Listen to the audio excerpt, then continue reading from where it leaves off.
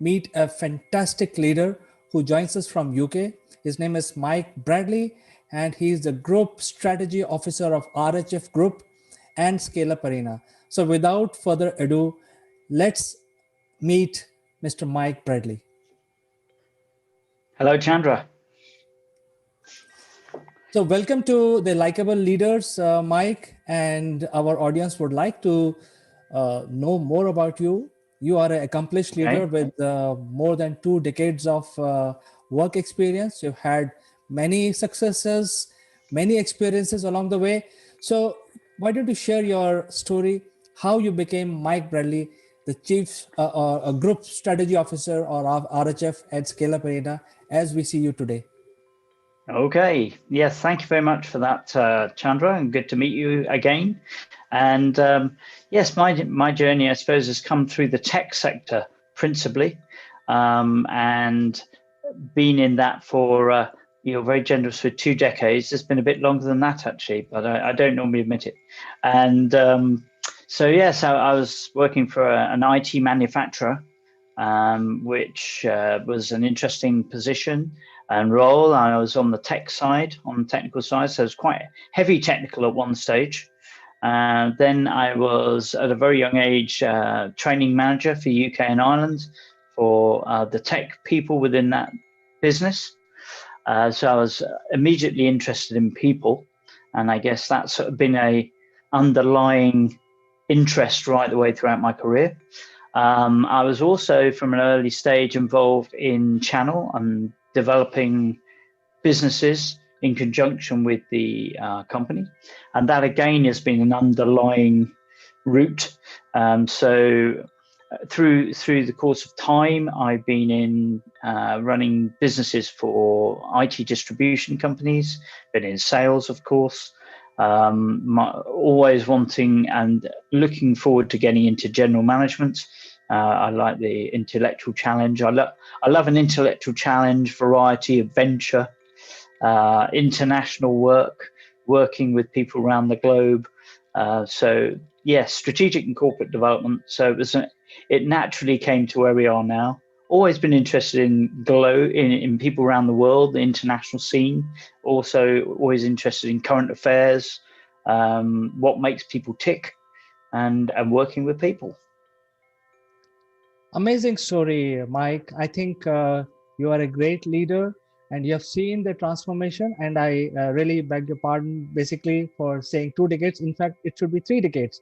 So, what is your observation and learning from the transition of industry over last 3 decades? Well, I think obviously the last 3 decades has seen a massive change from traditional communication into digital communication.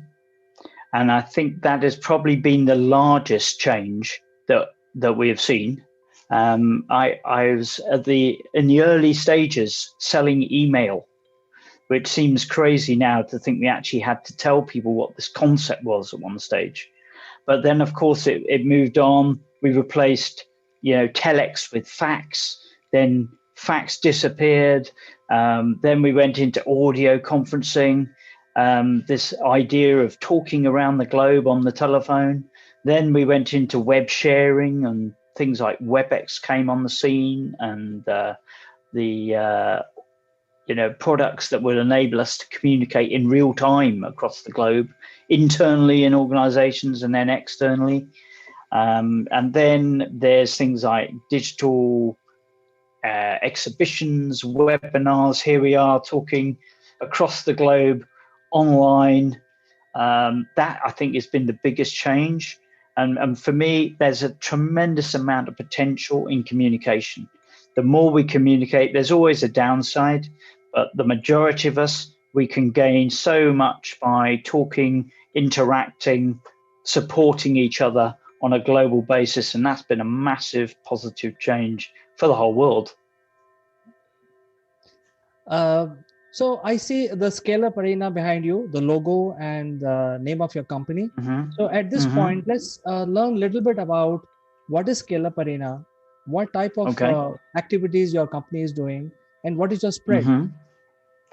Okay, well, Scale Up Arena is there to support growing companies, companies that are seeking growth. And there's two classifications we're all familiar with. There's startups and there's scale-ups.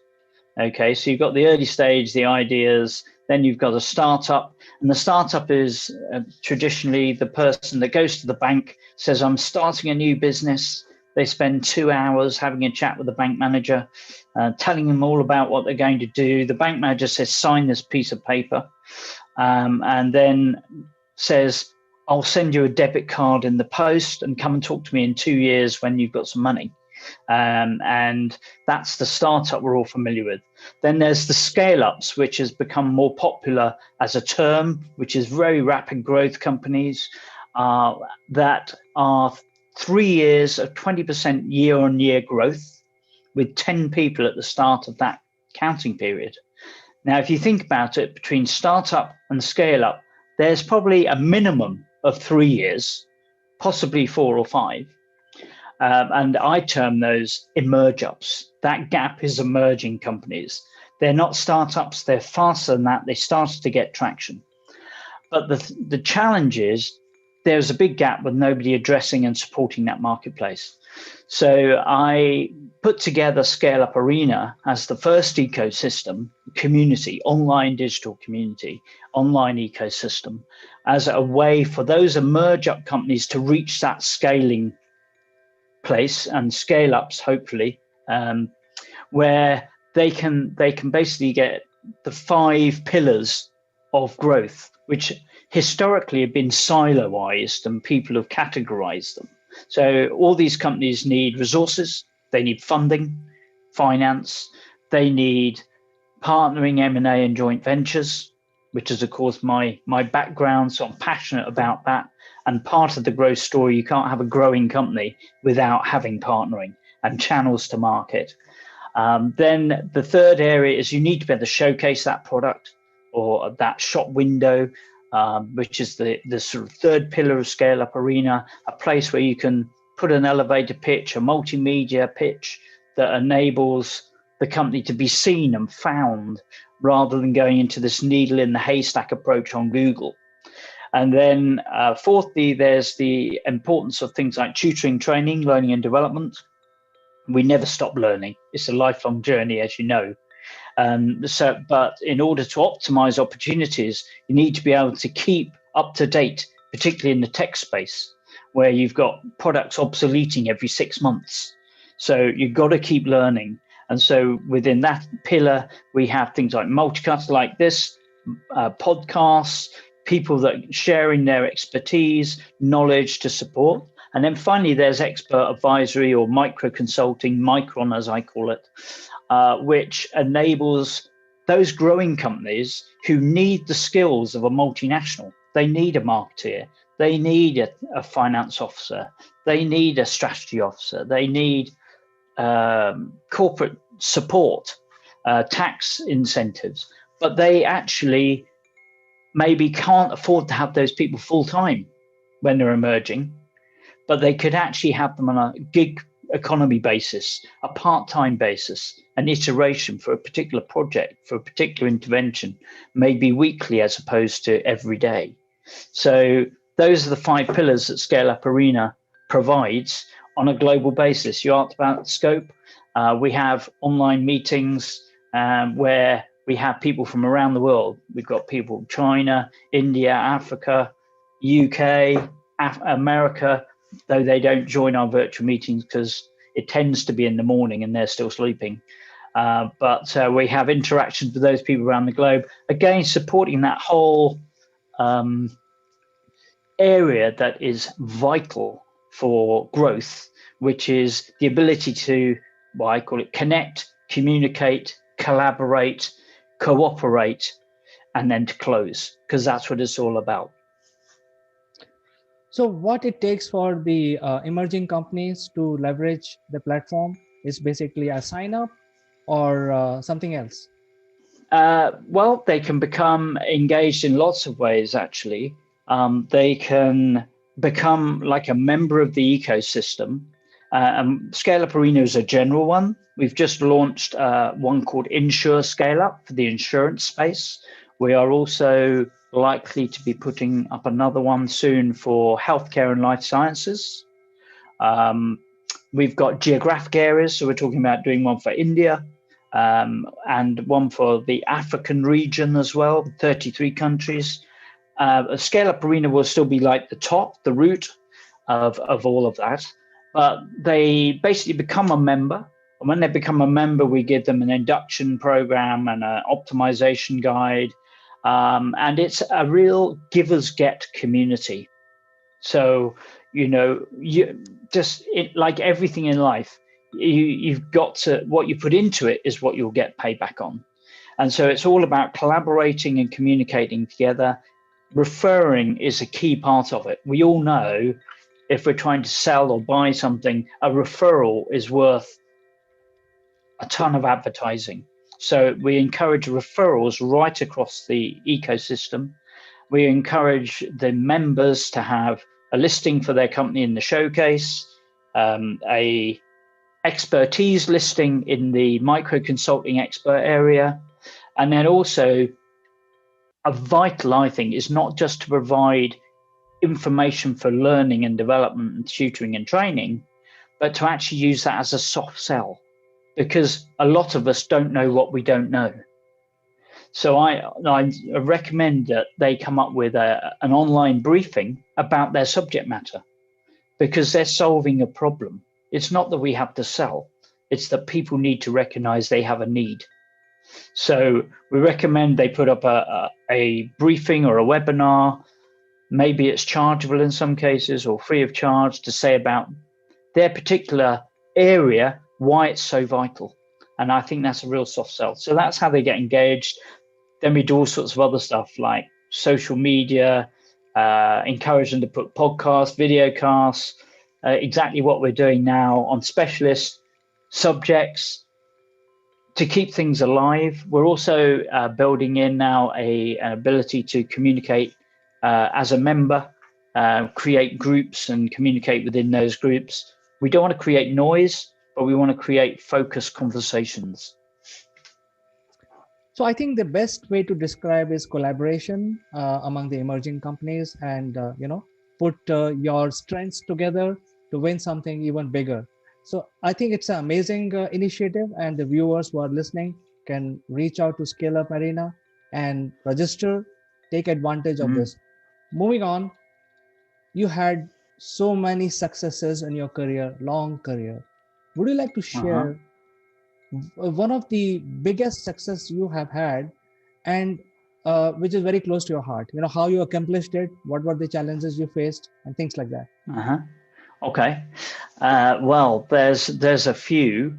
I think strategic partnering with major corporates is the biggest challenge, because there's an awful lot that, I don't know if you're aware of the book, Chandra. There's Uncommon Sense and Common Nonsense. I've heard about it, but I've not read it. Yeah, it's an interesting book. And what it basically says is, let's say 80% of people follow the norm. Everybody thinks they've got to copy everybody else. But it's the 20%, the uncommon sense, that is the important thing. And the problem within a lot of corporates, I think, and particularly with partnering this is important, is they get into groupthink. They start to think that they've arrived. And so strategic partnering is always an interesting one. And I think one of the biggest successes I had was when I was launching in 2006, launching a relationship with a large networking integrator across Europe, part of France Telecom Group. And the challenge was how to overcome this bureaucratic approach to going to market in a major corporate where everybody's in a silo and you've got to get all the approvals to make things happen. Bearing in mind, in the tech space, products are going obsolete every 6 months. You don't have 12 months to make a plan. And the approach I ended up taking, I think, was I'll go ahead and do what I know I need to do, and I'll take the rap later if I get a challenge.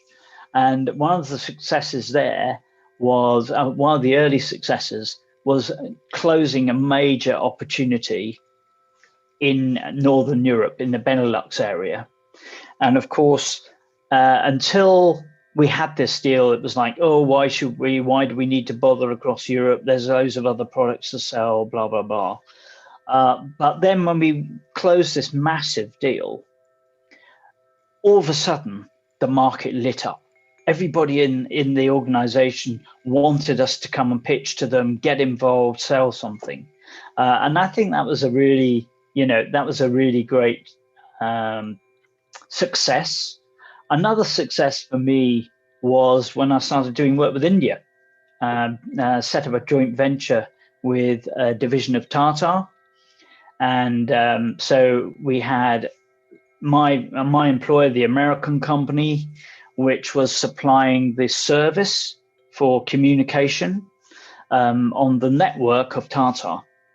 And so putting that together, it was for me, it was, at the time, it was a new geography.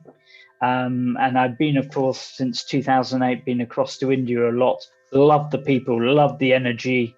That's why I think the living bridge is so interesting for us. Between the UK and India, we have so much to do together, and that went off very successfully. Enjoyed that, and as a result, that was not just a success, but opened up a whole new international area for me. And I guess another success was when I was chairing a business education charity, and it was all about helping 17, 18-year-olds to set up and run their own business in an academic year at school. And I restructured the local boards into a strategic and an operational board. And in the space of 4 years, we went from having 5 operating companies to 50. And I also ended up with, and I was working with the top 100 companies in that particular geography. I tried to get the corporates involved. So I went to the CEOs, the FDs, and the HR directors. And I had a lot of corporates come to me. And one of the great successes for me was one day, one of those MDs was retiring. And he contacted me and he said, oh, I'm just about to retire, Mike. I'd like to do something to help this charity, business education charity. And so he said to me, what can I do? And he worked for, I won't mention the brand, but he worked for a company where at a particular time of year, he was asked to get tickets for Wimbledon tennis championships. And people would phone him up, say, oh, can you get me this? Can you get me this, Peter? And so I said, I tell you what, why don't you help me raise some funds? Because this is the opportunity to reverse the tables. So you can phone up all the people that you've been giving tickets to and say, how about some cash? So he then came on board and did that. He was our sponsorships director. And that was another big success. It's so great to learn from leaders like yourself, and I feel that I'm truly blessed that I have this job, and I learn a lot from leaders like you. You are truly a global leader. You have so much experience and spread. You work with multiple types of companies spread across multiple countries, and so therefore you have so much experience. So from your experience, would you like to share where the industry is going in this decade, considering that your clientele and your partners are spread across the world? Well, I think in the whole world is going digital. And even in traditional technology, digital is now playing a part. I had a brief spell of running a hydraulics company. And at the time, the CEO of the hydraulics company prided himself, this was only 15 years ago, prided himself on not using email.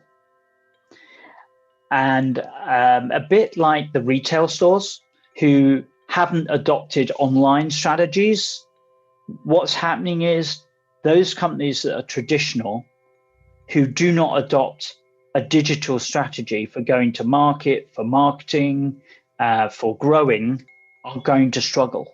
So I think that's one of the big changes that's coming. And thankfully, I've always been at the leading edge of communication, always been in digital.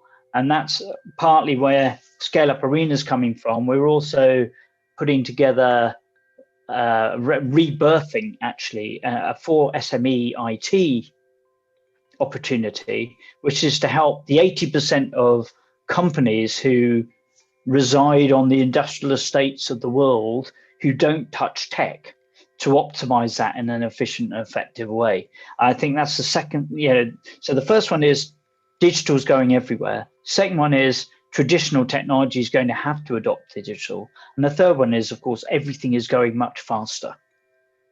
If you don't optimize your opportunities in 3 years within the tech market, you deliver or die. So the pace of change is much quicker, and we can only optimize the opportunities if we use partnering approaches, joint ventures, M&A, cute and smarter routes to market. So that's, I think those are the major changes. And I think while going through your website, I learned about the investor help also you're giving to the emerging companies. Would you like to talk about that?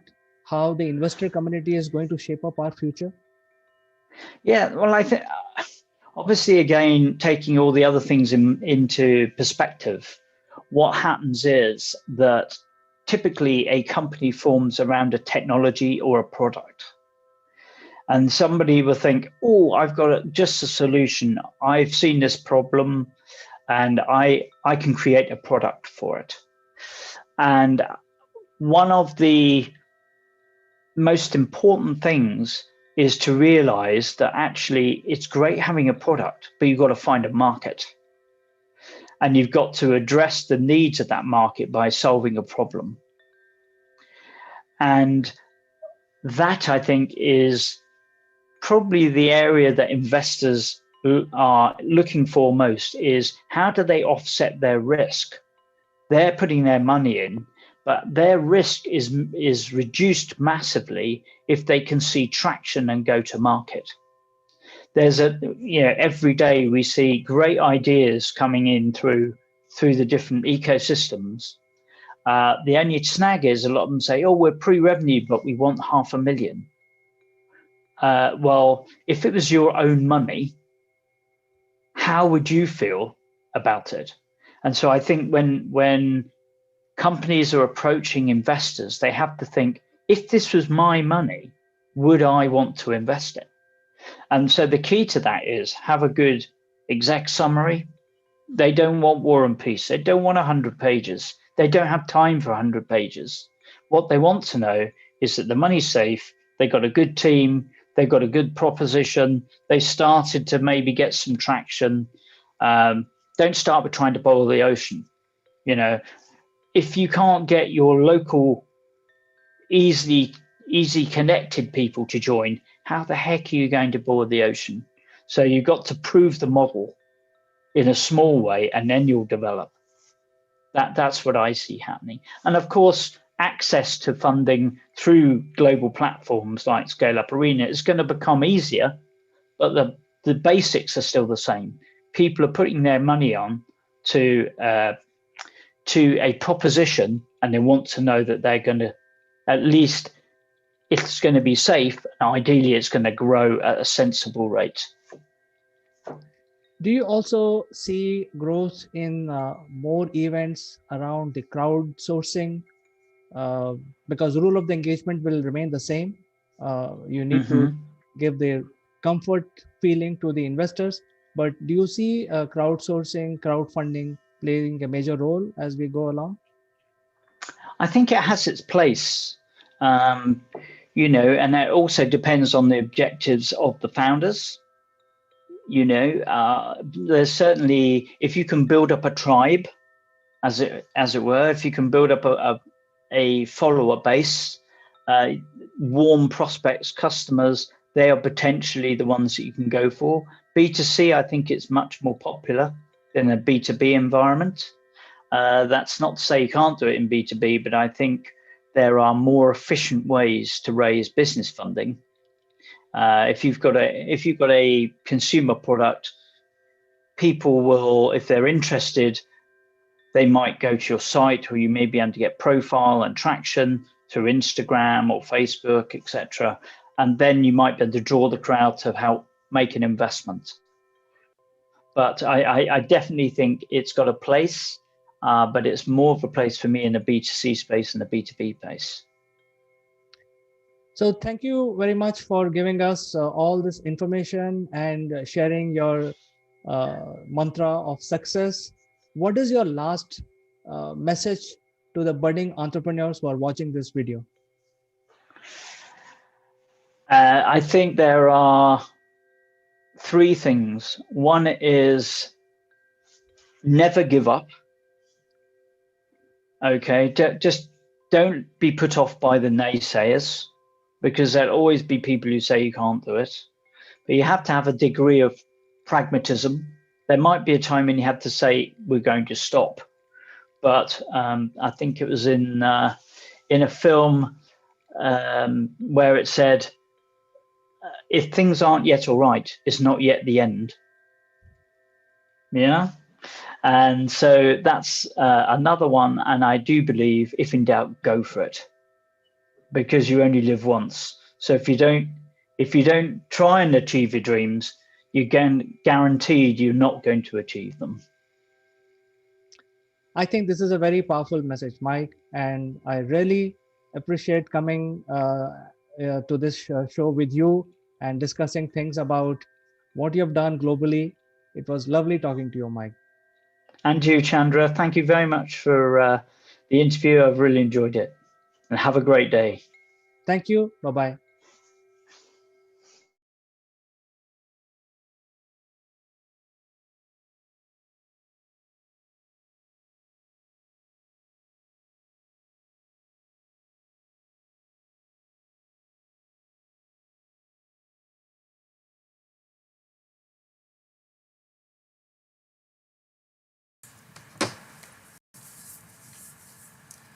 Hello friends, this is Chandra from Akulmac Technologies. Welcome to Top Brass.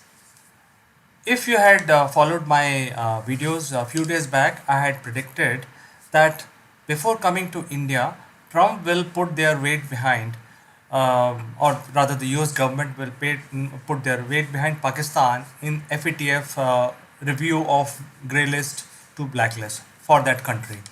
And this is exactly what has happened. So, Pakistan has now two strong heavyweights favoring them, and it is in their interest to come out of the grey list. However, so China is one of them, and this time United States also putting their weight behind Pakistan, so that they can gain the trust, and Pakistan help United States to withdraw their forces from Afghanistan. Uh, However, what has happened is this FATF organization is headquartered out of Paris, and out of the 27 points, a list of 27 points on which Pakistan had to demonstrate sort of a progression in terms of coming out and removing terrorism or terrorist activities originating from their country. Uh, on these 27 points, Pakistan did not qualify on the 13. Now these 13s are the most critical ones, and so FATF have given them a very strong, stern warning, and given them an additional 4 months of time to show improvement. Why these 4 months? Because obviously Pakistan is having a very tough time from the economic point of view, and they want to really come out of this economic doldrum that the country itself is going through. In fact, many things are happening in Pakistan. The taxation has been increased. The income tax has been increased, because any government in any other country, any part of the world, will work towards reducing income tax. But in Pakistan, it is happening the other way around. They are increasing the income tax. So they are in a very dire need of finances, funding, And if they get into blacklist, currently there are only two countries which are in blacklist, which is North Korea, and other one is Iran. And Pakistan is just sitting on the edge to be dropped into blacklist. So if they get into blacklist, their economic situation will worsen first, because there will be no advances from anywhere in the world, and the state will move into a very difficult situation. So this time, Pakistan has been given additional 4 months with a very strong warning from FATF members. And after 4 months, if they do not show improvement in actual action taken on the terrorist activity, then there is a big chance that Pakistan will become a blacklisted country after 4 months. So I just wanted to bring this to you as an update. I will see you tomorrow as usual. Until then, bye bye.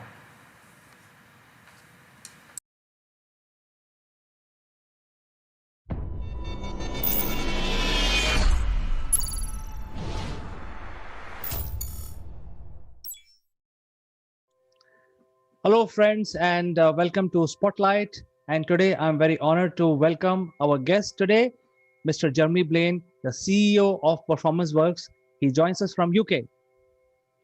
Good to join you again, CK. Hope you're well. Absolutely. And today we have a very interesting subject to discuss with you, Jeremy. And the subject is very close to my heart. And also, I'm sure a lot of entrepreneurs must be thinking about it. You know, when you start your company, or you start your group, or you start as a leader in the industry, you have a goal, you have a purpose, and you want to fulfill that purpose. But along the way, you somehow miss that purpose and you become a profiteer. You know, after a couple of years, you want to make sure that you want to keep making revenues, etc. So I think this is one subject. How do you strike a balance between the purpose of your company or your group or your leadership, and how much profit you have to look at? What is your opinion on this? Yeah, we don't often talk about it being a problem making profit, do we? in business. What a way to start 2021 after we've just had this pandemic, and businesses are looking, some businesses are fighting for survival, some are fighting for every piece of margin. But actually, what is happening is that alongside that, there is this huge transformation that is happening in business, as we know, not just the traditional business transformation like digital and workforce, but actually at leadership level, and the need to drive new traits and skills at leadership level to take the company in a different direction. And there is a growing groundswell of leaders across the world who are, I would use the phrase, who are becoming forces for good. So beyond the company walls, they have an eye to what is the contribution of the business and them to society, to the planet as a whole, when we talk about climate change, but also how they can manage and lead their business more ethically and balance profit and purpose together. And purpose, I think it's worth mentioning. When we say purpose, that is going beyond traditional vision and mission. It's having a core purpose which is meaningful to that leader, to that business, to the employees within the business, and to their customers and stakeholders externally to it. You could be as bold as to say that many of these more enlightened leaders who are starting to very, very loudly talk about this are really challenging the very roots of capitalism as we know it today, and looking at a brand new model. So I think it is easier said than done. It requires a lot of thinking, a lot of planning, risk analysis. And I know for sure, you work with a lot of entrepreneurs globally. You help them with their journey. And you also have a very unique company called Performance Work. And you come out with these different matrices, and you help people like us. Do you have a model by which you can strike, a person like me can strike a balance between how much profit I need to run my show and how much time I need for myself? Yeah, I don't have a model, I have an ethos. So my ethos is that between 5 and 8% of my profits will go to supporting the communities within which I serve. And you can go to my website and have a look. Now, I'm a small business. I have embraced a new way of working. So I've restructured and set up my business very differently to a traditional model. I've embraced the gig economy. I have 100% contingent workforce apart from myself, and leverage talent from all over the world, not just within 10 miles or 10 kilometers of where I live. So I have unique resources, but that also enables me to practice this as well. So I am using and hiring talent from around the world also that have a very similar viewpoint. So they want to work with an organization like myself. So if we can do that together well, then we create a sort of a mutual loyalty. So it gives you that sort of sense of a permanent workforce. So that's one way of me shoring up the business from, if you like, from the bottom up. But then because I'm able to control what I do and how I do things and how I source things, I do that in a responsible way that, first of all, helps me manage my costs, but also helps to give back. So, for example, it's not just about, when I say give back, it's not just about giving to charity or donating. It is actually work with the people that I work with. Part of the remuneration that I offer them is to make donations for causes that they're passionate about in their country or within their region. And also, if they're in a country which is going through some kind of major event, is make sure that we're actively supporting them as individuals and their family, but also in a financial way, in a very small way. Being a small business, 5 to 8% of my business is not 5 to 8% of HP or Unilever, of course, let's face it. But my argument would be, if there are many entrepreneurs like myself and small businesses and medium businesses who do this, the number becomes huge. I'm sure this is a very interesting concept. And, I think for a small companies like yours and as well as mine and many others like us, it will also depend on how much revenue we are making per customer. Because if you're not making enough revenue, then, you can't implement this model. So you must have faced these challenges, how much you have to make per customer. And because you're embracing the gig economy, you have a limited time at your hand, and you want to make it maximum output out of that. So what is your mantra of finding who's the right client to work with? Yeah, well, it doesn't. Even if you've got a blueprint of the right client, it doesn't always work. That. You feel that it's good potential, but it's there. But so I don't look at it on a client by client basis or a partner by partner basis. I look at it as more of the overall business mix. So, in margin terms, I have a minimum margin that I look at, which enables me then to give back. It doesn't necessarily need to be giving back to that community there or to that client because I'm working with that client or wherever it is, but I do require a minimum, of course. So as long as I'm making that minimum margin, I'm able to do that. And what I do is I make sure that is ring fenced in our account. So my accountant is very much on board with this as well. And she knows that at the end of each month, she'll look at that, she'll look at the margin, she'll extract that out of the monthly figures and put it into a pot that we can use. And then we use that very sensibly as well. We don't use it every month. We use it, as and when it's needed, but we also make sure we do it. And even in small ways, I do a series, which of course you have been a guest on, CK, called Guest Practices, where we talk to entrepreneurs like yourself who have a story to tell and who can inspire with their own journey. And part of the way of thanking my guests with that is, as you'll remember, is talking to you about what's really important for you, where you live, or the country where you live, the region where you live, that we can contribute to as an added thank you for being there, and we make a donation. So it comes either in moments like that when we do very specific things like that, or month by month, quarter by quarter, when we look at what the available pot is, and it's always different, and where it's needed. So, for example, at the end of 2019, we diverted much of our funds not just to, you know, the poorest places on earth, but also some of the countries who were in bad need of it. So it was around the Australian bushfires, you'll remember, which absolutely decimated not just communities and families, but wildlife on a large scale and the natural environment. And so actually we diverted almost kind of 90% of our available gifting, if you like, and support to that all around the world. And again, I reinforce, even as a small business, you can do this. Every little helps. Just remember that.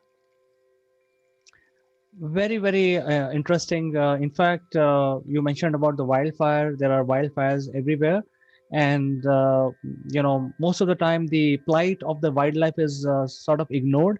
And I think people like you are doing a lot to help this cause. So this brings me to a question which is lurking in my mind. And that is, this needs to be spread. There has to be a rub-off effect of what you're doing. I think all of us should embrace the gig economy and also contribute whatever percentage we have in mind back to the society. So are you thinking or planning or already have a group where like-minded people can join and share ideas? Well, yes, informally, I would say, but I'm also learning from people and entrepreneurs. So there is a CEO in the UK called Paul Hargreaves, who is the CEO of a company called Cotswold Fare. It is a wholesale food distributor. He is absolutely committed to this, and he wrote this book that you can see here, Forces for Good, which is talking about creating a better world through purpose-driven business. And his argument with this book is it's about leaders. He is one of these new breed of leaders who's had he's my age, had a traditional career and then started his own business, was a profiteer, as you called it before, and then suddenly took a step back and say, you know what, I can do more and I need to do more and we have a duty to do more. The old model isn't working and there are lots of people like this. So there's an informal community that we talk about, and I've also interviewed Paul on those same kind of guest practices podcasts that I do that I was doing for you, and it's fascinating. You talk to somebody like Paul, and he is so emotionally tied to this, that the way that he talks about his business, his people, communities that he serves, some of the things that he's dealt with and the people that he's helped, you see how deeply it affects him on an emotional level. And this is where that new breed of leader, I think, really models the behavior. They're very, very in touch with the human center of themselves, the emotional side. They embrace human-centered leadership. They embrace community-centered leadership, as well as driving the business forward. And he is a great business person, so he is very focused on doing that, but alongside his support. Now, one very formalized element that goes alongside that in the UK is something called a certified B Corp, B for Betty. So certified B Corp, certified B Corporation. Google it, have a look at it. It is a new standard. So you'll know the ISO standards that we shared sort of worldwide around process quality and all of those kind of things.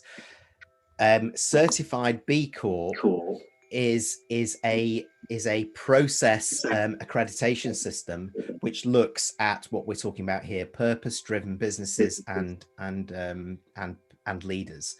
This goes beyond what like ISO used to do. It looks not just at processes and systems and how you operate. It looks about your employee policies, your community policies. It looks at where you source every single product from. It looks how you manage your partners and distributors. It also considers how you are a voice in the marketplace for driving this kind of mentality and mindset shift at leadership and business level. It is absolutely staggering. So I'm starting to go through that process. And I must say, for a small business like myself, it's a really difficult process to go. It is. Now, I thought ISO was a difficult process and time consuming. This really is, but it's helping ask questions that I've not asked before. So I thought I was kind of on this road, but until I went down that certified B Corp route, I didn't quite see some of the areas that now are starting to be joined up in my business, how I operate externally and with others. Jeremy, it was my pleasure to know your personal side, and it is my honor to bring this to the viewers of my program. I think this is amazing what you're doing, and you have made up your mind, and you have made up a process within the company, which could be either copied by others and could be influenced. You can get inspired. I think that their possibilities are tremendous. We had a bad line in between, but most of the message is very clear. One should not only look at profit making or profiteering, as I've used this word, but also look at how you can contribute for a larger good of the society, because ultimately we are all social animal, and this is our world. We should not be not contributing. We should actually make from the society and give it back a little bit or whatever we can. So I think it's a pleasure talking to you today, learning about your this side of humane side of your character. You have any last words to, or sort of an advice you would like to give it to our viewers? Well, just 2 or 3 points, actually. First of all, anybody can do this. I'm a small business. I've embraced a new structure for my business, which means that my costs are very low. So it enables me to do this, even at the level that I'm at as a business. So anybody can do this. It's a mindset shift first, and it's a decision. And you're absolutely right. For me, I am totally committed, totally passionate, and will talk to anybody about it. So, if any of your audience here and our viewers would like to get in touch, then feel free. Very happy to have an exchange. But the other important point to note, of course, when we consider the new generations, like the millennials in the workplace moving now up to management and leadership levels, and Generation Z coming into the workplace, that may also look for 2-3 jobs at a time, not necessarily a career, then they're looking beyond now the usual things like reward and remuneration. Many are now looking about what type of organization it is and how they are giving back to the community and to the planet as a whole, how they talk about the environment, sustainability, and their track record. And employer branding around this is so important in terms of talent competitive advantage moving forward, that I think that's a tangible benefit to come out of this, as well as you and us as individuals feeling much more fulfilled as business people. We can make profit, but we can also give back. Excellent message, Jeremy. In fact, it was my personal pleasure to talk to you once again, bring your personal side to my viewers. And I think it was, quite heartening to learn that, we can also do this apart from running our company. We can also contribute back to the society, whatever the cause may be. You can have a cause which is related to cancer care. You may have cause related to wildlife or malnourished children, education, anything. So I think it's interesting conversation we had today. It was my pleasure to talk to you once again, and thank you very much for finding time and discussing this thing with us today.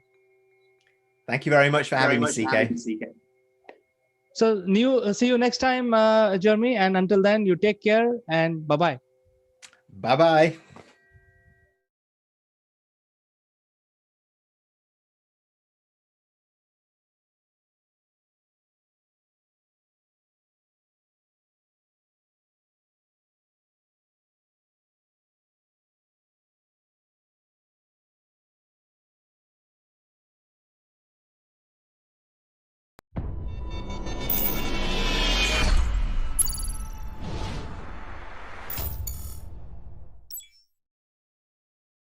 Hello friends, welcome to Akulmek Live. I'm Kanchan Verma, and today we are discussing about music therapy with our guest. But before that, I would like to remind you there's a free gift available only for you. So stick around to this episode till the end. We will guide you how to avail your free gift.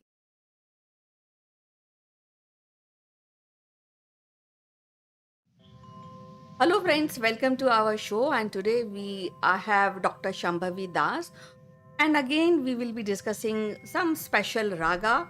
So, welcome to the show, Shambhavi. How are you doing today?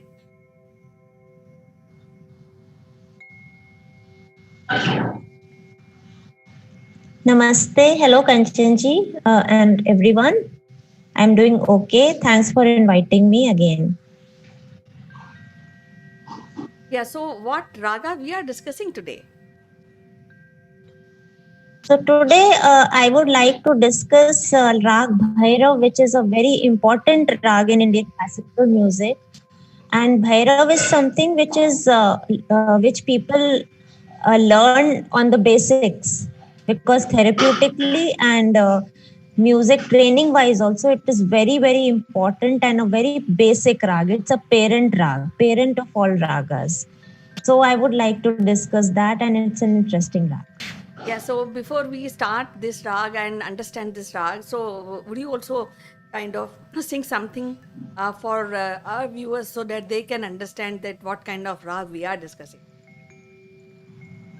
Sure. So I would like to sing a very popular bhajan in Rag Bhairav. Hmm.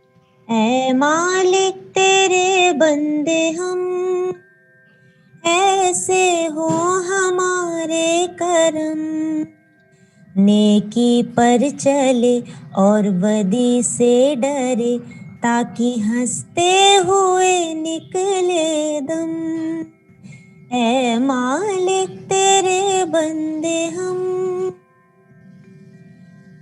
ये अंधेरा घना छा रहा मेरा इंसान घबरा रहा हो रहा बेखबर कुछ ना आता नजर सुख का सूरज छिपा जा रहा है तेरी रोशनी में जो दम तो अमावस को कर दे पूनम नेकी पर चले और बदी से डरे ताकि हंसते हुए निकले दम ऐ मालिक तेरे बंदे हम ऐसे हो हमारे करम नेकी पर चले और बदी से डरे ताकि हंसते हुए निकले दम बहुत खूबसूरत, Thank बहुत you. अच्छा and very entertaining and very kind of touching our heart. So let's know about this raga and how it affects when we talk about music therapy. So this is a raga, and actually today I have taken this is a dull, this is a serious rag. Unlike other ragas which we have done already in the other episodes, but this is not a bubbly, not a playful rag. And why? Because this has a lot of minor notes. Sa re ga ma pa da ni sa sa ni da ma ga re sa. Yes, it is serious rag, but there is a big significance. Why is it so serious? First of all, it is a dawn raga, not even pratah kal. Pratah kal is still 6 o'clock, 7 o'clock, but this is a very ancient rag which is created by Lord Shiva when he was meditating. So this is a dawn rag which is sung around 4 a.m. to 7 a.m. Means when sun is about to rise, and when it rises up, and when it is actually it enters in your eyes with a red color, so it is called arvind. So at that time this rag is sung, and this has a very big significance. Why? Because this is a rag which activates our whole chakras, all the 7 chakras we have from down to up, 7 chakras. So that's why it is very serious rag. Now when you wake up in the morning, obviously you don't like to listen to playful songs, bubbly, because at that time you are cool, calm, you have taken a very productive sleep, and you want to go and visit your nature. You go and spend time at that time that this rag is sung. Now, in these days, obviously, we don't wake up at 4 o'clock, but still, there is that is called a Brahma Bela. Brahma Bela means the God's time. Whatever, when you wake up at that time, whatever you do, your mind is the most grasping. That's the most grasping time, and your mind retains the maximum at that time. So this rag works on your brain a lot. That it actually makes you retain things, whatever you are learning, whatever you are doing at that time. So it is said that you should always do something productive, constructive at that time. More constructive than worshipping the God, because obviously worshipping God is good, but it's something you are doing it daily. So you should do something which is you are growing your brain at that time, because anyways your brain will grow. So this is very therapeutic rag because it is set to activate the chakras when you are singing at, and this rag makes you prepare for the diurnal activities you are doing. So when you have activated your chakras, when you have energized it, so now you are ready for such a big time cross till evening. We all want to just sleep. So it is very good at that time, and it has a lot of significance, and Lord Shiva has created it's a first raga. In Carnatic music it is called Maya Malav Gauda, and it's in Carnatic discipline also it's very important rag. I would like to sing once. It has a minor note, the second minor, and the sixth minor. Sa re ga ma pa da ni sa ni dha pa ma ga re sa re. So this has been, it's taken like like it doesn't wait on the re, it is very oscillating. The minor notes are so oscillating, as if you are searching something from your chakras. And it is normally, this rag is so, it is sung from your the blower gut. So it seems like it is, it works on your toxins as well, because at that lower abdomen you have a lot of toxins, you urinate. So sare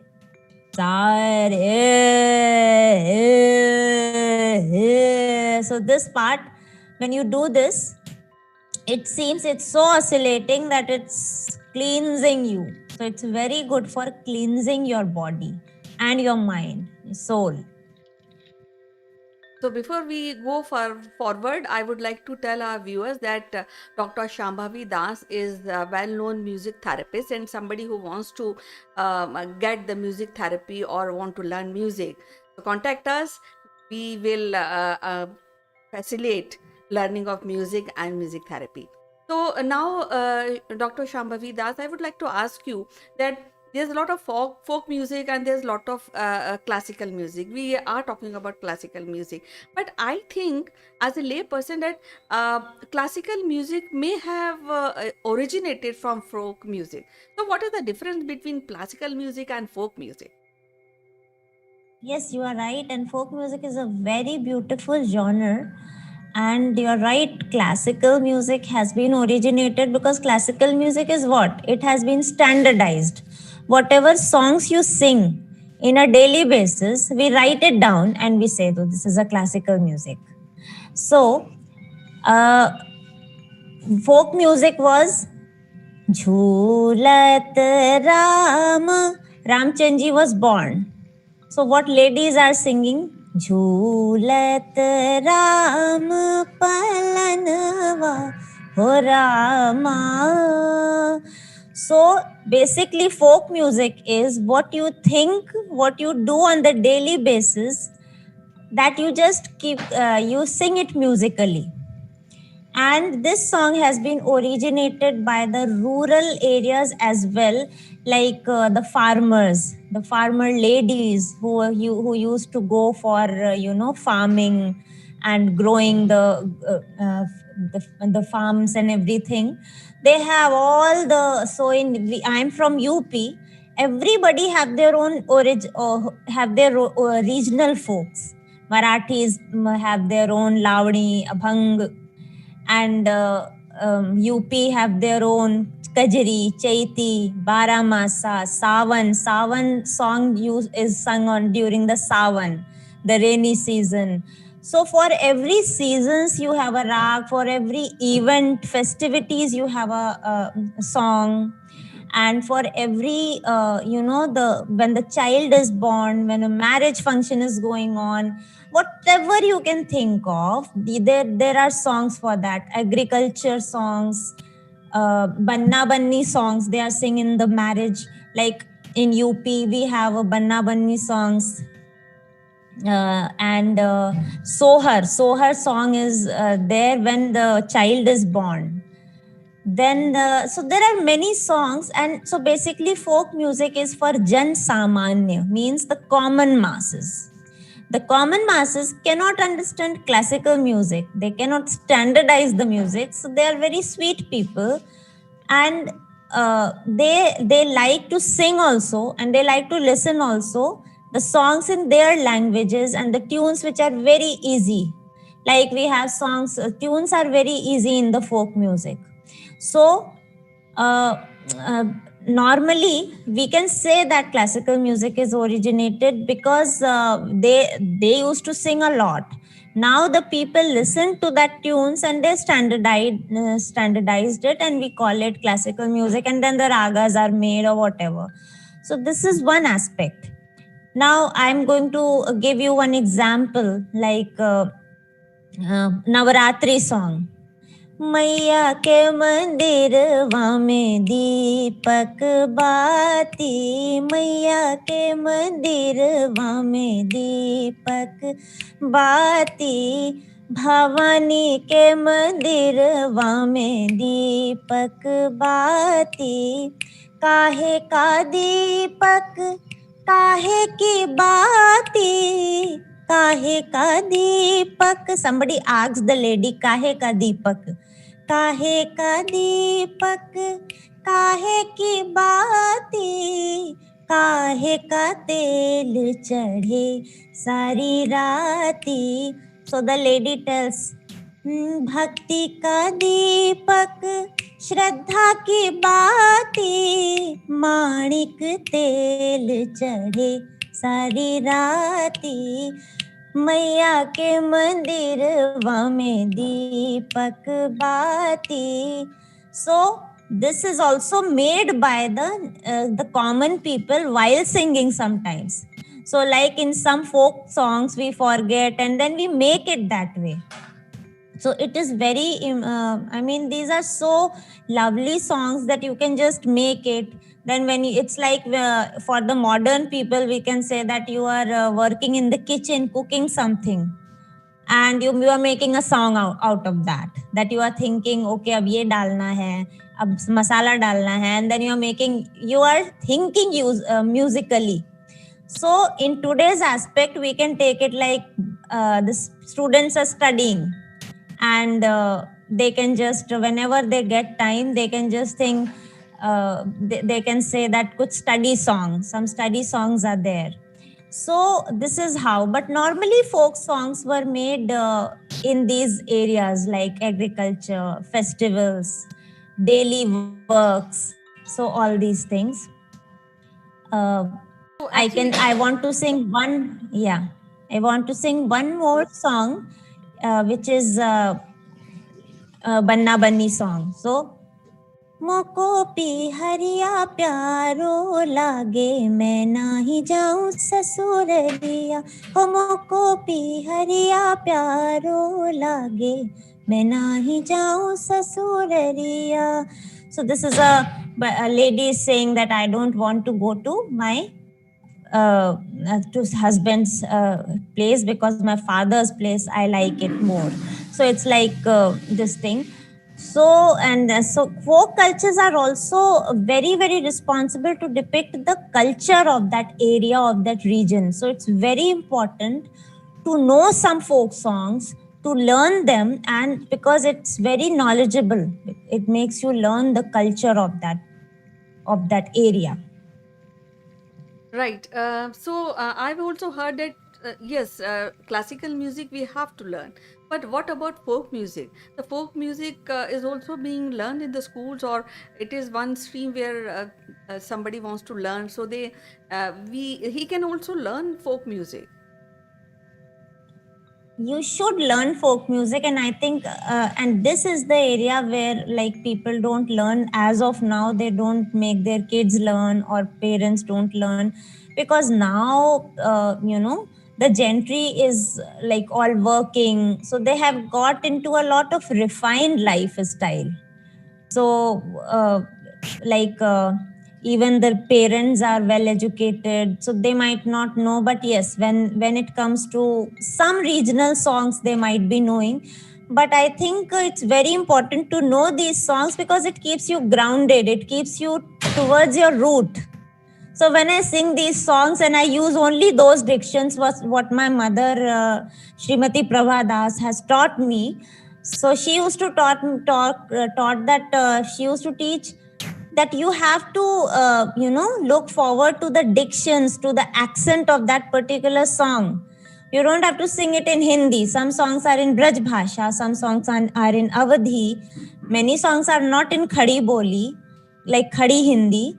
So there are so many, the languages, the versions of the languages, the moment you go to some rural areas.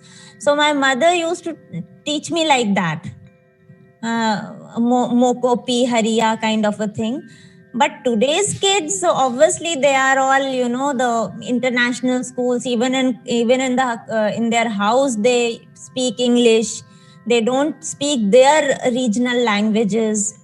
So it's difficult for them. That's why maybe the folk music in schools and even in parental house, they are not getting that training.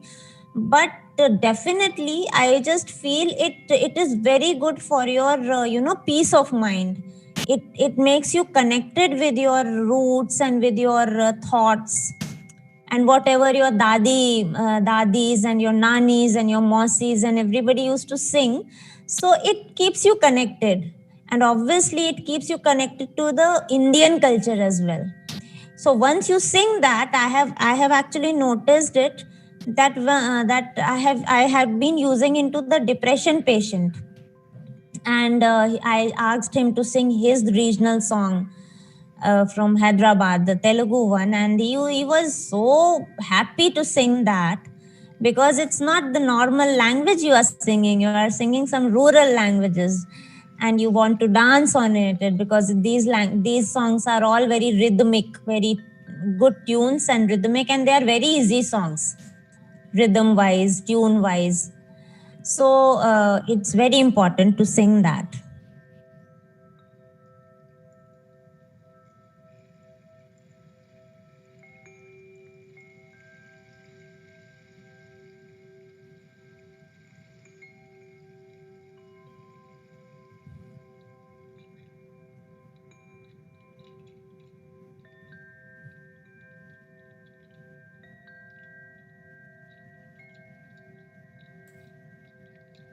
It is very important, and like I said, it's regional. So in schools sometimes it is difficult, it is important, but it's difficult to implement, because the children are from different areas, from different regions. So they'll say, why should I learn this? So my advice is that they should learn all languages. I know Marathi, Abhang, and I like it so much. I know Punjabi songs, Heer, so many Punjabi ones. I like one Gujarati ones, and I know them. So first of all, language learning is very important for brain and cognition. Secondly, uh, so they can start from a very normal devotional rhythmic songs, like the schools can start, and even the parents can make them learn very easy ones, like आओ सरस्वती आओ na na na na na. So this is so good that you can just compose it. नजरिया लग जाएगी मोरे कान्हा को कोई मत छेड़ो. Now Kanha, Krishna is in all regions. It's not region specific. So devotional songs and the deity songs are very, very, common and very easy songs. Easy compositions can be, taught to the kids, and then the kids may taught to their parents. Like this can be the project that you go and teach your parents, because even the parents don't know these, the traditional songs. So as a bhajan, as a rhythmic fast bhajan, this can be implemented, the deity songs can be implemented as a folk songs in the schools as well. The teachers can make the students learn songs from their region, so that way even the teachers will feel so peace of mind and relaxing, because even the teachers are so stressed out, shouting every time, yelling. So for them also, so I normally teach students my UP regional folks, and they take it, maybe it takes time, because like I said, dictions, accent, it's really difficult to get, but I teach them, and with time they get it. And and then they are not even sophisticated like they normally talk in English, so they think very sophisticated, and then they, hello ma'am. So these things actually sometimes it's some percent it gets subsided. So it's very important to teach and have tricks on to teach on the folk music. Yeah, and I think this is also a way of, we always say that unity into diversity. So I think this is one Yeah, platform where we really exactly. do diversification in music and connect. So coming back to Definitely. our raga of the day, Bhairav. So would like to hear any beautiful song which is popular and our audience must have heard that song. Yeah, Bhairav is a Gambhir Prakriti Raga, and therefore you will find, first of all, two kinds of songs, little sad ones and morning ones. So this is a movie song also. Jago Mohan Pyare Jago, Jago Mohan Pyare Jago, Savali Surat Mohe Man Hi Bhave. So this is one song. So Jago Mohan Pyare, as I said, it's a Pratah Kalin Rag. Jago Mohan. So this thing. Then very popular one. मोहे भूल गए सावरिया, भूल गए सावरिया, आवन कह गए अजहुना, आवन कह गए अजहुना, इन्हीं नमो रे खबरिया, मोहे भूल गए सावरिया. Then there is a song very popular, but it is not in Bhairav. It's a type of Bhairav, which is a rag called Ahir Bhairav. पूछो ना कैसे मैंने रैन बिताई, पूछो ना कैसे मैंने रैन बिताई, एक युग जैसे एक पल बीता, युग बीते नींद न आई, पूछो ना कैसे मैंने रैन बिताई. Now as you see that it is all the songs are also very gambhir, sad, karun ras, and this rag is also very minor.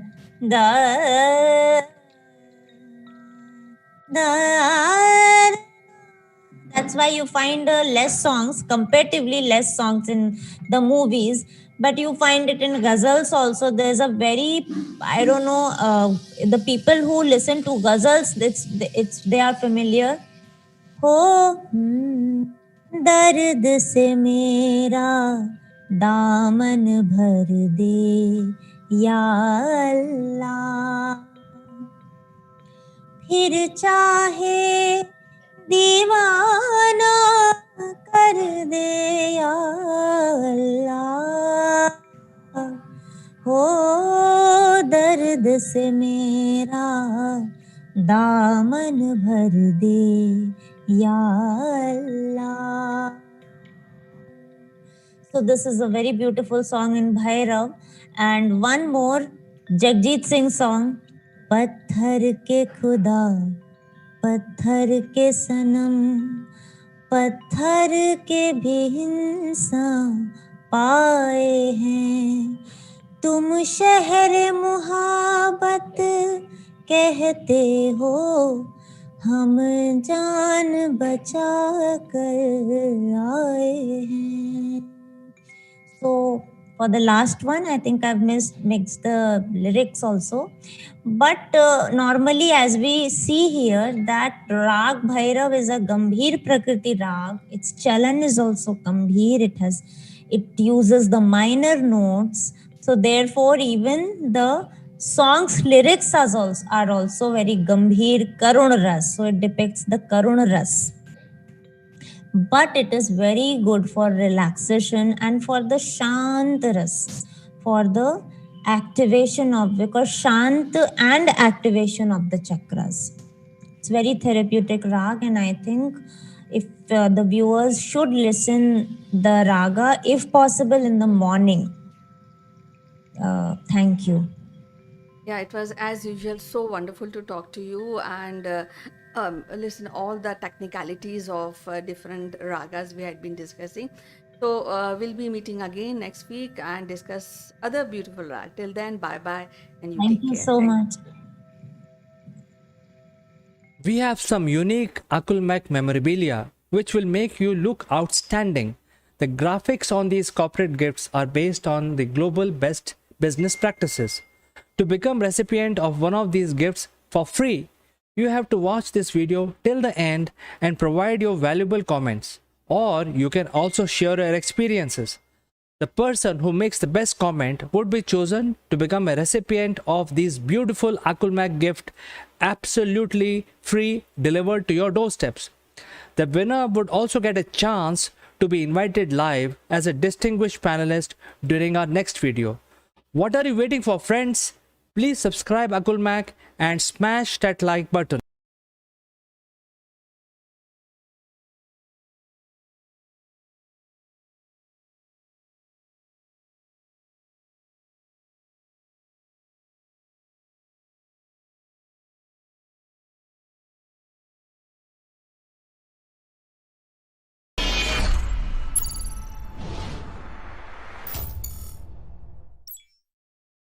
Hello friends, welcome to Akulmek Live. I am Kanchan Verma, and today in this episode we are discussing how crisis management is so important for companies and businesses. So stick around to this episode. We'll be meeting you after a few disclaimers.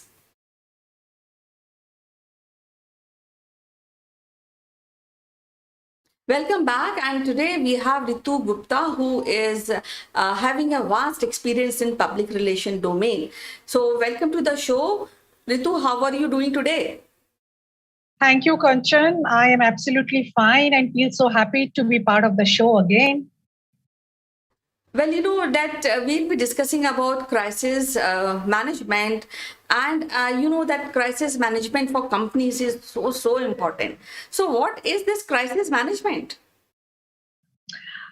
Well, Kanchan, the crisis management is actually the public relations. You know, in public relations, when you maintain relationship with your client, then there are certain problems also which can happen with your client, your own organization, you as a celebrity. So managing that, communicating right things to the media so that through media those things are communicated in a right manner, the way exactly you want to present yourself during the time of crisis in a positive manner to the concerned people, like the shareholders, your client, the people who have invested money in your organization. Those are the people, and also the general public. So that is crisis management. Crisis can happen anytime, every time it's happening. So managing the crisis, talking right to the people, writing a good the press release, writing exactly the right things in the press release, publishing that to various media houses and talking to the people so that you have a positive image also at the time of the crisis. That means you don't have to press the panic button, but at the same time, give the correct communication to the people, but manage the crisis in the right manner because you're always there in the public eye. Well, you mentioned such a critical aspect of crisis management. So, what are the steps one should take when we are dealing with the crisis management in a company? Right. So, when a crisis takes place, it is the media which can make or break your image. Like in the last my episode with you, I spoke about media relations. Now here is the media, the importance of media relations. So whenever the crisis is taking place, give the information, the kind of information you want people to know, the kind of information people publishes in the media. So give that kind of information. Present yourself as the caretaker, as the philanthropist, as the people who care about the community, and give the right information so that people are not in any kind of doubt. But you have to also be careful that how you handle the media. Do not lie. People should not lie. The company, the organizations, the industries, they should not lie to the people. You should always present the actual image. But what you want to say, you have to play with your words. And at the same time, always keep your investors with you. Always let them know that what is happening so that later on you don't get a bad image. That is what crisis management is all about. And I would just want to give one example about Tata's and Godrej. We all know that they're philanthropists, and there was a time when there was an attack in the hotel in Mumbai. We all know about the infamous, in fact, the hotel attack in Mumbai. That was the crisis. Mr. Ratan Tata was there present all the time outside the Taj Hotel. Now, the way he and his PR team handled the crisis, no one in the country gave any bad name to Mr. Tata. In fact, the way he managed everything, the people who were staying in the hotel, their families were given some kind of job, their families were given money. The people who died, the employees of the organization, their people, one of the person in the family was taken in by Mr. Tata in various companies. He has schools also. The kids were also given the admissions in the school. So, that is how you handle the crisis.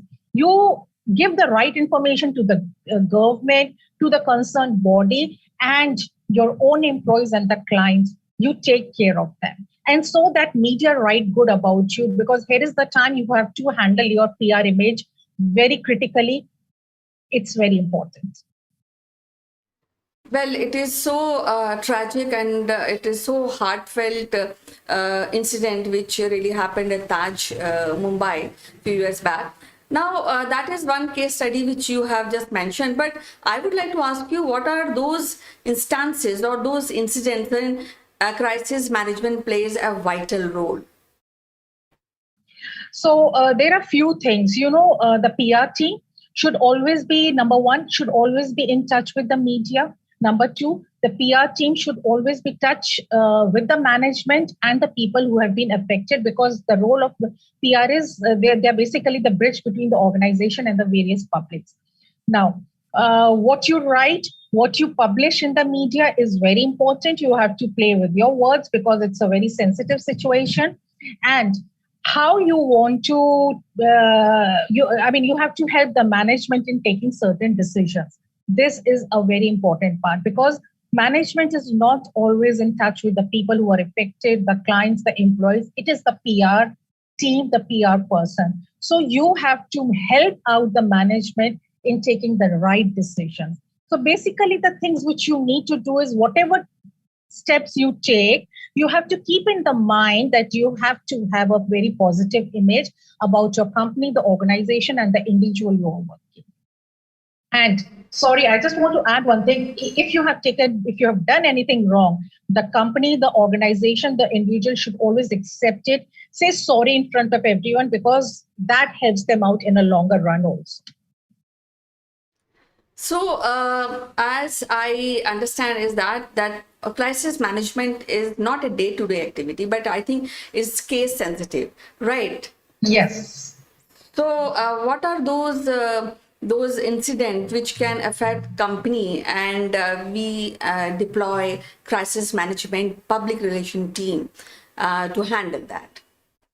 So there are many incidents. The very common one is that an employee dying while working at the workplace. Like accidents do take place in factories.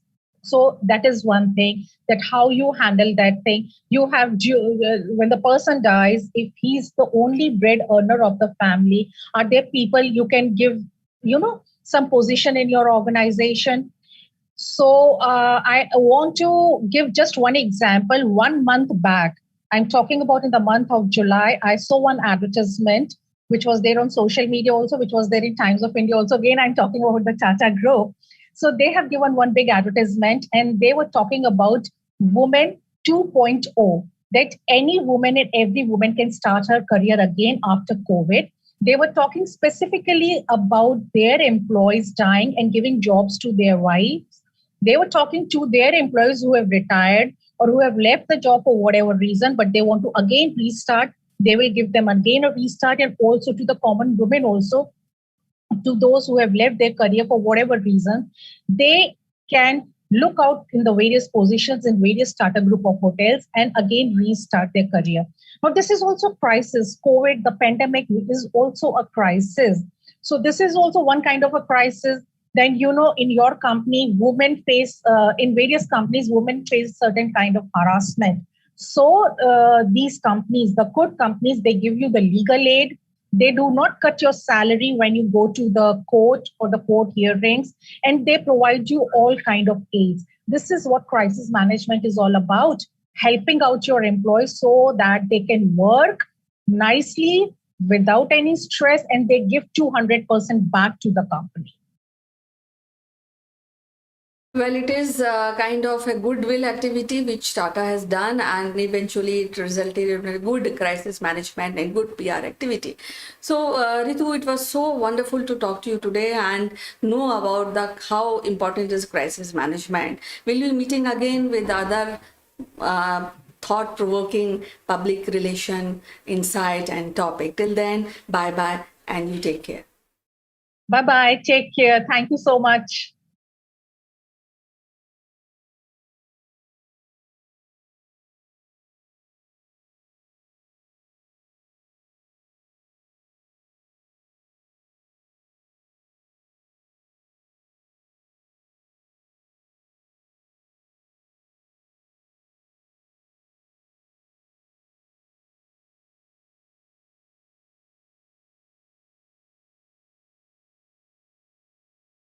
This video is sponsored by Single Point Solution. Single Point is pioneer in production and distribution of electric vehicles like electric bikes, electric scooters and three-wheelers. Single Point also provide consulting services to small F players.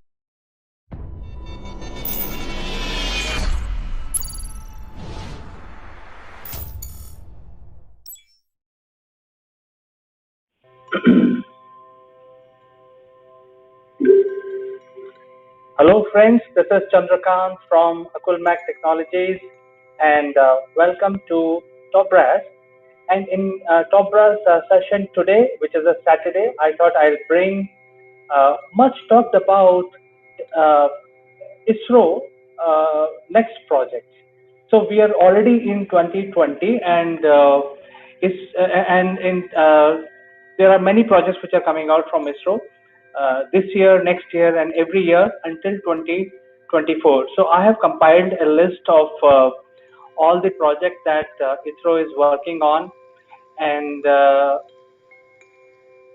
in 2020 there will be some projects. But before we start, very briefly, I would like to mention that ISRO had a very humble beginning. In the 50s and in the 60s, they didn't even have vehicles of their own. They used to carry the weather balloon rockets in 50s and 60s on bicycles and fire them from Sriharikota. From there, all the technology which ISRO has indigenously developed, and now a lot of advanced projects are coming up in the coming years. So let's start about what are the next projects. So the next project that ISRO is coming out with in 2020, which is called Aditya. Now this is a spacecraft which will go and study the sun. And sun, as you know, has many things. It has many layers, and it is important to study the different layers of sun. So Aditya carries. It's like a space laboratory. It carries multiple devices on board. It carries the visible emission coronagraph. It also carries a ultraviolet imaging telescope. It carries solar wind particle experiment laboratory. Also carries plasma analyzer and solar energy and X-ray spectrometer, and also carries the high energy orbiting X-ray spectrometer. So it is packed with a lot of high-tech measurement devices, and the idea is basically to study. There are hardly any study done, except NASA has done some study, but predominantly all we know about sun today is because of the research done by NASA, and they had sent some of their probes. So India became one of the elite company to do research on sun. And as you know, it's still a mystery that why the corona, which is a visible part of the sun, is so hot and so bright. Although the surface of the sun is not very hot, it is something like 5 to 6,000 centigrade, whereas the temperature in plasma, which is the atmosphere outside the surface of the sun, the temperature can go up to millions of dollars. So I think it's a big mystery, and Aditya will help us solve this mystery. This spacecraft is going to be launched in 2020, so I think all eyes in the sky this year to see Aditya being fired from Sriharikota. Moving on, in 2022, a joint project between ISRO and NASA. It's called NISAR. It's basically N stands for NASA, I stands for ISRO, and SAR project. What are the agenda for SAR is basically study the planet Earth, and it carries a lot of measurement devices on board. It will go around the Earth, and it will carry the experiment from space about the planet Earth, which are very complex in nature. Things like ecosystem disturbances. You know how much carbon in forest, and there is a forest fire. What is happening? So any ecosystem disturbances, this satellite will do the experiment and will tell us what is going on with the environment. Other thing it will experiment on is the ice sheet collapse, because as we know that temperature is going up and the polar ice is melting. So how fast and what is going on in Antarctica and the polar region. Any other natural hazards, things like earthquake, tsunami, and also the volcanic eruptions. So this is something which is going to be launched in 2022, and this will make the vital study about the planet Earth.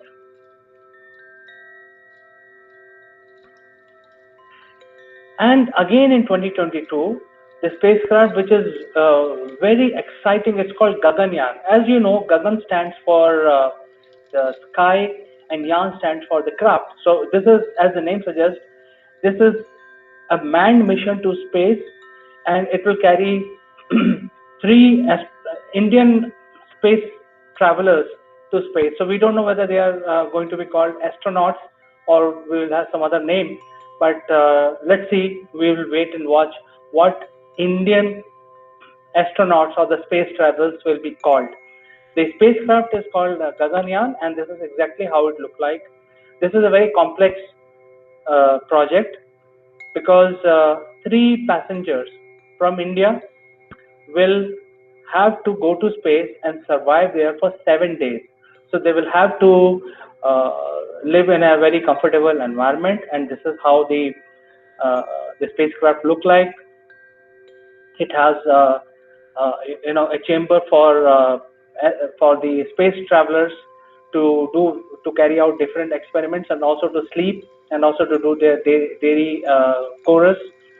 Um, it should also have life support system. It should also have things like what food to carry for 7 days, and it is going to be a very huge spacecraft.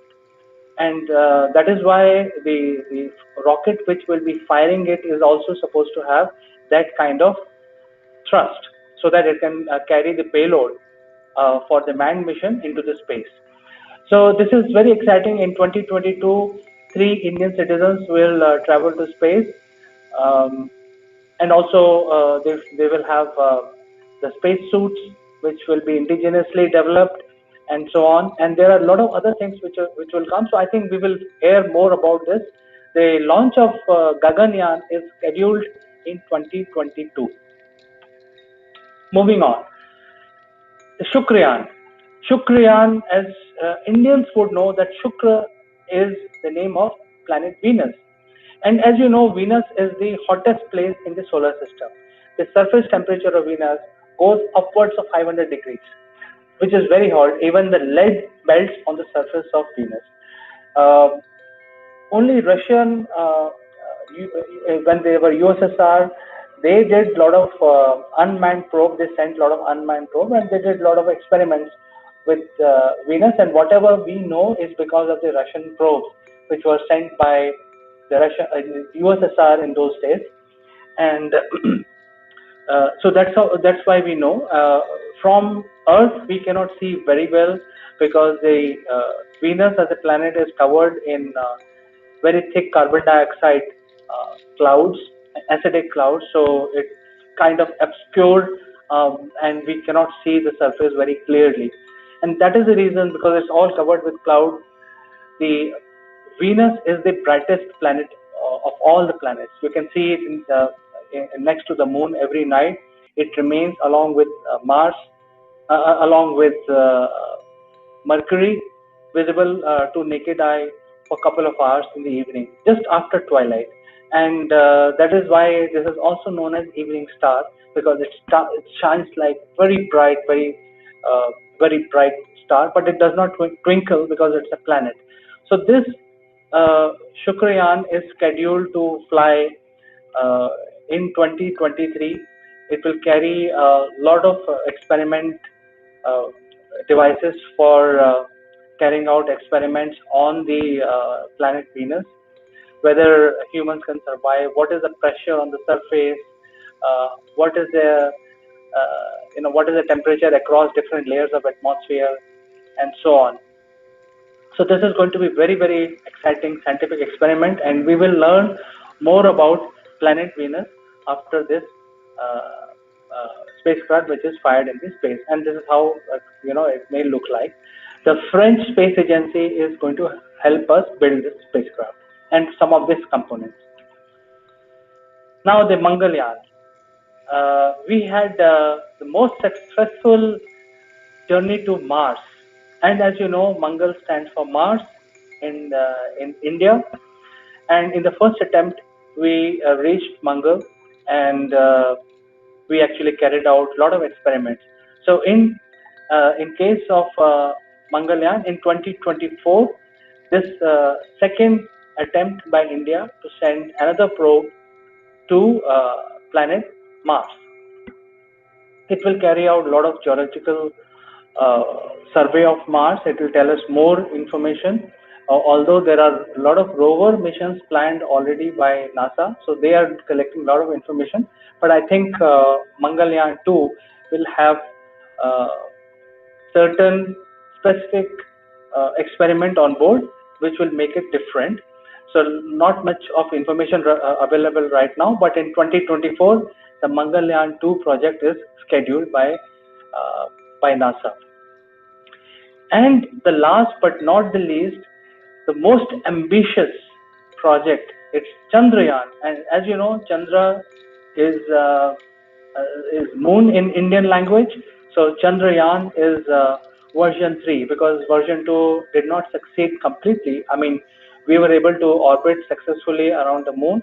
The whole trick was to land the lander on safely on the surface of the moon. It's a very tricky task because there has to be a re-entry, uh, all activities which has to happen like clockwork, very precise, right at the moment. I think a few kilometers above the surface of the moon, our lander crashed, did not survive, even though it is not very clear that some components may have survived, as NASA has confirmed that the we also had a rover placed inside this spacecraft of Chandrayaan 2, which NASA says that it has survived, and they tried to contact the lander uh, through the orbiter, and their efforts failed. So the Chandrayaan 3, very, very complex project, which is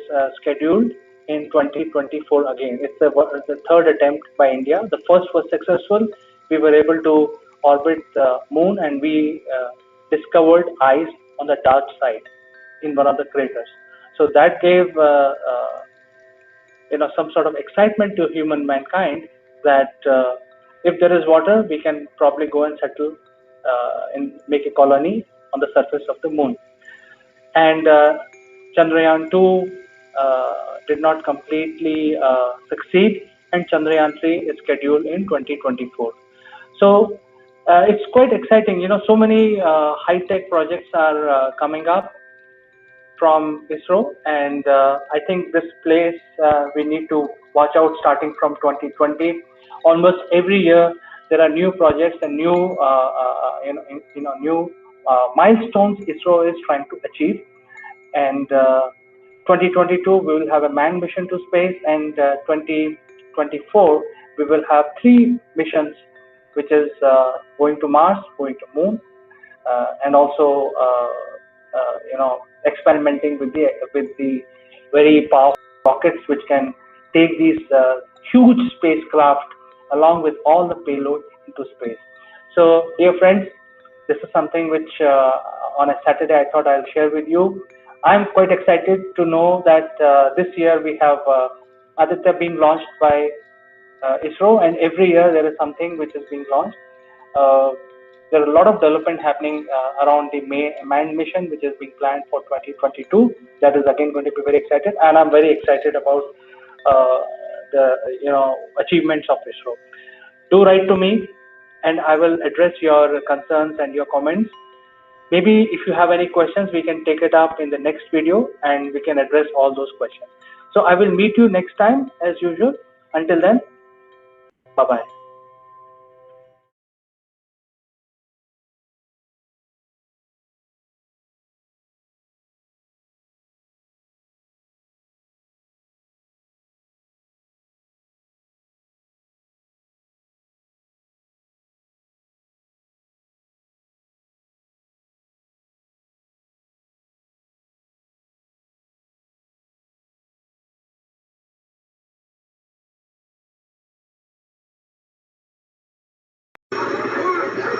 Who let the dogs out? Who let the dogs out? Who let the dogs out? Good morning, Neville. Good morning, CK. I hope you're well on this bright sunny day. Of course, we are good. So far, so good. Today is day 9. And Day 9. Yeah, I would like to share some information from India.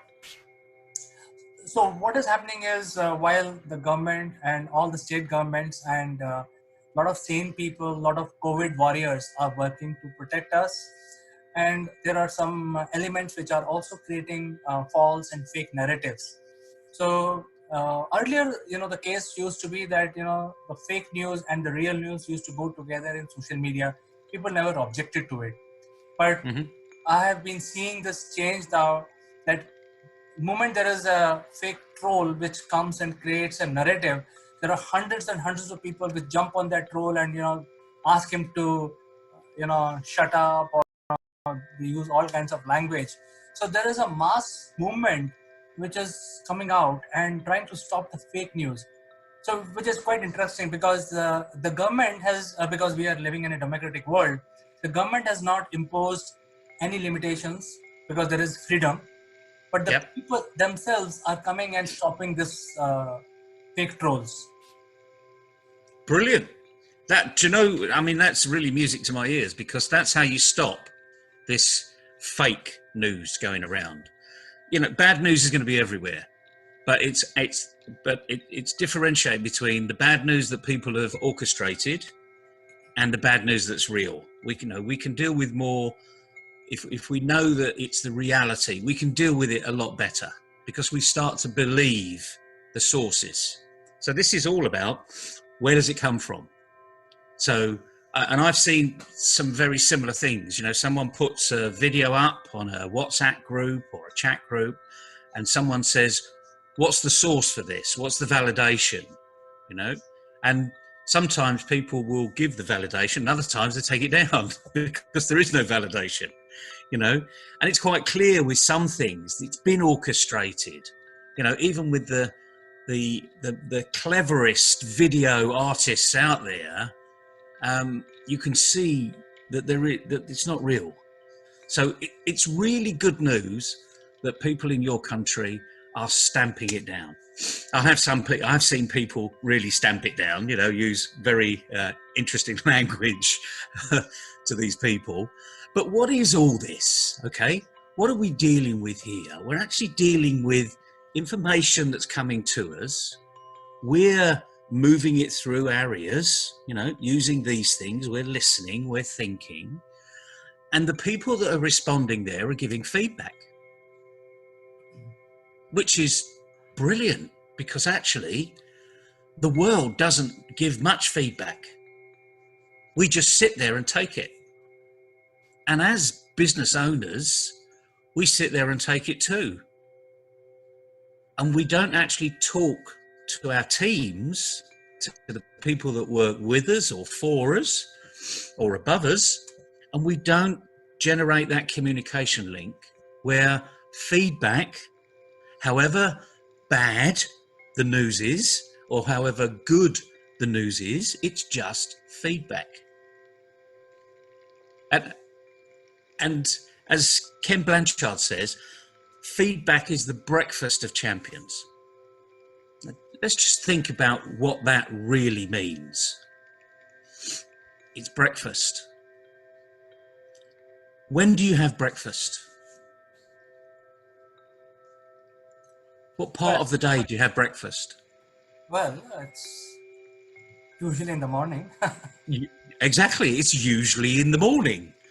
Some people that work different shifts might have it late in the evening, but effectively it's breaking the fast. And that's where it comes from. So it's breakfast. So usually in the morning. When does the morning happen for most people? When does the morning happen for you? So the breakfast time usually for me and most of the neighborhood is about 8 to 9. Yeah, so it's really in the morning. So you've got up, you've got dressed, you've been washed, and breakfast could be a coffee and a croissant, or as we would call it, a full English. Sausages, bacon, eggs, toast, beans, etc., etc. But the point is, it's the time of day that you get feedback. So if you're having feedback as breakfast, you're setting your day off in the best way possible. Does that make sense?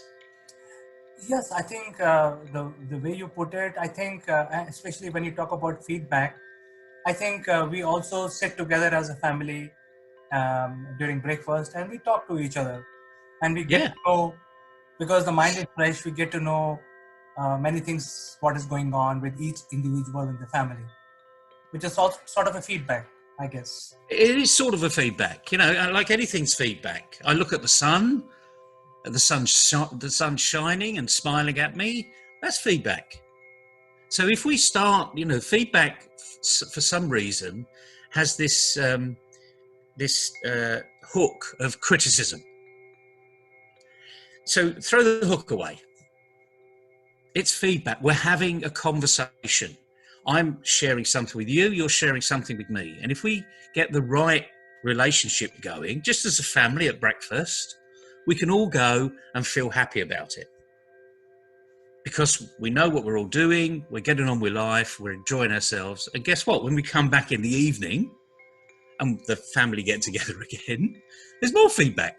So what did you do today? What was good about your day? What didn't you like about your day? What are you going to do better tomorrow? Right. Now, there's no criticism in here. So a lot of people in the working arena think, oh, I can't give feedback. I don't know how to give feedback. Whatever I say always comes out wrong. And I'm really trying to help this person, but I just start off with, you're doing it wrong. Well, actually, why don't you think about how you start things off? If you think you're doing it wrong, so in other words, you're getting feedback from the person that you are doing it wrong. So then you might be doing it right to someone else, but it's the information you're giving to someone else that's important. So if you start off with, you're wrong, how does that make you feel? If I started every conversation that you and I had with, CK, you're wrong, how would that make you feel? Well, I will see this as a constructive feedback up to a limit. But then if you're always criticizing while giving feedback, and if the limit, my personal limit, crosses, then I will think that it's a negative feedback that you're giving. So Exactly. And who knows, you've really explained that really well, because I don't know what your limit is. You may have reached your limit an hour before we have this conversation, in which case then doesn't matter what I'm going to say, because I'm always going to say it the same way. So you've already reached your limit, and what you've done is you've just switched off. Yeah, all right. Keep going, Neville. Not a problem. You just keep walking and talking to me. But you're not saying that. You're thinking it. And I'm not feeling it because I'm just going and doing the normal things that I always do. So when you are speaking with other people, and don't get me wrong, this is not necessarily easy. But once you start doing it, it becomes easier. So if you're having a great day, you might well have a smile on your face. If the other person, you recognize the other person hasn't got a smile on their face, and normally they're very a smiley person, you don't have to say, you're not looking really good, are you? Yeah. Shall we go for a coffee and, break this mundane arena? It's saying the same thing, but in a very different way. And the way we can really help our teams, because they're now very remote, is we can become more aware of how they're looking. As we said yesterday, some people have got lots of screens up all the time so they can see everyone all the time. I think that's a distraction, if you want my honest opinion. It's a bit like a CCTV camera looking at everybody and ticking people in every time they go and make a coffee or go to the toilet or something, But again, that's feedback. And the issue is, how do we use it? And more importantly, for our friends, colleagues, working colleagues, supply chain, how do we give it? And giving feedback is really, really important. Go ahead. Sorry, you're interrupted. Interestingly, the example that you just gave about multiple screens on your PC. Yep. What I've been noticing for past couple of days that since people are in lockdown, they are now publishing those screenshots on social media. Yep, seen it all over. Even our Prime Minister's doing it, including he put his own unique ID up there, so someone could actually hack into it, Oh. Hello. Not clever. So I think the point that you made today is very important. Feedback, and more so constructive feedback, is what is required from both sides, the person who's taking it and also person who's giving it. So from both parties, the feedback has to be in a constructive, should be considered constructive, not destructive feedback. So I think and this applies to the fake trolls also. So I think they should. Absolutely. Yep. Yep. And if you see fake news, or what you believe is fake news out there, go and challenge it. Where does this come from? You know, where's the source? And if someone says, well, I don't know, it came from a friend, well, go and ask your friend. You know, this is a way we can help other people not spread fake news. So Because there are some people. Go ahead. So interestingly, what is going on is that so people are very clever. So one entity creates a fake news, and the person who has a public kind of a profile, who has millions of followers, will get that news and forward it, or like it, Yep. share it. Yep. So Yep. when somebody says, "Hey, what you're doing? You're spreading fake news," so very cleverly these guys will say, "Oh, it's not me. I just liked it." So I have freedom of speech, I have freedom of expression. So I have freedom to like something. So this is what these guys are doing. You know, somebody else create a news who's a not known entity, and the known entity basically just forward it. But the interesting thing here is, we go back to the 4 elements of having a mind fit mind, okay? How we think, how we feel, what drives us, and our social connectivity.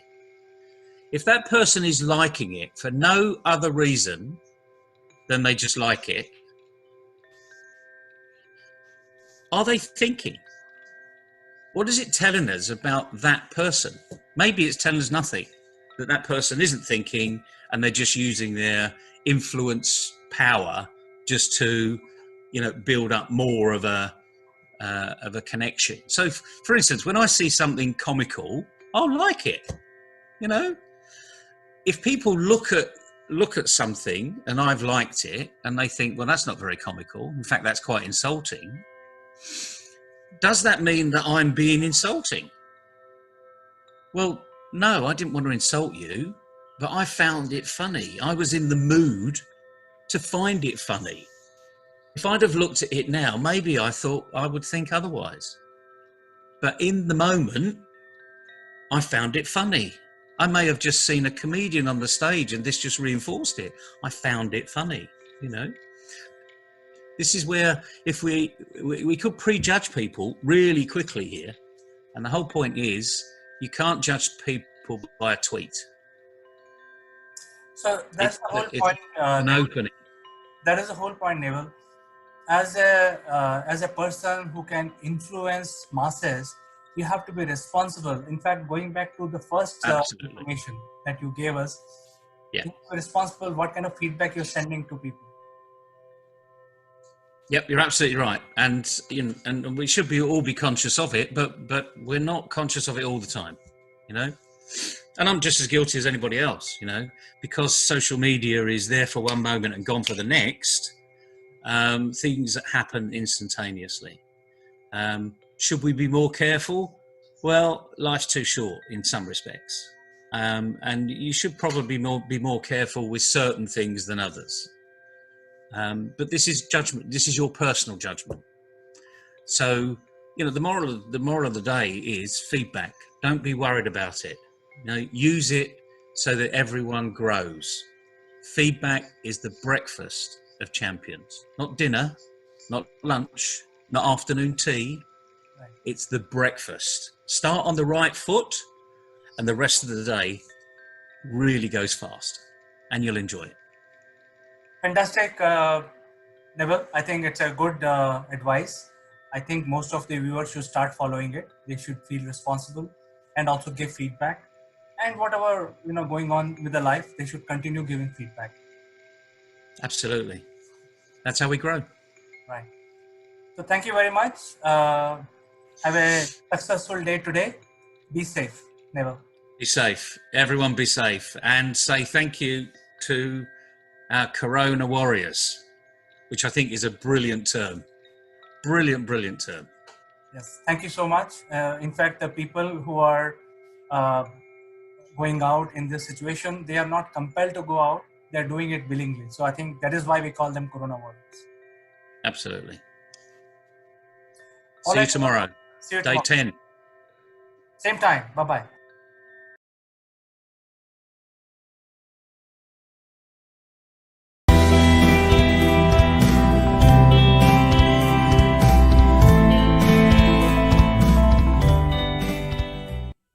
Hello, friends. In our section today about likable leaders, I will be joined by a very eminent personality from India. Many people know him. His name is Naveen Toshniwal, and he is an industrialist, and he has very different hobbies. He is helping a lot of people worldwide, not only in India. So, without further ado, let's welcome Naveen. How are you, Naveen? Welcome to the show. Thank you so much. And it's a pleasure to interact with you on this platform. Well, Naveen, it's our pleasure too. And our viewers would like to understand what made you as a leader, as the promoter of an industry which is very well known. So, what is your journey? I mean, in nutshell, you would like to tell our viewers about your journey. What made you Naveen Toshniwal? See, I'll tell you about my background. I am born and brought up in Calcutta. So basically, I am a Bengali by heart.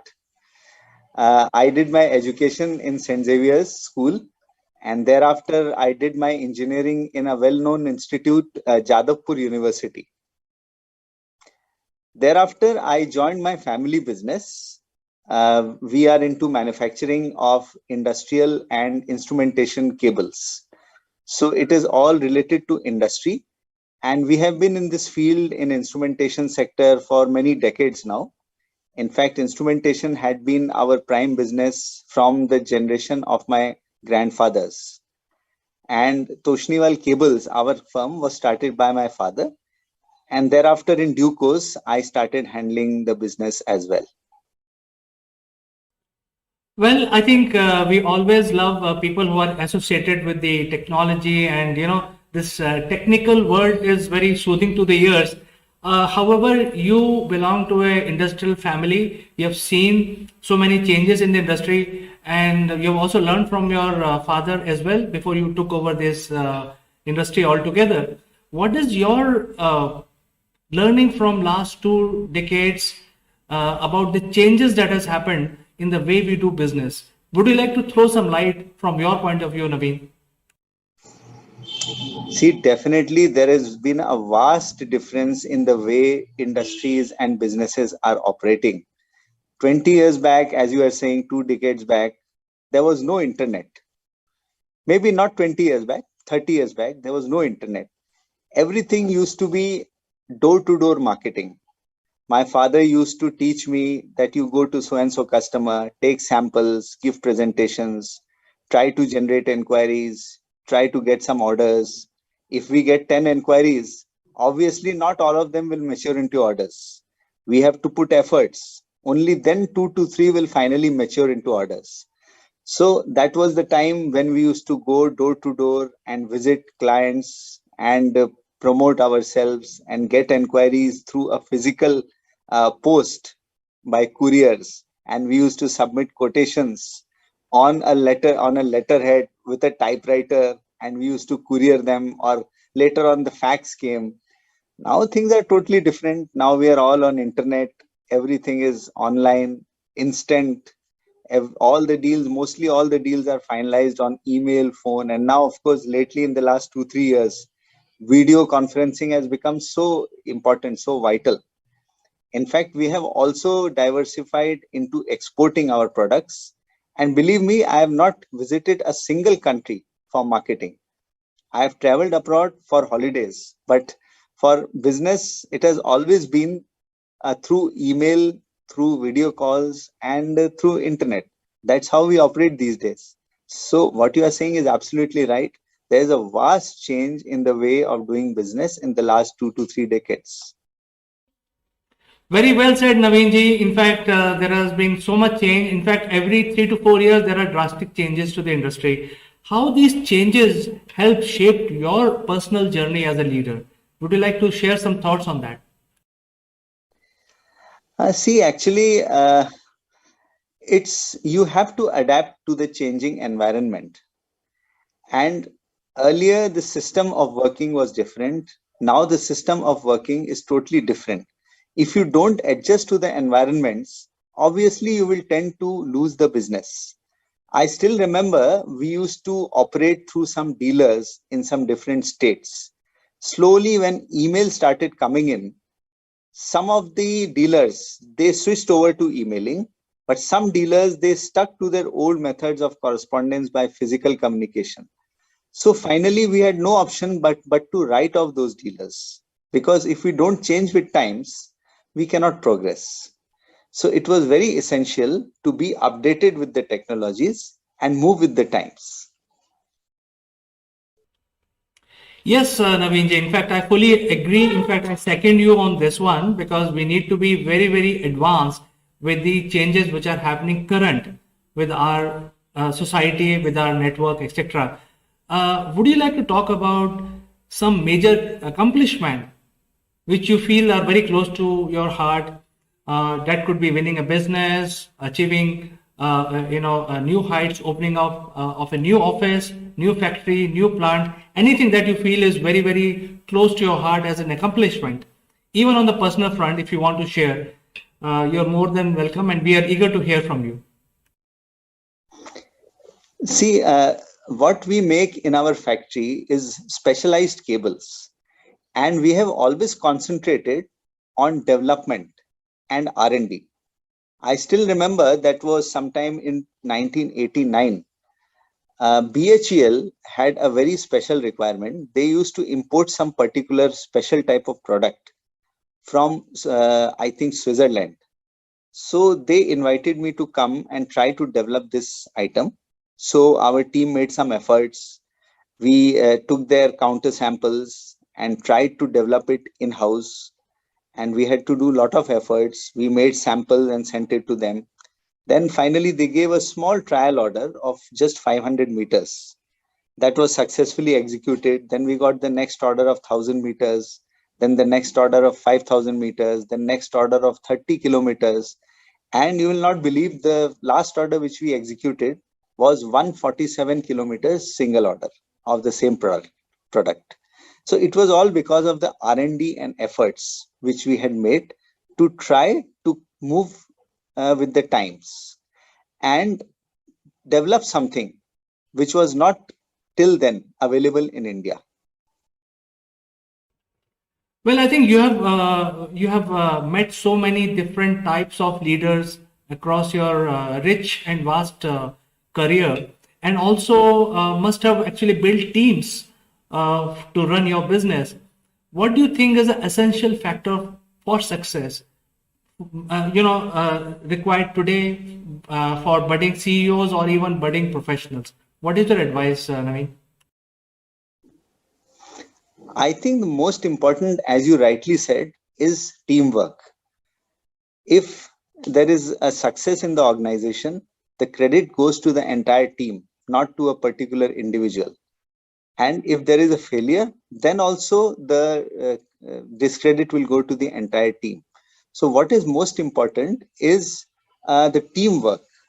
You have a team.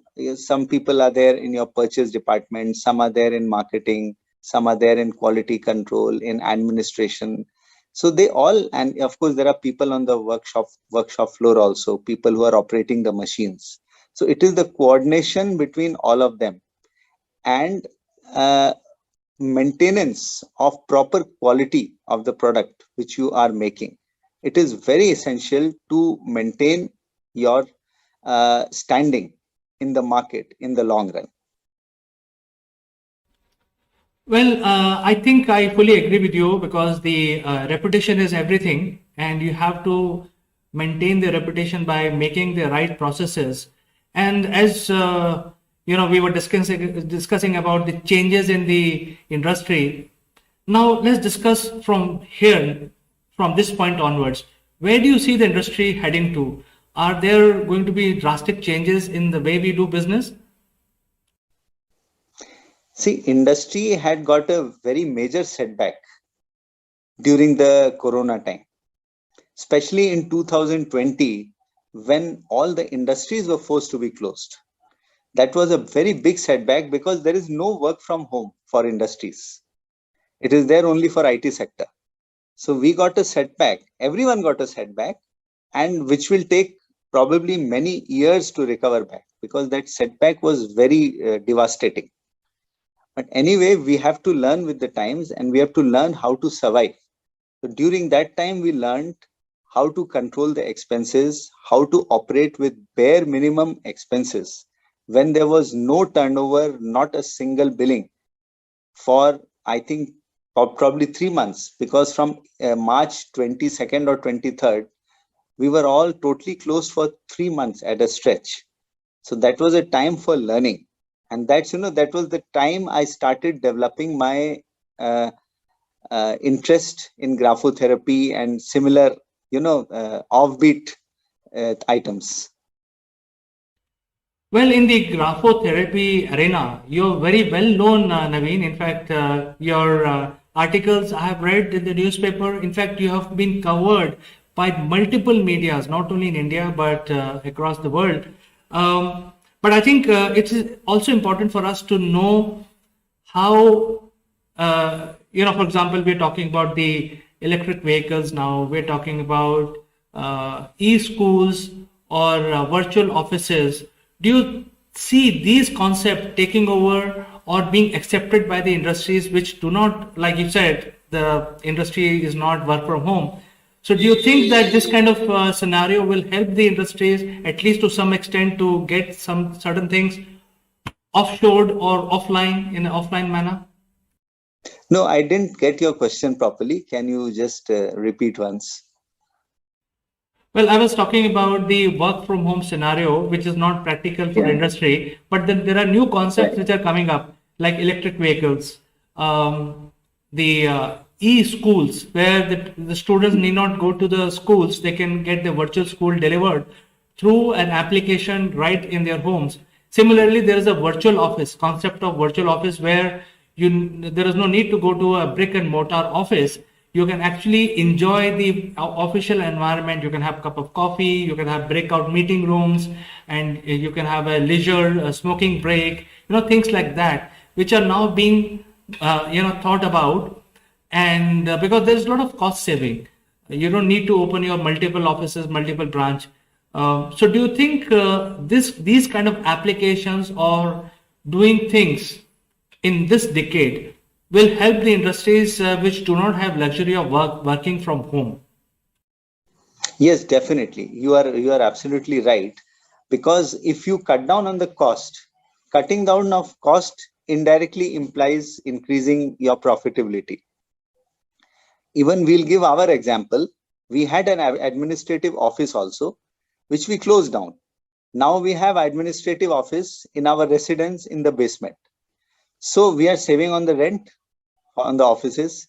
And of course, as I said, industry cannot be work from home. People have to go on the machines and do the production.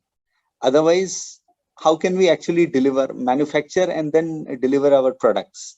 But yes, from the administrative point of view, you are right. We can definitely think about going into virtual offices rather than having separate administrative offices.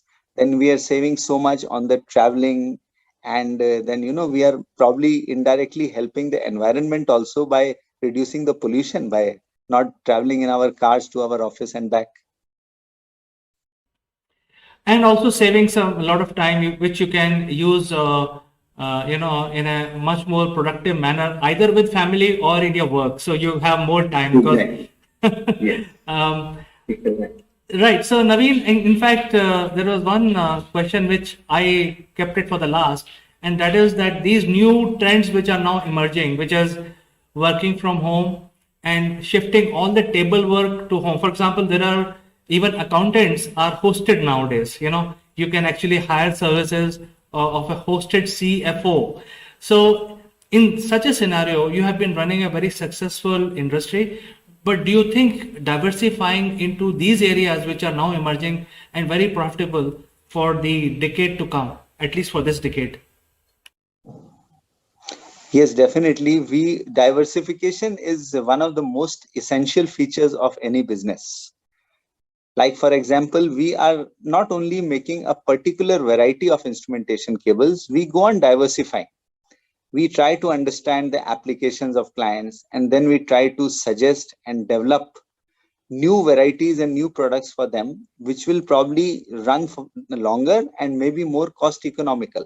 So diversification, no doubt, is a major thrust which is required in all industries.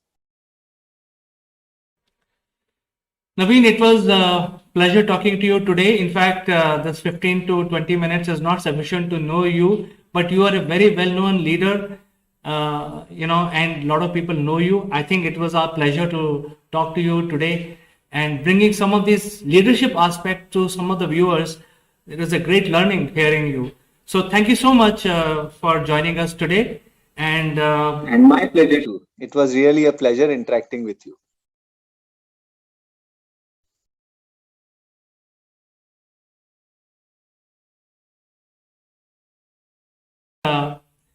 Goodbye to you and viewers. We are actually starting a new series which is based around something very interesting, where Naveen is going to bring a lot of knowledge to us. And this stream is called Knowing the Character of the Person using a science of graphotherapy. So don't miss out.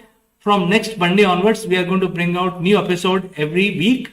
And for today, I'd like to say goodbye, only to catch you in the next one.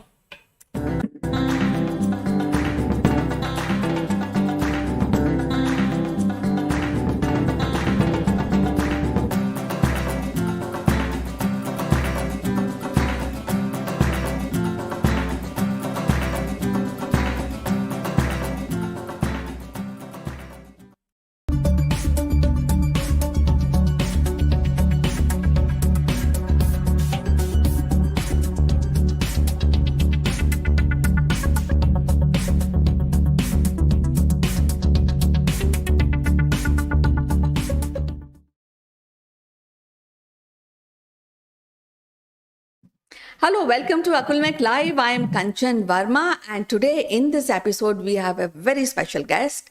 She is Meeta Joshi. She is the head of the department of one of the prestigious college in Hyderabad. So let's welcome her first.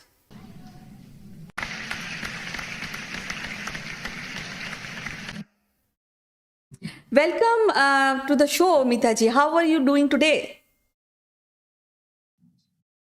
Namaskar, Kanchan. I'm fine. How are you? I'm fine, and it is always interesting to talk to you and also know about the past of our Indian heritage and culture. So today, what topic we are discussing today? We will be discussing about the Delhi Sultanate. We'll start with Qutbuddin Aibak and how, the rule of these dynasties started in India. Well, that will be very interesting topic. But before that, I would like to ask you that why it is so popular in medieval times and in ancient time to really people come and attack Indian land.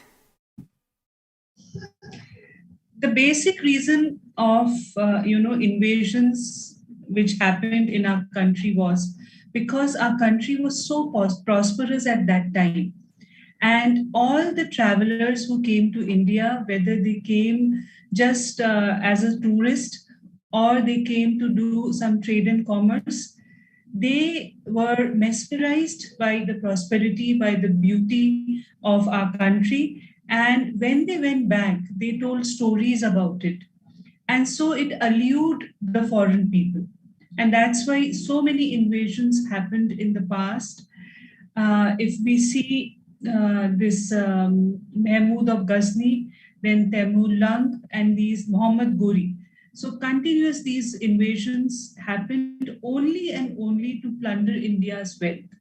That was their basic moat.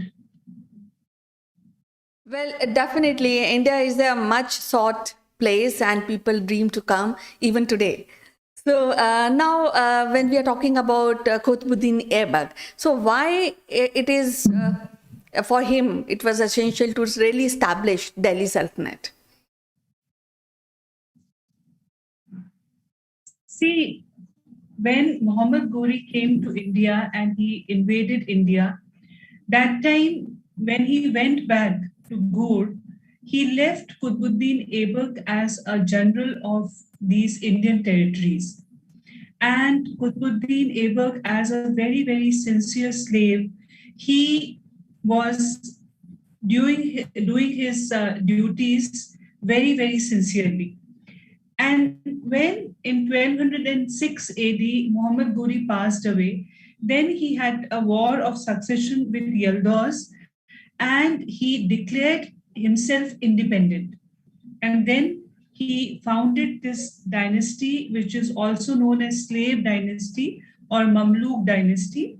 And then this famous Delhi Sultanate started in India from 1206 AD till 1526 AD. So not only slave dynasty, many dynasties were there.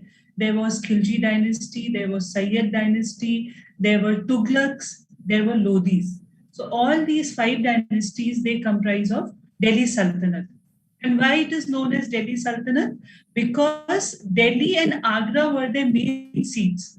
So that's why it is known as Delhi Sultanate. Well, when he landed in this land, Qutbuddin Aibak, so was it really difficult, or he has already uh, prepared to establish this kingdom in Delhi? No, it was not like that, that everything was given to him in a platter. That time, because the political conditions of India were such that India was divided into small, small principalities, small kingdoms. There was no unity among the Indian kings. And when the unity was not there, then it was very easy for any invader or foreigner to come and attack the Indian borders. And the same thing happened when Muhammad Ghori came to India. He invaded India, took all the wealth away, and then he left Qutbuddin Aibak as a general to watch the northern territories, including India. The invasions were in India and other parts also. So Qutbuddin Aibak was placed in India and he was taking care of all the territories invaded by Muhammad Ghori. So it was not an easy task for him because, first of all, being a foreigner coming to India, then language was a problem. Then he has to set up his, he has to expand his army to stay here. So it was a big task for him. But because he was a very, very sincere slave, so he did all that. He loved his master very much, Muhammad Ghori. And in some of the accounts, it is mentioned that Muhammad Ghori had even freed him from slavery before his death. Muhammad Ghori told him that you are free now. But because his devotion to his master was so much that he remained a slave till Muhammad Ghori was alive. And after his death in 1206 AD, he had a war of succession with Tajuddin Yildiz because Yildiz was again a slave of Muhammad Ghori. And then he declared himself independent and established this dynasty, which was known as slave dynasty or Mamluk dynasty. Sorry. Well, when we talk about any king who establishes empire, it is very, very essential that he should be a good general, and Qutbuddin Aibak was a good general.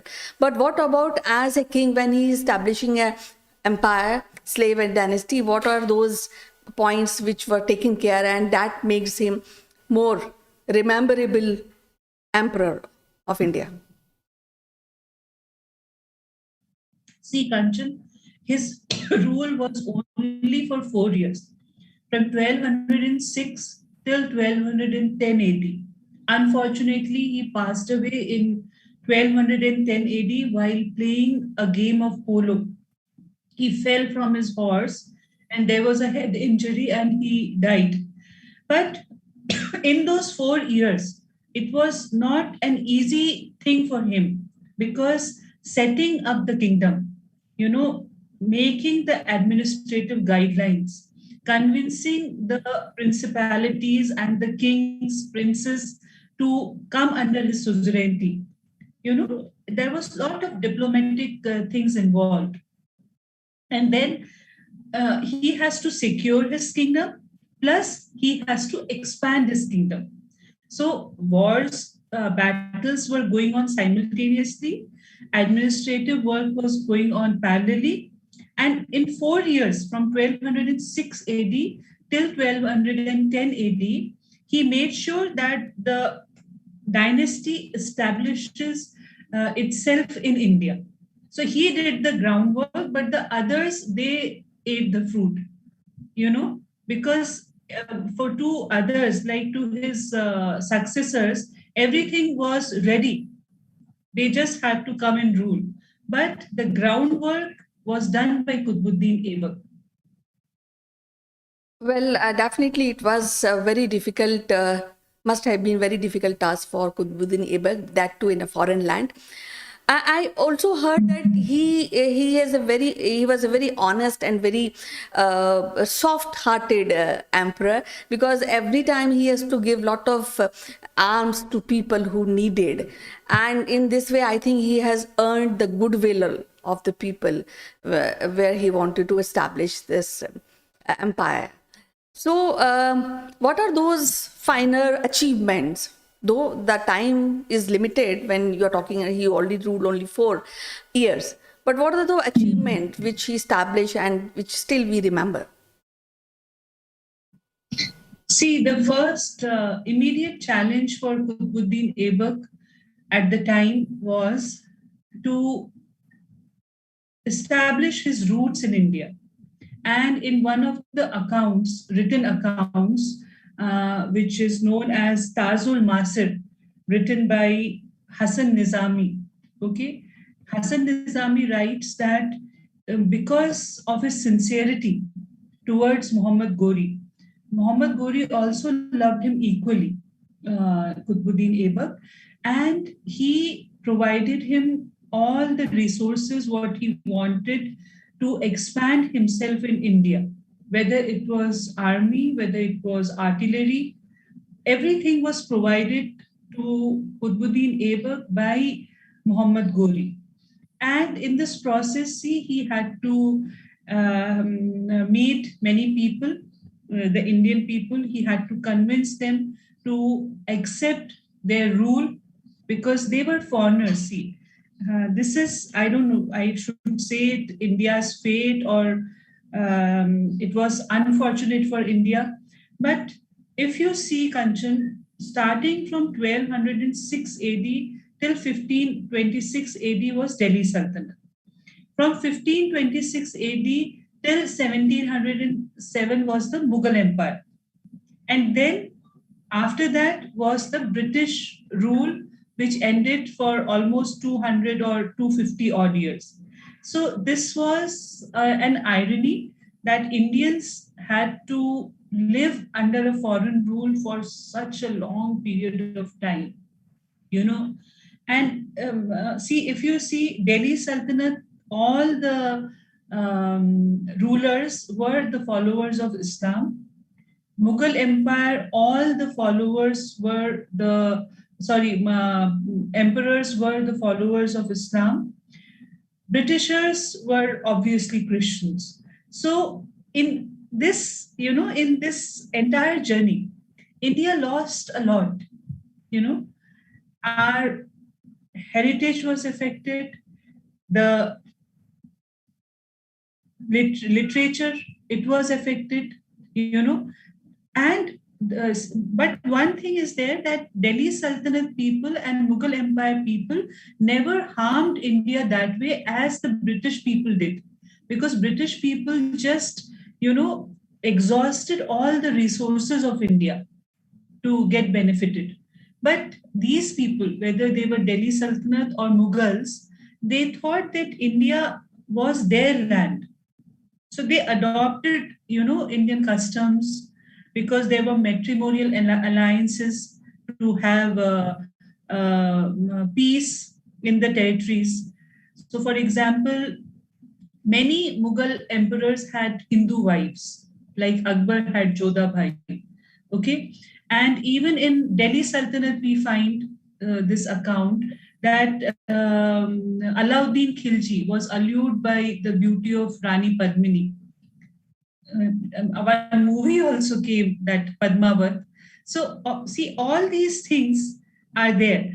But we as Indians have lost a lot in that entire process, which hopefully we don't realize, because we are so involved in our day to day lives that we don't even give it a thought that we were slaves for such a long period of time. It was a foreign rule. Delhi Sultanate was a foreign rule because Qutbuddin Aibak was from Turkestan. And if you see 1526, when Babur came to India, he was a Chagatai Turk. Okay, so all these Turkish people have ruled India for such a long time period. One good thing you can say that there was cultural exchange, because many things of ours they adopted, many things from them we adopted. For example, because I'm in Hyderabad, so when I see Hyderabad's cuisine, biryani, the world famous Hyderabad biryani, is a dish from Persia. So these cuisine exchanges which happened, and even the way we changed our attire, because they got impressed by our attires, we got impressed by the way they dressed up. So there was a lot of exchange. Persian carpets are still world famous. So all the kings which were there, they really, were very happy exhibiting Persian carpets in their palaces and in their courts. So all this is there. But if you see on a longer run, we have lost a lot, Kanchan, because of this foreign rule, which and it is very unfortunate that as Indians we never realize that. We are still so much mesmerized by the foreign things and by the foreign people, that we somewhere in our Britishers went away, but still we are slaves from here. We still admire their clothes, we admire their accessories, their makeup, all these things, you see. And because of COVID-19, this migration has stopped. But before COVID, just imagine how many Indians were going to America, Canada, or other foreign countries to work and then finally get settled there. So this is that craving for their culture, for their money, which unfortunately we Indians have. Well, definitely, as you mentioned, that we are ruled by invaders for such a long time, and yes, we have lost our connection with culture and our heritage, and we just fail to really notice the kind of architecture we have our own in terms of temples, in terms of other buildings. So definitely, but then as you mentioned that these invader who came, they were very different from Britishers, because they made India as their home, and that makes them little good. That is a goodness when we really think about it. And definitely time has come that Indians should connect themselves to their roots. And so it is essential to really know about these invaders who made themselves Indian, and that's why we are discussing Delhi Sultanate and Mughals. They have contributed in this development in economic wise or administration wise. When we talk about Khilji has a contribution of administration. But before I close this discussion, I would like to ask you how you really feel about Qutbuddin Aibak, who was a slave, who became an emperor. He established a dynasty. It's a huge task for a person who's coming from outside, and in India especially. When you say that Indians are entirely different, when we really talk about their interaction with people. So how it was difficult for Qutbuddin Aibak to establish himself here, and how you rate this person as a king? See, it is really a very big thing that a slave from Turkestan, he came to India and he established his own rule, own dynasty, the Mamluk dynasty or slave dynasty. And definitely he was a very good general, no doubt about that. As a king, as an administrator, he had no time to prove himself, Kanchan, because these 4 years from 1206 to 1210 AD really went him to establish the the Mamluk rule in India. So if you want me to judge him as a king, I cannot tell you that he was a very good king, or I can say that he was a very good general. He was a very good general because he followed whatever Muhammad Ghori said sincerely, and to make his suzerainty over Indian people, he really worked hard. And that's why he was recognized as a king of northern India that time. People accepted him. People accepted him, and slowly, he set up the stage for his successors, which were about to come after him. So that way, he did a commendable job, no doubt, because coming from a foreign land, establishing oneself in a foreign land again, and then establishing a big rule itself is a very great thing. So that way, you can say that he was a very good general. And if he would have been alive, maybe he would have proven himself as a very good king. But unfortunately, his life was short lived and he died at the age of 60 years in Delhi while playing the game of polo. Well, we are talking to an eminent historian from India, and we'll be taking forward this discussion of Delhi Sultanate. Sumita ji, it was wonderful talking to you, and we'll be taking this whole discussion in other episodes. Till then, bye-bye. Take care. Thank you, Kanchan. You too take care.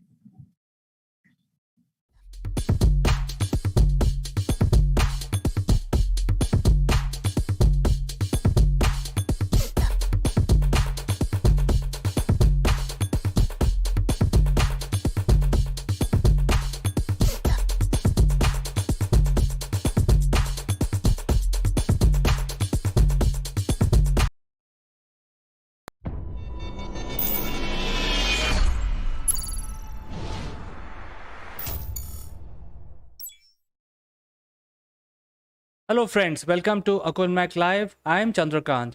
Usually we discuss business, but today I thought I'll discuss something else with you. You know that we are all going through a COVID pandemic, and we are seeing the statistics, and it's all it looks very grave and very serious. But why we are getting this feeling of doom and gloom? If you just look at the statistics, even though it is a harsh reality that many people are dying, many people are infected with the COVID second wave, but at the same time, look at ourselves as a country. In a country of 1.35 billion people, 0.001 are getting infected. And with that 0.001, we are creating an environment of so much of scare and doom and gloom. There is no need to do that. Worst case scenario, 2% will get infected out of 1.34 billion. Maybe a million or 2 million will get infected at the most. And let's hope that even a lot of people die of these 2 million people who get infected, but 98% of our countrymen will still survive, will be hale and hearty. So we don't have to really create an environment of such doom and gloom. We have to be positive minded. We have to be part of that 98%. We have to we have to maintain positive attitude towards life. We have to think that we are part of that 98% and not the 2%. And when we go into battle, what is that we should keep with us? Our weapons. What are our weapons? Our weapons are our personal hygiene, our mask, and we maintain social distancing of 2 meters. These are our weapons. So we should actually keep these weapons with us, and make sure that we also prepare ourselves in terms of taking your vitamins. Take vitamin C, B complex, and so on. So you prepare yourself, because it's a battle, and be part of that 98%. Why we have to be part of the 2%? Even though we are part of 2%, let's say, for instance, what is the worst thing that can happen? If we get infected, we will take erythromycin, we'll take different antiviral drugs, and survive and come back and be part of that 98%. Now, if worst case scenario, if somebody has to go and time has come, nothing can stop him. So keep that in mind, keep positive attitude, make sure that we are part of the 98% who is going to come out of this pandemic victorious. Make sure that we have our weapons with us, make sure that we use our weapons, we make sure that we wear our mask, and have a positive attitude. We don't have to really get into doom and gloom as hell has broken loose, sky is going to fall on our head. None of this is going to happen. We as a country will survive. Majority of us will be able to overcome corona, and we will be part of 98%.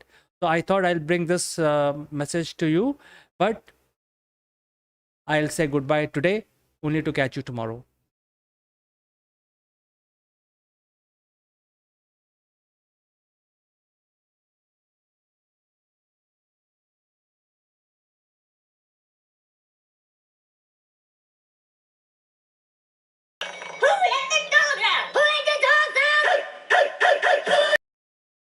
Good morning, Neville. Good morning, CK. How are you? Yeah, we are enjoying the first day of total lockdown in India, but I'm at work. As you Good. Pleased to hear it, even though casual. Of course, because we are working from home. Now there you go. Because lockdown does mean working from home. And guess what? I'm in my study, so I'm working from home too. And that's the whole point, okay? So let's get people into the right frame of mind to continue to work, because an SME owner, an entrepreneur, needs to keep their business running. And what that means is, although we're in this physical distancing, this isn't social distancing, because you and I are being very social, but we're physically distanced away. And a lot of listeners and watchers on here are going to be physically distanced from their business and physically distanced from the people that they work with in their business. But that doesn't mean you keep the distance. You must have a routine and get on with it. So today, day one, is all about creating that routine. The good news is you and I woke up as normal. We got ready for work as normal, and we're in work as normal. But how many of the listeners have actually done that today? How many are physically in their little office at home with the kids running around, and maybe your parents live with you as well, shouting and screaming and the dog barking? How many of you have physically got yourself in that mindset to work? You have. Well, as far as I can see from my window, there are people who think it's a holiday, and there are few guys who are panicking. They're trying to get or basically flock around the provision stores. So all kind of people, there are. I think it'll take 1 or 2 days for this feeling to sink in, and then people start realizing they have to work, and hence they will come back to their small home offices like you and me, start working. Well, the point is, get ahead of the game. This isn't a holiday. This isn't, we haven't suddenly jetted off to sunnier climes. And the other thing is, in India, it's the first of 21 days. This is 3 weeks. And the point is, let's make it the best 3 weeks for your business ever. And the best thing we can say is get into a routine immediately.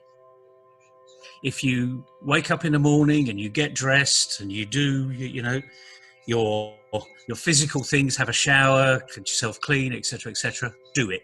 Do it every single day. Don't say, oh, I'm going to have a lie-in this morning. Don't even start.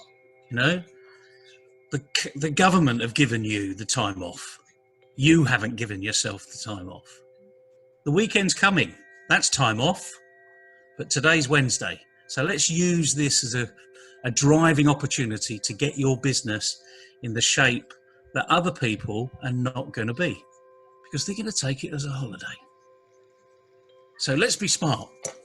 Get yourself ready for work, create the routine that you normally do, and the only thing from that routine that you're not going to do is physically open that front door and get in the car and go to work. But go through the motions, mentally go through those motions. And the most important thing is here, now take the opportunity to create a workspace at home that's just yours. The problem, away from everybody else. Neville, the problem is we are all so much used to getting stuck for 1 hour or 1.5 hours in traffic. So I recommend get a car game downloaded on your PC, and if you're bored of sitting in office, start driving a car. There you go. So we can do lots of things and make it fun. But the thing is, we need to create that routine. I can't stress it enough. This isn't a prescription. We shouldn't be thinking other people are going to give me loads and loads and loads of advice. The simple advice is do what you did yesterday. The only difference is you're not physically going out the front door. Right. But now what you need to do is create that workspace at home. It may be in the end of the garden. And the thing is, lots of people are going to be outside now in their gardens, in their backyards, because it's a holiday. But it's not a holiday for you. Take this opportunity, take yourself away to a quiet place in your house somewhere and physically make that space yours. Create it as a workspace. And the other thing is, your colleagues, your business associates are now all at home. Don't lose contact. That doesn't mean to say you're on the telephone all day. You don't need to do that. You can be there socially engaging with them on Twitter, on Facebook, through your own website, on email, on LinkedIn.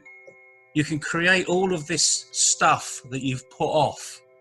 Now's the opportunity to do it. And it's as simple as that. And I think what we need to do is that's a bite-sized chunk. Create a routine, find a space in your home space now that you can call yours for 2 or 3 hours a day and get on with it, because life will not stop. And the businesses that will succeed are the ones that create that routine today. Day one. So I'll see you on day 2. Right. So let's start with our work, and I'll catch up with you tomorrow. Fantastic. Good luck, everybody. Thanks, CK. See you tomorrow. Have a nice day, Neville. Bye-bye. And you.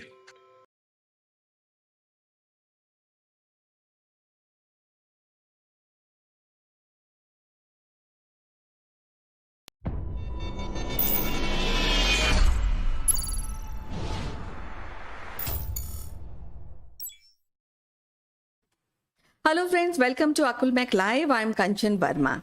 And today we are taking you to another wonderful city of the world. But before that, I would like to remind you there's a free gift available only for you. So stick around to this episode till the end. We will guide you how to avail your free gift.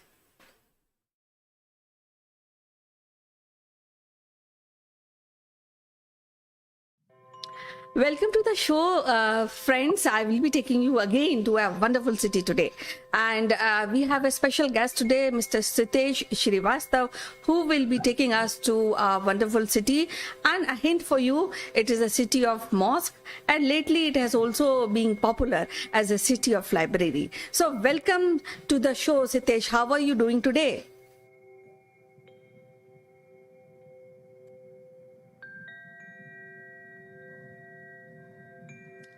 Hello, Kanchan. It's a great day and great again the session to talk to you, and that too about one of the favorite cities that I have seen in last few years and several times. It was a great visiting that city, exploring the city, and also talking to its residents. But how have you been?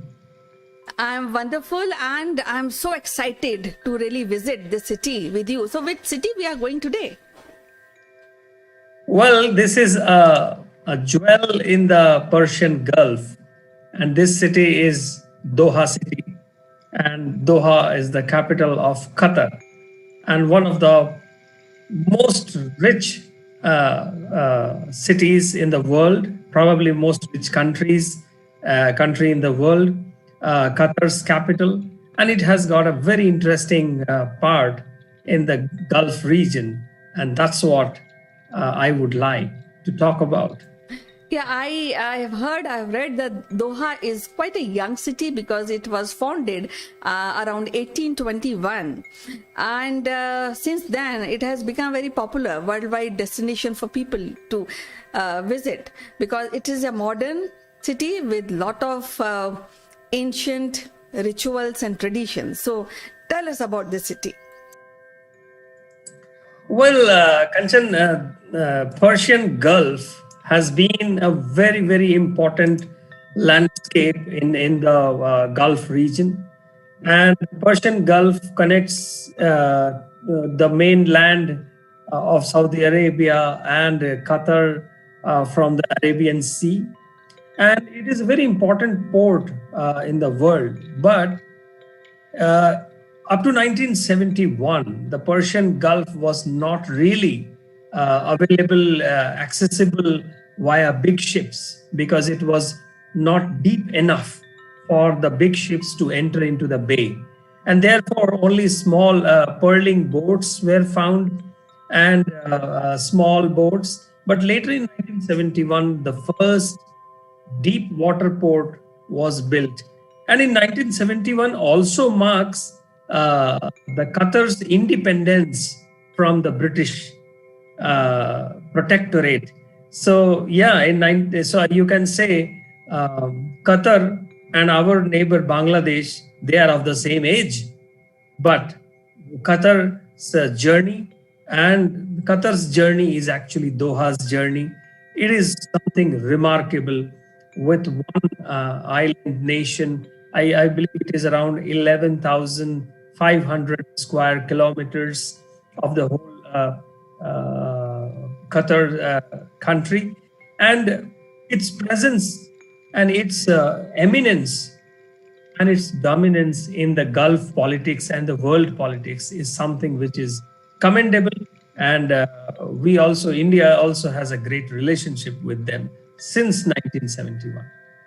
Well, as I mentioned, that Qatar is quite a profound city because there are a lot of buildings which are modern in their architecture, and people are very friendly because they welcome guests.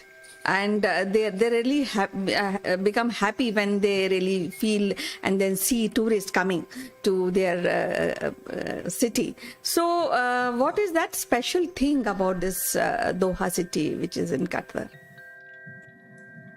Well, Kanchan, Doha city is something which is always trying to compete with Dubai. always.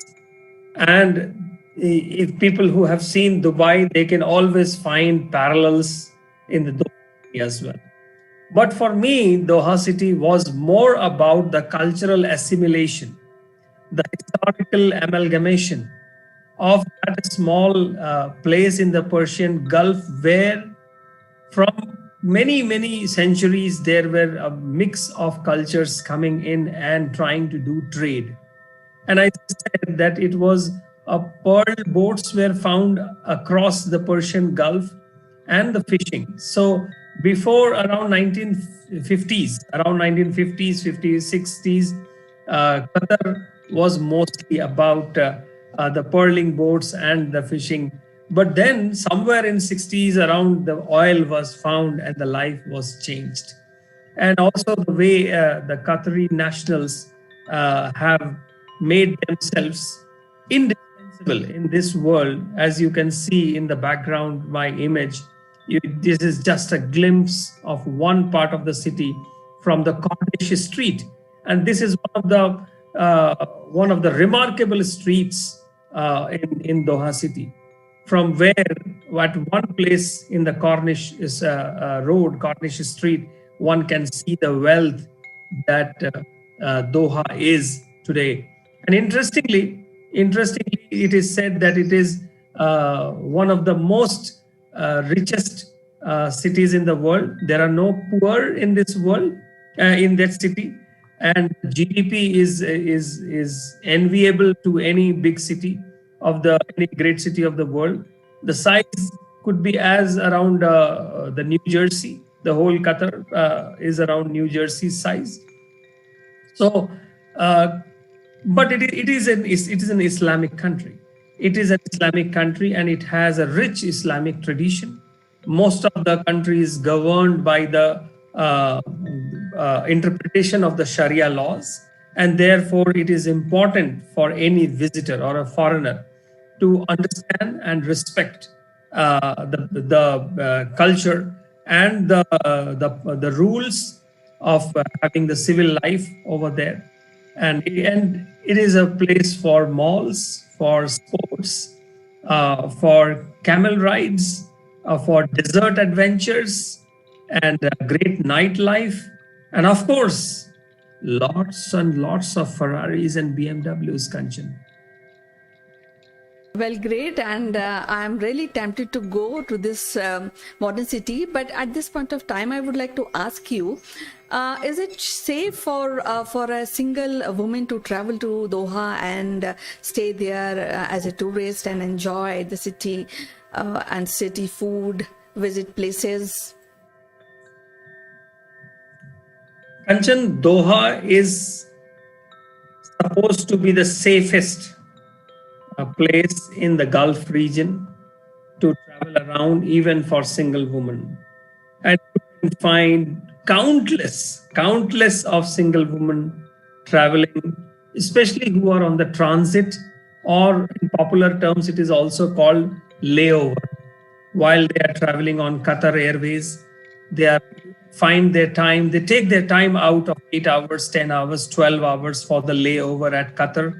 And then they just go out in the city, Doha city, from the Hamad International Airport, and they see the city. And it is as simple and as cheap as you pay a taxi, a cab guy, $50 US.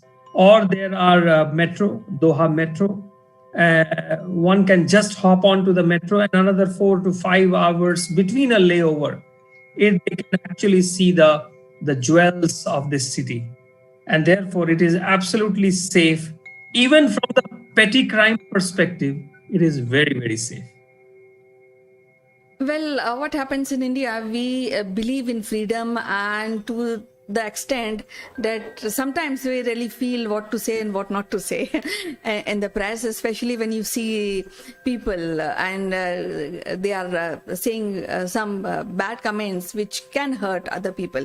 But when we go to a city like Doha, where there's a Sharia law, and our tourists are free to really move around and mingle with the crowd, and maybe be there in the way that they themselves present in their own country. So is there any restriction in day-to-day life for a tourist? The only restriction in Doha that I could see, Kanchan, is about the dressing, especially for women. And that is something which is being politely told. At some place, I even saw that while you are in Doha, you are one of us. While you are in Qatar, you are one of us. So, yes, we have to respect the culture and we have to roam around and we have to visit. And it is like any other tourist place on this planet. Nowhere it is free. Everywhere we are being watched, and everywhere we have to observe the local law of the land. But it is also one of the most open country, and Doha actually happens to be the 2/5 of the country's population stays in and around Doha city. And there are world universities in Doha. They have their campuses in Doha. There are a lot of Indians. In fact, I feel that Indian ethnic community or the Indian expatriates are the most visible foreign workers over there. There are almost 10 to 12 Indian international schools operating there. Food is absolutely not a problem. But I must tell you that the petrol is cheaper than a veg burger in a McDonald's. That is something one must be amused to see, that sometimes the petrol is so cheaper and how much expensive we buy the petrol in India. So it is a story of a country which from 1971, 50 to 60 years around that time, this country has transformed itself as one of the biggest and the most desirable luxury destination. The current Sultan has visited, or the Sheikh has visited a couple of times in India, and his father has visited India. India has great relationships, including our Prime Minister, Mr. Modi, visiting there, and our External Affairs Minister visiting Doha. And there is a lot of bilateral trade that happens between the Persian Gulf, where Doha is an important part. And it is important to study the place from what is happening in the modern politics. The Qatar is under some sanctions, at least in last 2019-20. They were under some sanctions from the other Arab countries, Saudi Arabia, Egypt, and others, UAE included. But I think that kind of a sanctions has actually given the Qatar and the Doha to build resilient systems for themselves. They have used these sanctions as an opportunity and to have the supply chains spruce up in their country. And it is worthwhile to note their contributions in the Gulf and in the larger world. And the money which is flowing in from the oil, that is seen in they have participations in the as an investor into the most expensive hotels in the world, football clubs in the world, Grand Prix motor racings in the world. And the biggest part, I'm surprised to the core to understand that FIFA 2022 is being conducted by Qatar. Can we really imagine the kind of progress this country has done? And Doha is an integral part of it. And it feels, once you stand there, you feel that even a small piece of land can do wonders and can bring pride if the people of that place feel pride about their country and land. Well, you raised a very important point and very valid point. When we are visiting to other countries, we should follow the culture and tradition and the regulation of the country. Likewise, people who are coming to India, and there are many restrictions, and I'm sure the tourists who are coming from different countries, they follow these restrictions, and I think that is an amicable way to enjoy any particular city or country. Now, I would like to ask you, you've been around Doha. What is the kind of cultural or architectural ambience you see? Well, Doha is all about the Islamic culture. And of course, there are Christians and there are Hindus and there are others also from regions. And I was amused to find Hindi as a spoken language also, with many, many people and on the streets. And, of course, the leaders' pictures are splattered across the walls in the city. The current His Highness from the royal family, and the royal family government is handling the country very, very well. And it is important to note that the nightlife and the architecture, you can see some images behind me, and they are modern. At the same time, they are medieval. They also have the distinct blueprint of the Persian Gulf, artistic values. And this is one very important place is to see the Museum of Islamic Art. I visited that place and I wanted to see. I was amused to see that Museum of Islamic Art, and it has a collection of Islamic art which spans for almost 1300 years. It was designed by a great Chinese American architect, I.M. Pei, and it has a collection which includes many prized examples of Arabic calligraphy, early Islamic books, ceramics, glass, ivory, jewelry, metalworks, miniatures, textiles, and woodwork. And I think it is one of its own kind of museum of Islamic art.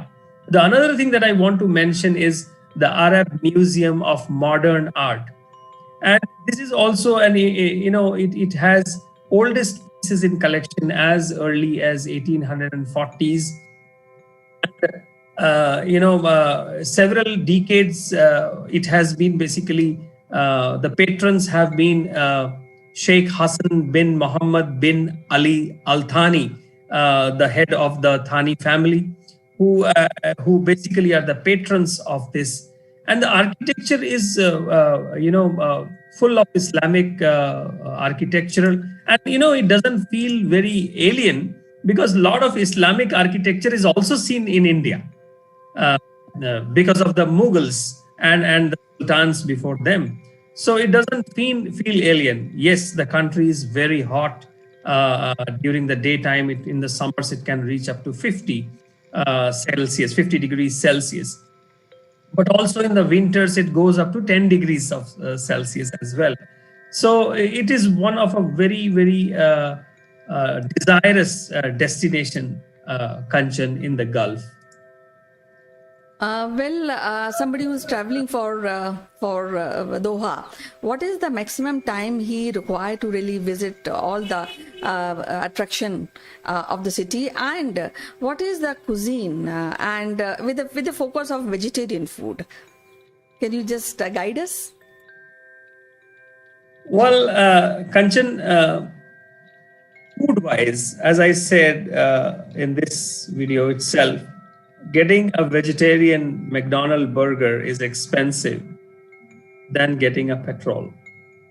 So vegetarian food, definitely, because lots of Indians stay there, and therefore lots of restaurants are there where serve the vegetarian food as well.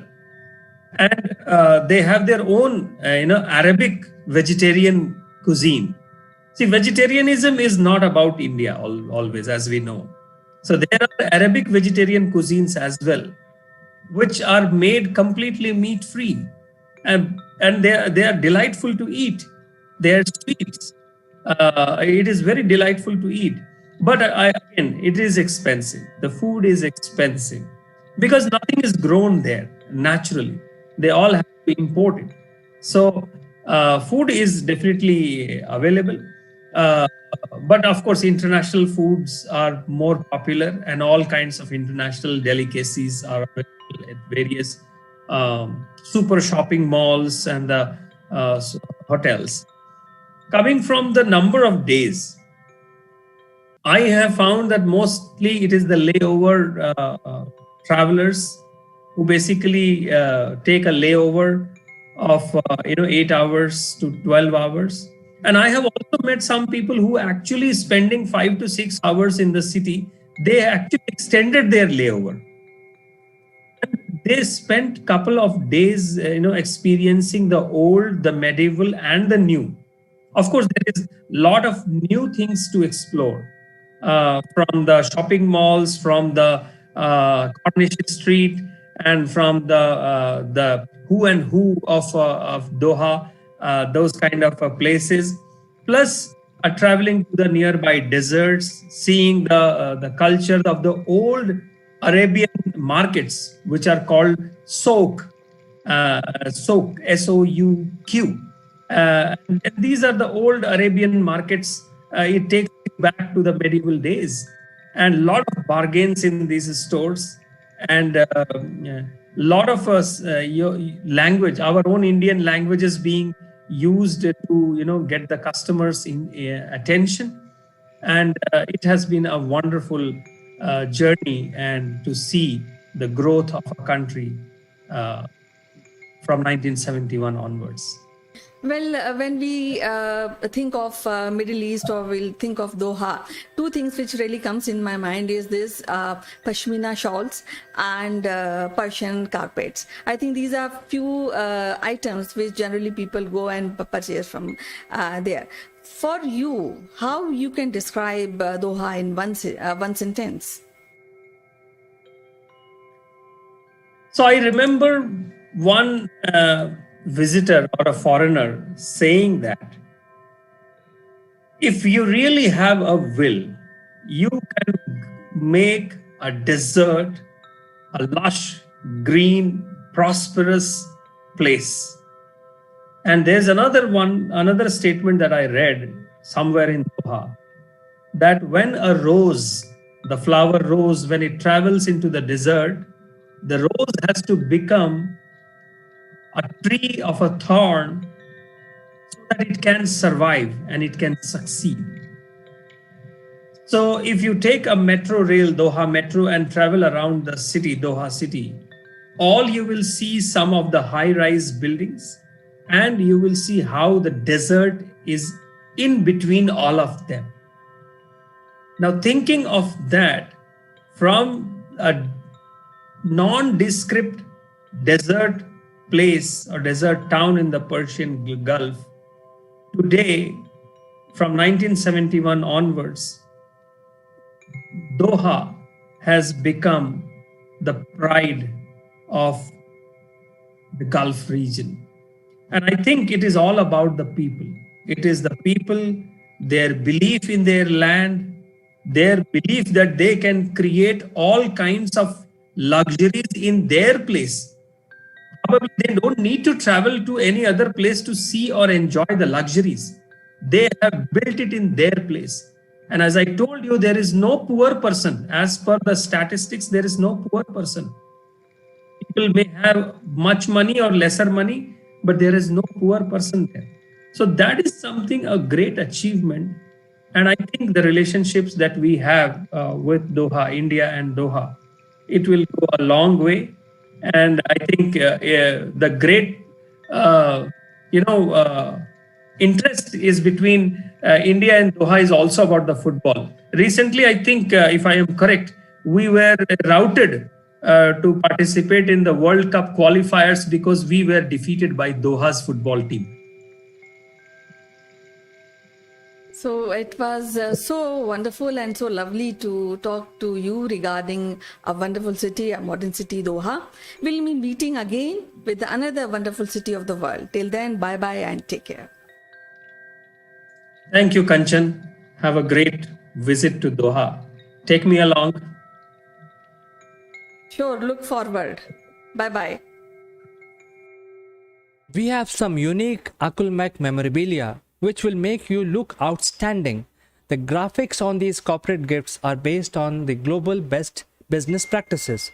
To become recipient of one of these gifts for free, you have to watch this video till the end and provide your valuable comments. Or you can also share your experiences. The person who makes the best comment would be chosen to become a recipient of these beautiful Akulmak gift, absolutely free, delivered to your doorsteps.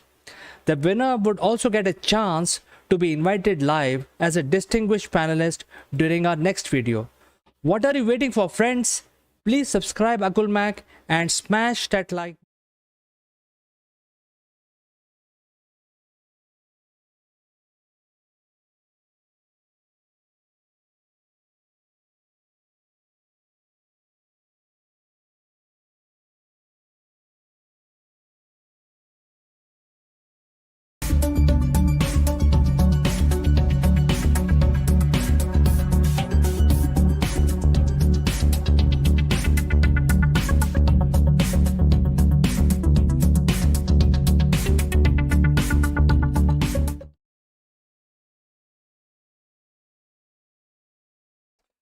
Hello friends, this video is sponsored by Performance Works International.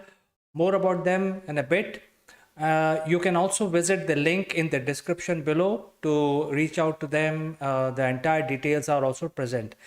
Welcome to Akulmek Live and I am Chandrakant. Today I want to discuss about something which is very common. There are people who says that, the idea is worth $1 billion. Everything in life, your success, your failure is dependent on the idea. And people say that if you don't get that idea, then it's bad luck for you. So today, in fact, I would like to contradict this belief about having an idea and what you do with that idea, basically, or is it important in life? So moving on, the whole point of becoming richer like a billionaire, the idea is very, very important. You should have the idea, but you will not be able to stick with that idea if you don't have the right attitude. And when we talk about the billionaires, they are falling into less than 1% category of our population today because they can live up to the idea that they have got.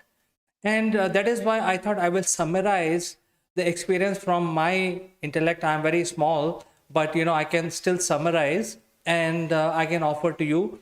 And by the way, friends, we are live right now across all social media.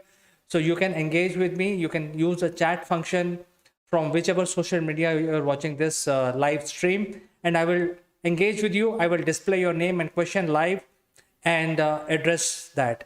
So the whole point is that if you have got an idea now, but what do you do with that idea? I think the first thing you have to do is change your attitude. As I said, you have to start thinking like a billionaire. But what is this attitude? And number one is this attitude is you have to be the best. You have to acquire that skill, whatever activity you're doing. If you are very good in one particular, you have a skill, you have to be the best. And if you're among say 100 people, your friends, and you are actually doing photography, you have to think like that. You have to think that you have to be the best photographer among my friends of 100 people. Similarly, whatever you are doing, you have to be the best. And that is the attitude. And that is what the billionaires also think. They have to have some skills in which they are the best. They have to always acquire more and more knowledge, more and more aptitude about that skill. And it is very important. All billionaires have this attitude to develop their skill, and they have to be the best in that area. So if you look at a billionaire, probably there are not more than 1000 billionaires across 7.x billion people. It's even less than 1%. So if you look at all the billionaires, they are the best in that particular category of skill sets. And that is why if you want to become successful in life, and if you're thinking that you've got an idea and this idea is probably worth $1 million, $1 billion, but you have to answer that question. You have to ask yourself, are you having the skill to develop this idea into reality? And how deep is your skill? So that is the first thing that you have to think. You have to start thinking how to be the best in that area. The number two skill every billionaire, every successful business person must have is care. It's not about you actually. It's about the people who are actually working for you. So most of the companies actually take care are the care managers. So if you are a CEO, your job in life is, somebody will ask you a question. Hey, what's your job in life as a CEO? And the usual answer you will get is, hey, I have to take care of my customers. But as a CEO, you never talk to them. So the reality of life is that if you're a CEO, your job is to take care of people who are working for you. And that is the number two attitude. All the successful business people have this attitude to take care of people of their company. And if they are not able to take care of their people, that company is not going to go anywhere. I mean, imagine a company which has a lot of people, lot of iteration. A lot of people are coming in, going out. Nobody is sticking around, and so on. The company basically survive if you have a long career with that company. So if you are a CEO of an organization, you have to think that what can I do to improve the working condition of my people? The objective is that since you're taking care of your people, your company is one of the best company to work for. There is a work culture, there is a work satisfaction, there is longevity of the career of the people who are working for you. Therefore, these people will actually work better. The output would be better. And that is why people who are actually leading successful businesses always think that they have to take care of the people who are working for them, and all other answers are futile. If somebody says, hey, I have to take care of my product, I have to take care of the customer, those are secondary. The first responsibility of a successful business person is to take care of the people that are associated with this company. And then that brings me to the third point, which is empathy. It's a very confusing term. Everybody says, if you go to YouTube, everybody says you have to be empathy. You have to have, if you're a teacher, you have to have empathy towards student. If you are a CEO, you have to have empathy towards employees. So when you're taking care, unlike the previous point, when you're taking care of your employee, it will translate into empathy. It is a logical transition. But empathy is not equal to pity. So I think that is something that you have to be very, very aware of. When you talk about empathy, it is not equal to pity.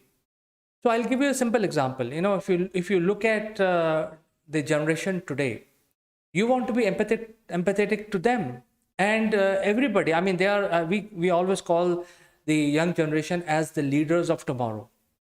But the problem is that the young generation is hooked on to a lot of these new tech devices like mobile phone, and they're always hooked on to different games and stuff like that.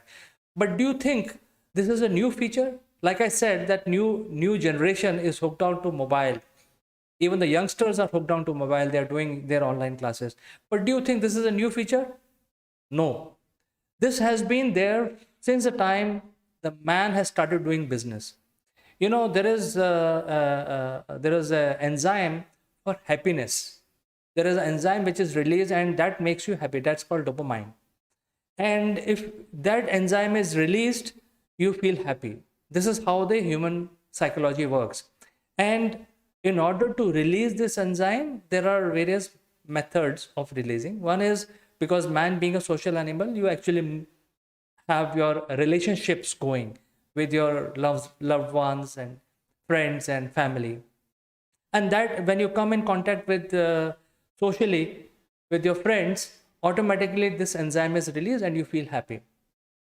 But for some, uh, they get into drinking, they get into narcotics, and that makes them happy. And so it is very well known that, you know, if you drink, it also releases dopamine and makes you happy. And the recent studies have shown that the use of mobile phone also release dopamine. So when the young people who are actually hooked on to mobile all the time, it is basically the feeling of happiness. You know, if you see a person with a mobile phone, he is actually feeling very happy, satisfied that he is carrying a mobile phone in his hand, and he is always on top of things. And when you say that I'm always on top of things, it is about, hey, I'm able to respond to that person within hardly 10 seconds. You know, if I receive a message, my attitude is I have to respond immediately. If I get an email, I have to respond immediately. So it's instant. Unlike the older generation, I'm not from the old generation, but you know, the older generation, before the emails were there, or the SMSs were there, or the instant messengers were there, they had to send a message and they had to wait for 2 days to get a reply, or sometimes 1 week, sometimes a month. So they were not expecting an immediate response from the other person. But in today's era, everyone expect an instant message. There is no time for self-realization. It's instant, and that releases dopamine, makes you happy. The problem is that this kind of lifestyle is also coming into leadership, team leaders, CEOs, C-suite. And you know, everyone is in the same frame of mind. If you're running a startup, you have this troubling sensation in your mind that because you want to be happy, that I want instant results. If I am actually running an organization, why I'm running an organization? Because I expect instant results, and I get rid of the person who cannot give me instant results. So this is a point which I'm making here, that you feel empathy towards your people for whom you're taking care, but then you're actually doing something totally different, because you are now justifying to yourself and to few in your company that you're getting rid of people who are not achieving. And you know, if you look at achievements, every human being has a limit. Every human being comes with a different attitude, and every time the situation does not be conducive to you. So even though you are taking the right step, those right steps may not result into the right effect. So sometimes the successful people also may not achieve the targets, but then you as a C-suite in today's environment don't have patience, because you're used to that kind of work. You want instant gratification. And the culture of hire and fire starts creeping in. If you're not able to achieve results, you are fired from the organization. And if you're basically, you know, if you do that, then obviously, where is that question of taking care of your people? You're definitely not taking care of your people, isn't it? So this is something which is we have to understand. When we start thinking about converting our ideas into $1 billion idea, we have to start thinking that the empathy is not equal to pity. That in spite of you failing, I have empathized and I have retained you in the job. This is not the right thinking. I'll tell you, this is exactly happening to the kids also nowadays. you see what happens is when the kids also, they get the certificate for participation. When we were actually studying, we used to only get three certificate: A, first, gold, silver, and bronze. Whatever we do, first, second, and third. There were no further position. If there are 40 students in the class, there was no consolation prizes. There was nothing like that. There was a first, second, and third positions in the class. But today, what is happening? You don't want, as a teacher, you don't want the students to feel bad. So there are certificate given to everyone. Hey, you participated in this quiz. So what if you did not win it? But since I'm giving you a certificate, that means I'm basically empathizing with you so that you can come back tomorrow and do better. Now, two things will happen. If you're doing this, the first one feels miserable because he actually stood first, but his certificate is now less valuable because everybody got a certificate. And the people who did not deserve to be the first, they also got certified. So they are thinking that, hey, I didn't deserve to get that certificate. So they are even feeling more miserable. So the empathy, understanding of empathy is totally misleading in today's environment, and therefore the people who are thinking like billionaires, they understand what is pity and what is empathy. So the point number 3 is that empathy is not equal to pity. And that brings me to my most important point about winning and losing.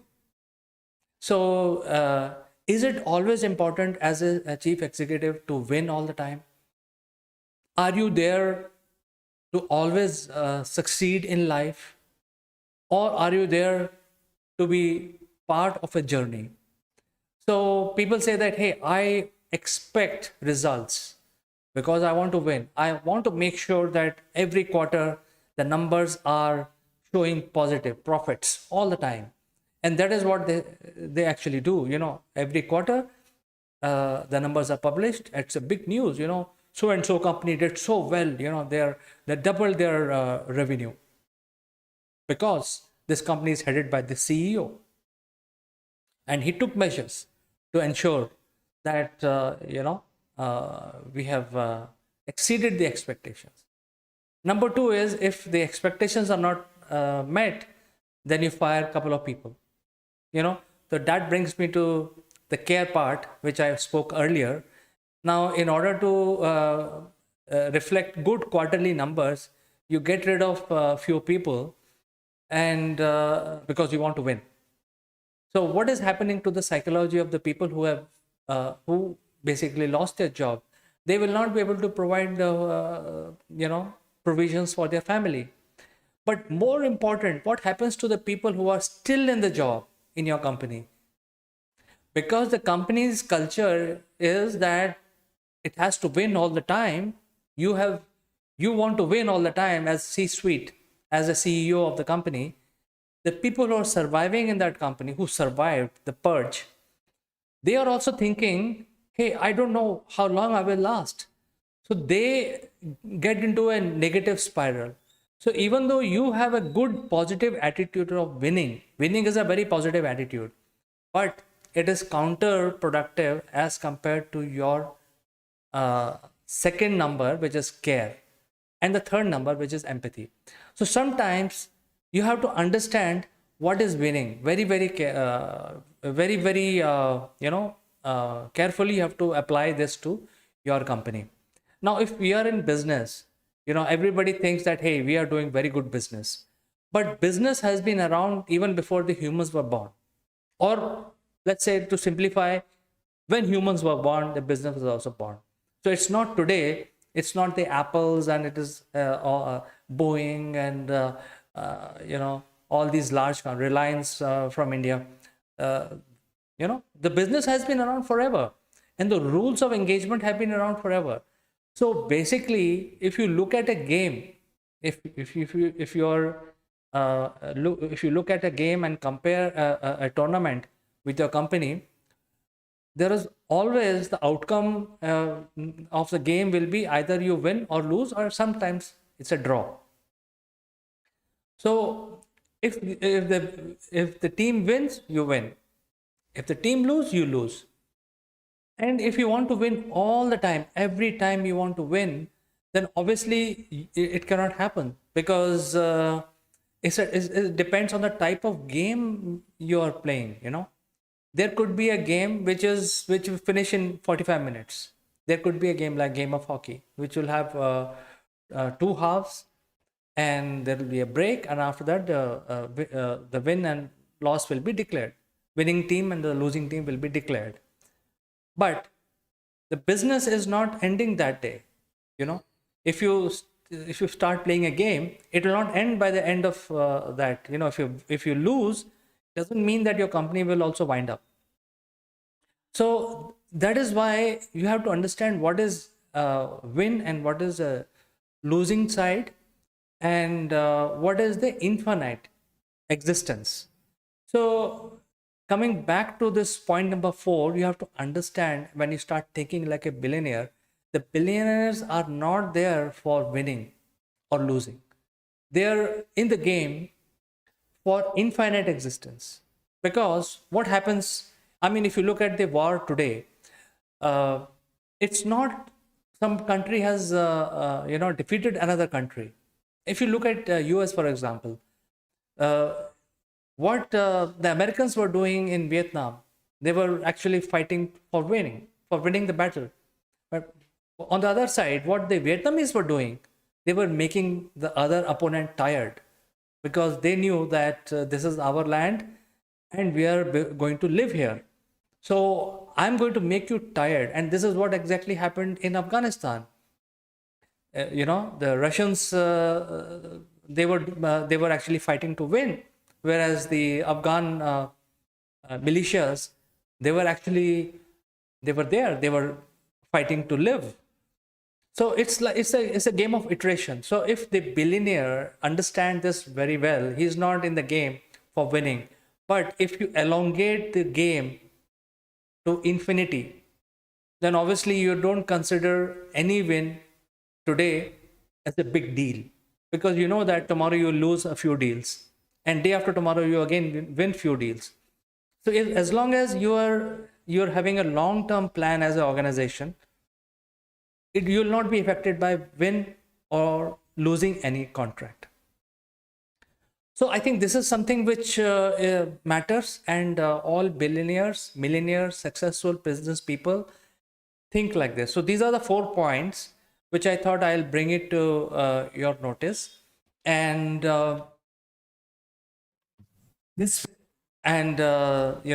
sure that you understand that the idea is definitely important, but if you don't have the aptitude or attitude to convert that idea into a $1 billion business, then this idea will be of no use. So I end my discussion, friends, here. And I like to say thanks to people who have sent messages, and also big thanks to Performance Works International for sponsoring this video. Their support help us make this knowledge-based video. So now I end by giving you a message from them. This video is sponsored by Performance Works International. Are you ready for the challenges facing the modern workplace? Recent events have taught us the importance of transformation. Businesses now face a perfect storm of challenges. No business is too big to fail, and many are too slow to succeed. Our workforce is changing fast.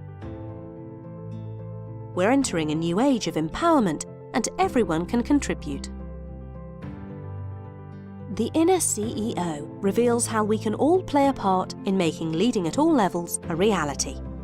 Written by Jeremy Blaine, an expert on business transformation and growth, it provides a roadmap to help everyone unleash their inner CEO and contribute beyond their job role, whatever their level.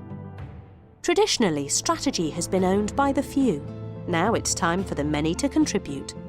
Leadership must come from a broader base. Everyone has the potential to step up and make things happen. It's a new model of collective and collaborative leadership which unleashes the power of people, enabled by appropriate technology and a supportive management structure. The book provides a roadmap for a bold new age of empowerment. Supported by a range of resources, the book provides a toolkit to help anyone unleash their inner CEO. Organisation health, development and growth is owned at all levels. Are you ready to unleash the inner CEO?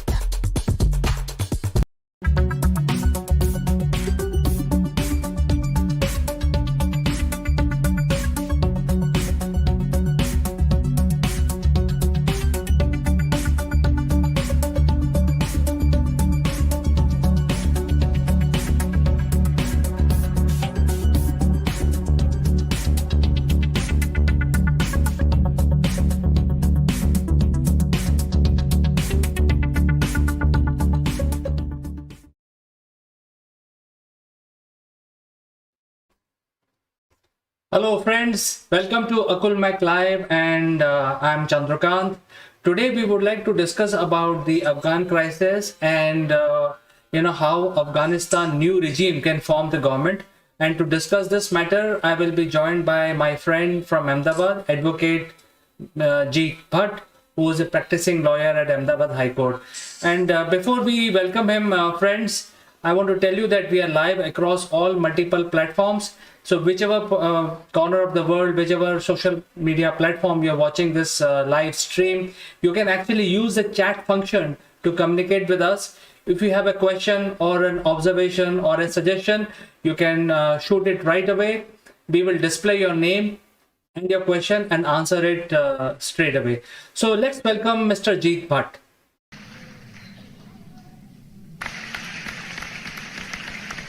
Thank you for having me on your show, Akul Mac Live.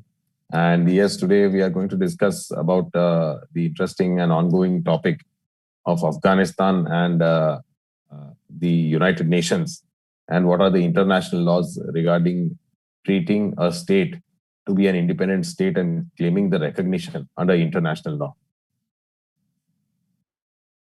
Yes, Jeet, in fact, I was also reading the United Nations Charter, and I think there are 200 and odd countries today that exist in our world. And the world is totally different. If you look at the world today, it is not what it used to be 500 years back. And in order to become an independent, sovereign nation or a country or a government or a state, there are certain criteria that a country has to fulfill. So I think over to you. You can tell us, tell our viewers about the legal criteria that United Nations has set for a country to be called an independent and sovereign nation. Over to you, Jeet. Yes, Chandrakant, absolutely. World has changed over 500 years. We see a lot of change in a lot of ways. But certainly state and its existence and the sovereign powers that it exercises certainly is a legal concept which has been developed under the international law.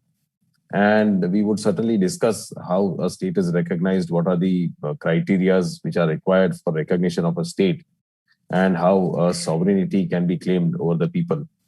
But yes, United Nations is the body which deals with a lot of international laws and its implementation and execution. But it will be amusing to know that Afghanistan was one of the first members to join the United Nations in the year 1945, when United Nations came into existence. But right now it is going through its own crisis. And therefore, we are going to discuss on its way ahead and how international law sees the current situation. But with respect to the obligations and the requirement of becoming a state, the international law provides that either a new state is born from an existing state, or an old state which disappears and comes with a new name, or by splitting an existing state into two states. So the states, if they enjoy certain rights, privileges, and obligations, then if it can get the recognition as a state, which is very essential under the international law.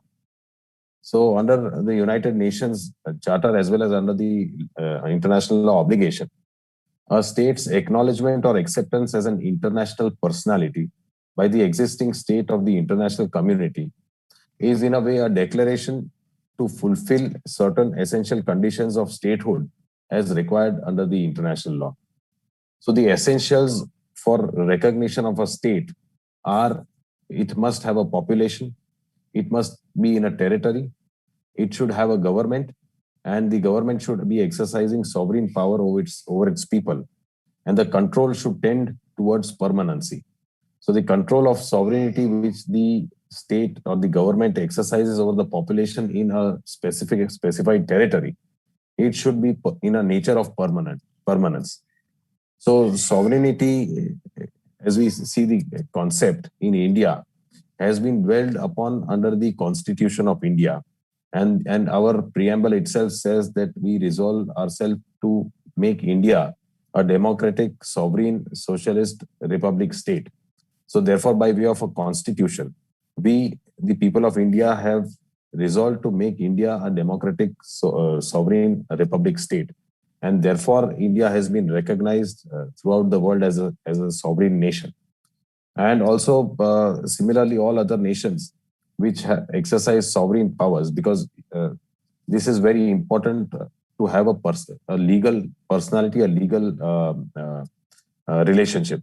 So therefore, it is a very important concept, and it requires these 5 conditions. If it fulfills these 5 conditions, then it can be recognized by other existing states to be a recognized state in the world over.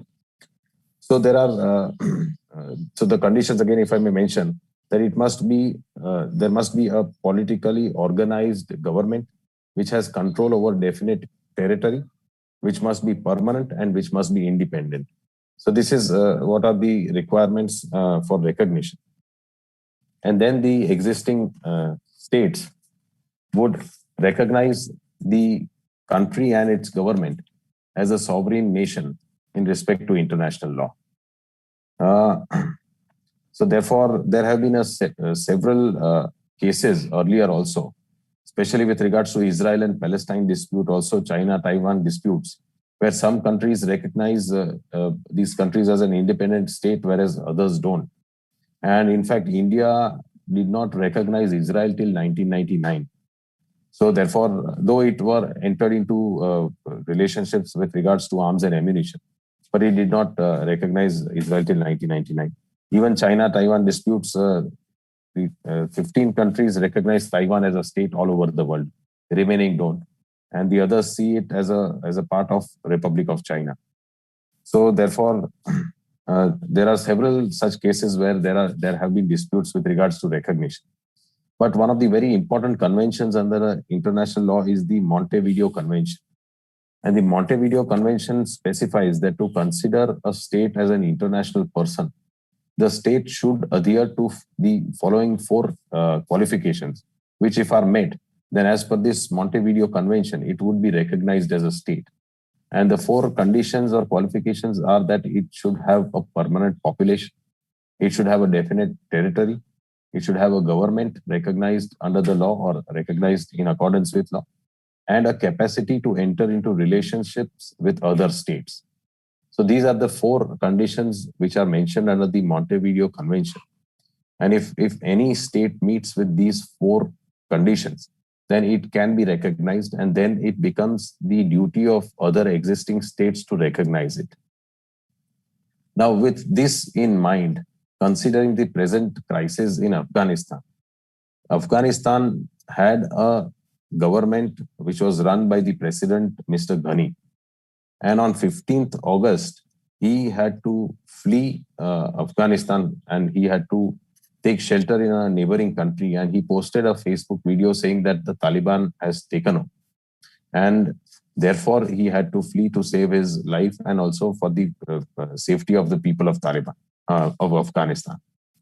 Now, being a president under the constitution of Afghanistan, the only way for Mr. Ghani to have abandoned his post of presidentship was to tender a resignation. Now, if he tendered a resignation, then the vice president would have taken over. And Vice President Mr. Saleh also had to flee from Afghanistan, and that was the situation that was created by Taliban. So, under the constitutional setup of Afghanistan, the Taliban has not taken over through legal means. So, the taking over of Taliban of Afghanistan is not in accordance with the constitutional law of Afghanistan. And therefore, there is a debate going on under the international law that though Taliban, because Afghanistan has been recognized as a state, the question is whether to recognize Taliban as its government in respect to international law. Now, Afghanistan does have a permanent population. It does have a definite territory because territories have been defined. It does have a government. And Taliban has claimed to have taken over and it has already formed a new government. It also has the capacity to enter into relationships with other states. But the only question is that the government established by Taliban is not through legal and constitutional sources. And therefore, whether in accordance with these conventions, can it be said that Taliban has taken over the reins through legal and constitutional means? And the answer, in accordance with the Afghanistan's constitution and the rules of law, is that it is not taken over in accordance with law. It has been taken over by force. So therefore, it is a government established, but not in accordance with law. But we have seen experiences under the international law where though the governments have been taken over, there have been dictatorships, etc.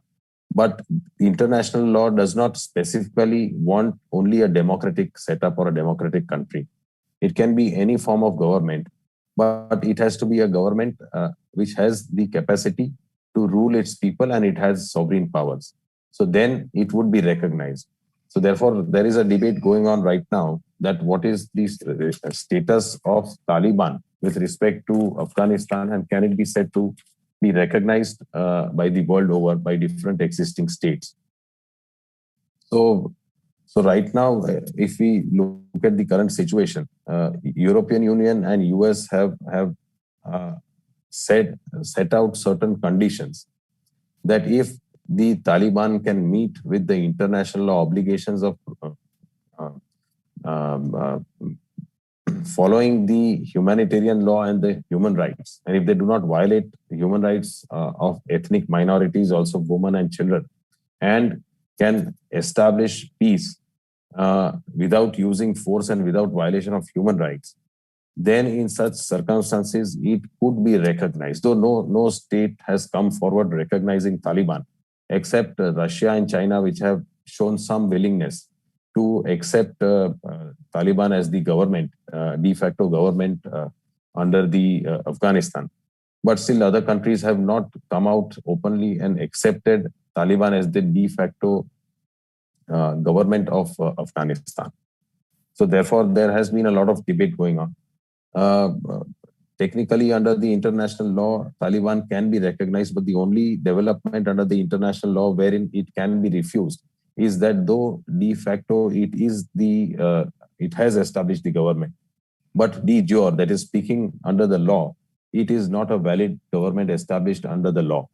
And therefore, that is the predicament which might come for other countries to accept Taliban as the government of Afghanistan. But what I see through the statements being made is that if the Taliban is able to meet with certain conditions of complying with human rights and other international law obligations, then some governments would accept Taliban as the government of Afghanistan.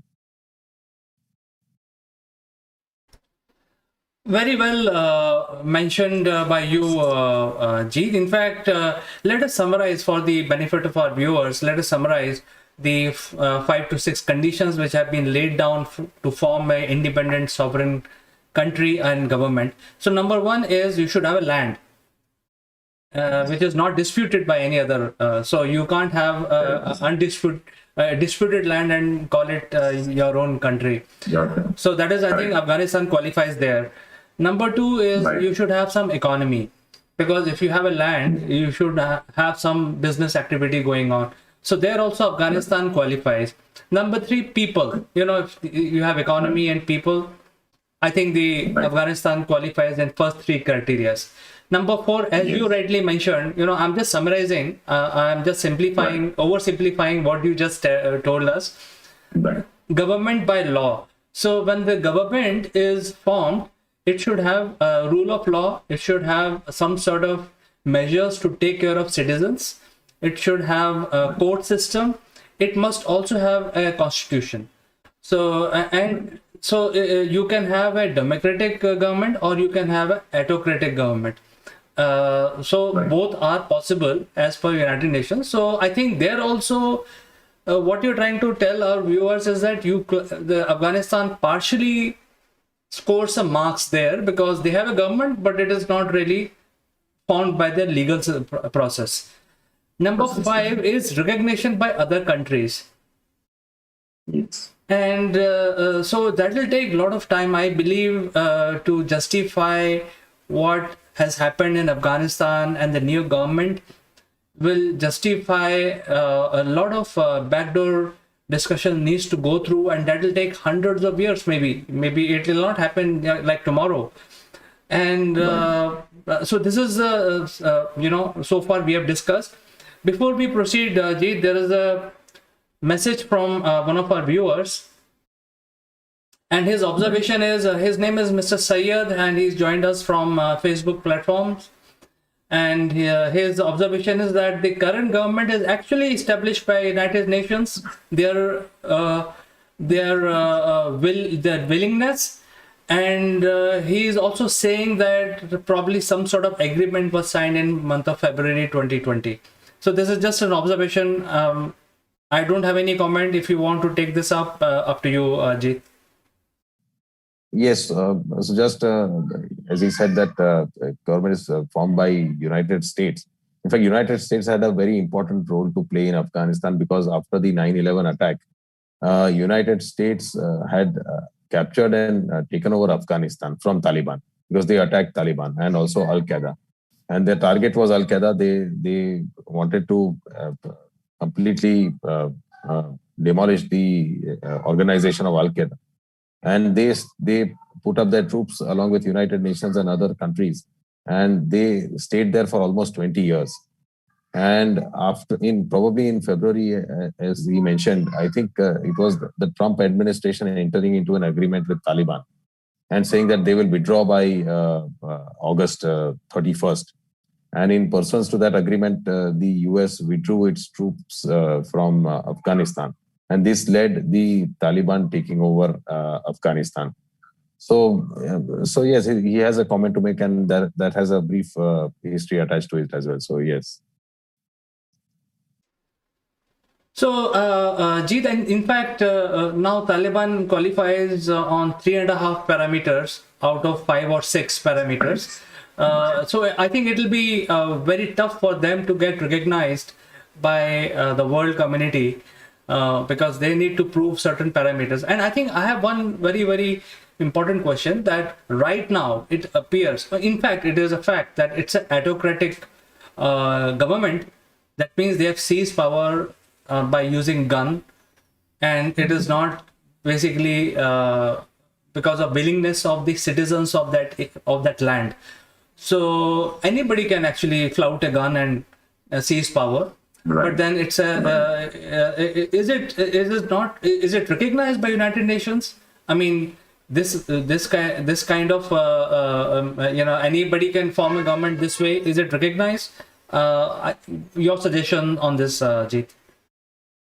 International law is also developing along with other areas of law, as we see domestically as well as internationally. So here, right now, there is a big debate going on whether to recognize a government which has not followed the legal parameters and which has taken over by force. So there can be revolt and there can be revolution in a lot of countries, and which may result into overthrowing the government, or it may result into making a new country. But every time it is not possible that this will, because though India is a leading example, because we threw the Britishers by non-violence and through peaceful movement, but that is not possible for a lot of other countries which used force. So therefore, they have been recognized in past. But right now, there is a debate going on whether to recognize countries which have formed government through measures beyond the rule of law and beyond constitutional parameters. But I think time will tell if Taliban ultimately gets recognition. But it will have to prove itself, and it will have to show that it complies and protects and preserves the rights of its citizens and individuals in the country.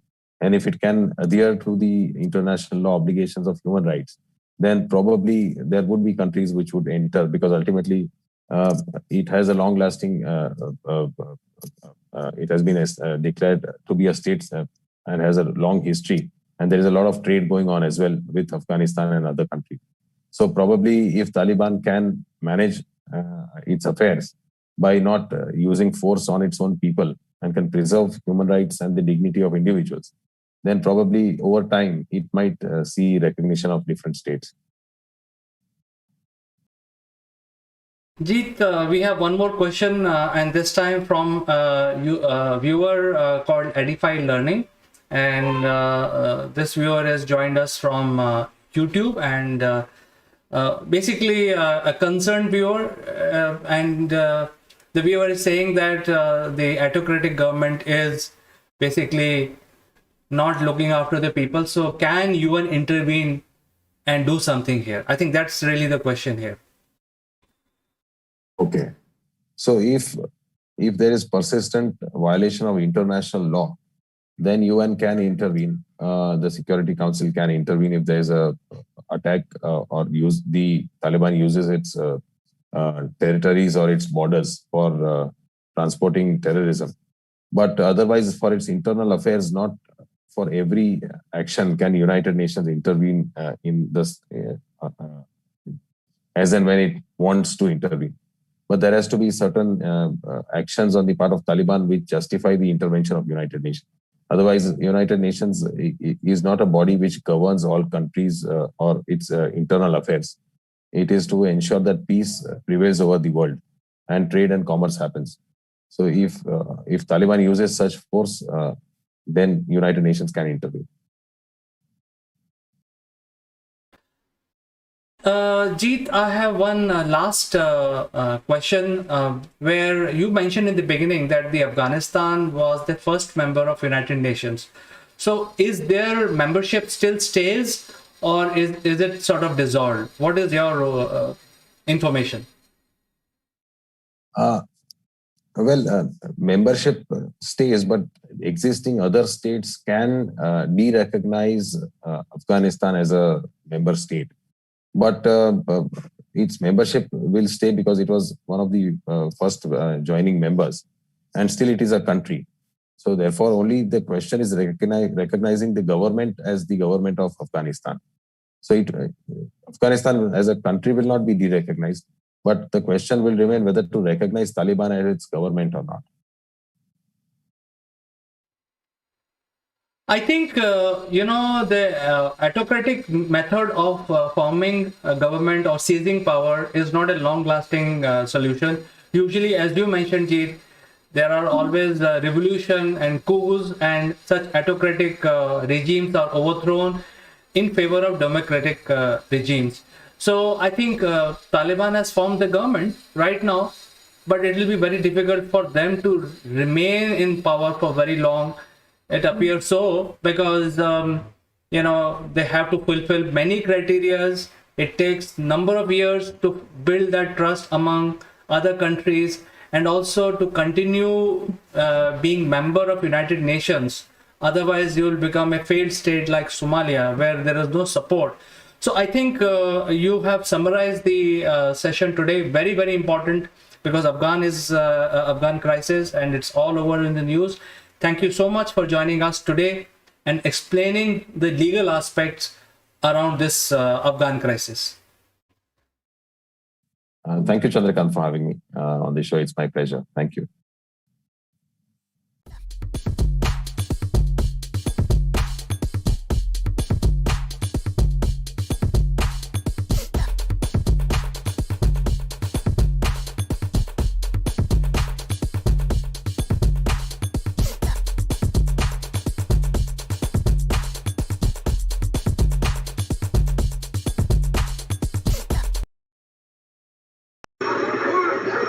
Who let the dogs out?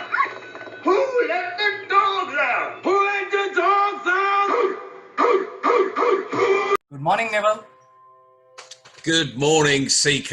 It's Friday, it's day 10 of lockdown, and you've got some great news, I hear, from what happened yesterday.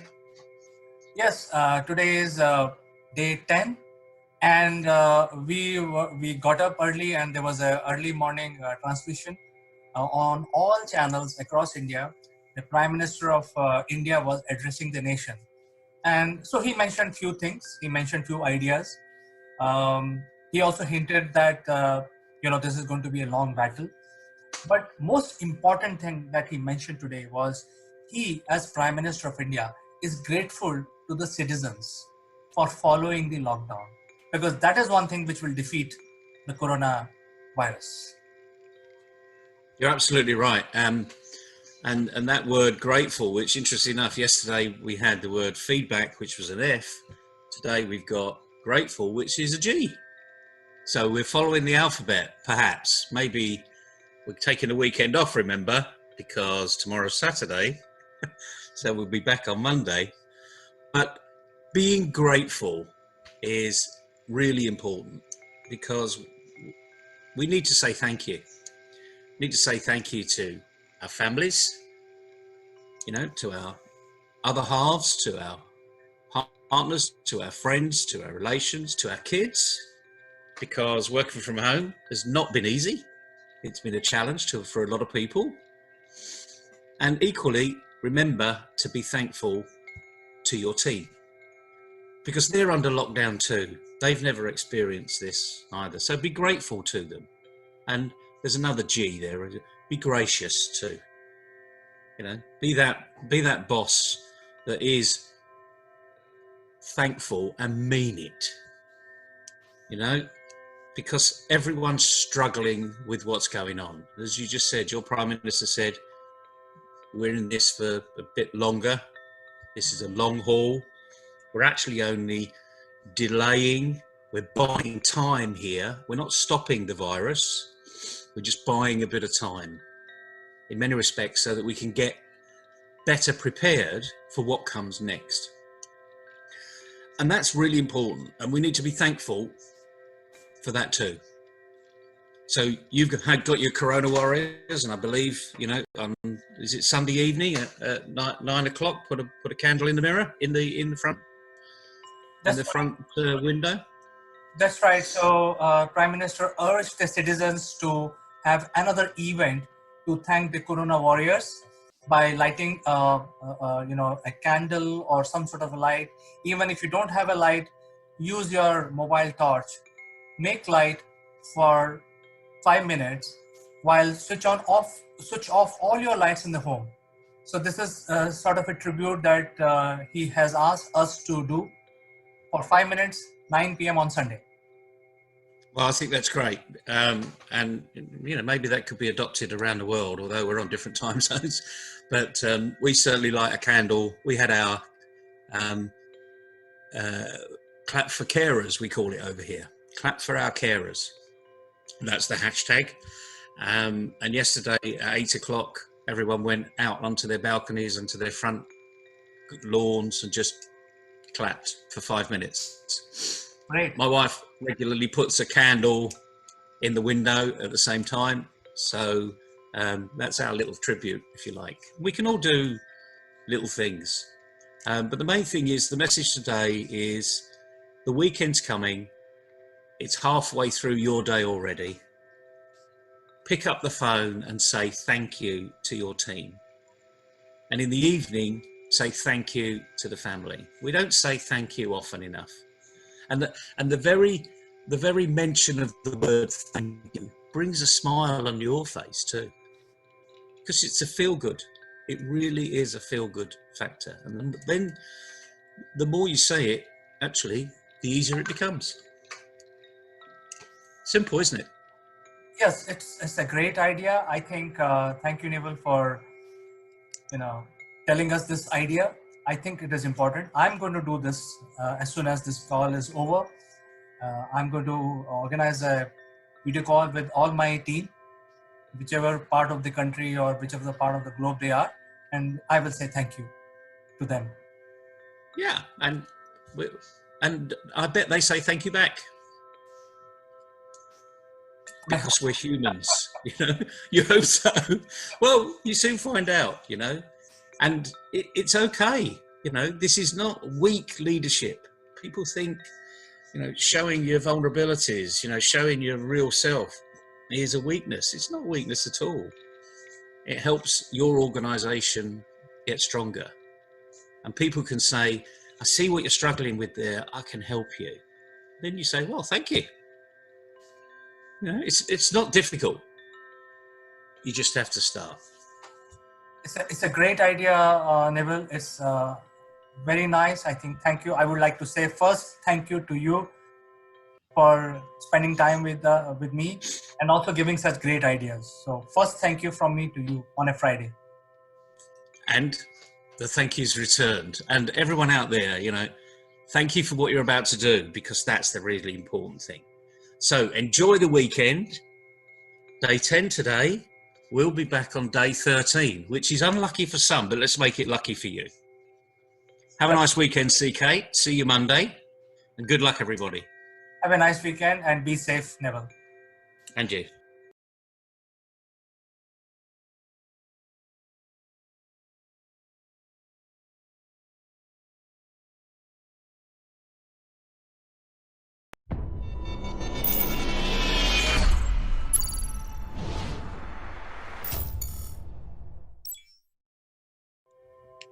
Hello friends, this is Chandrakant from Akul Mac, and I graciously welcome you all on this edition of Legal Matters.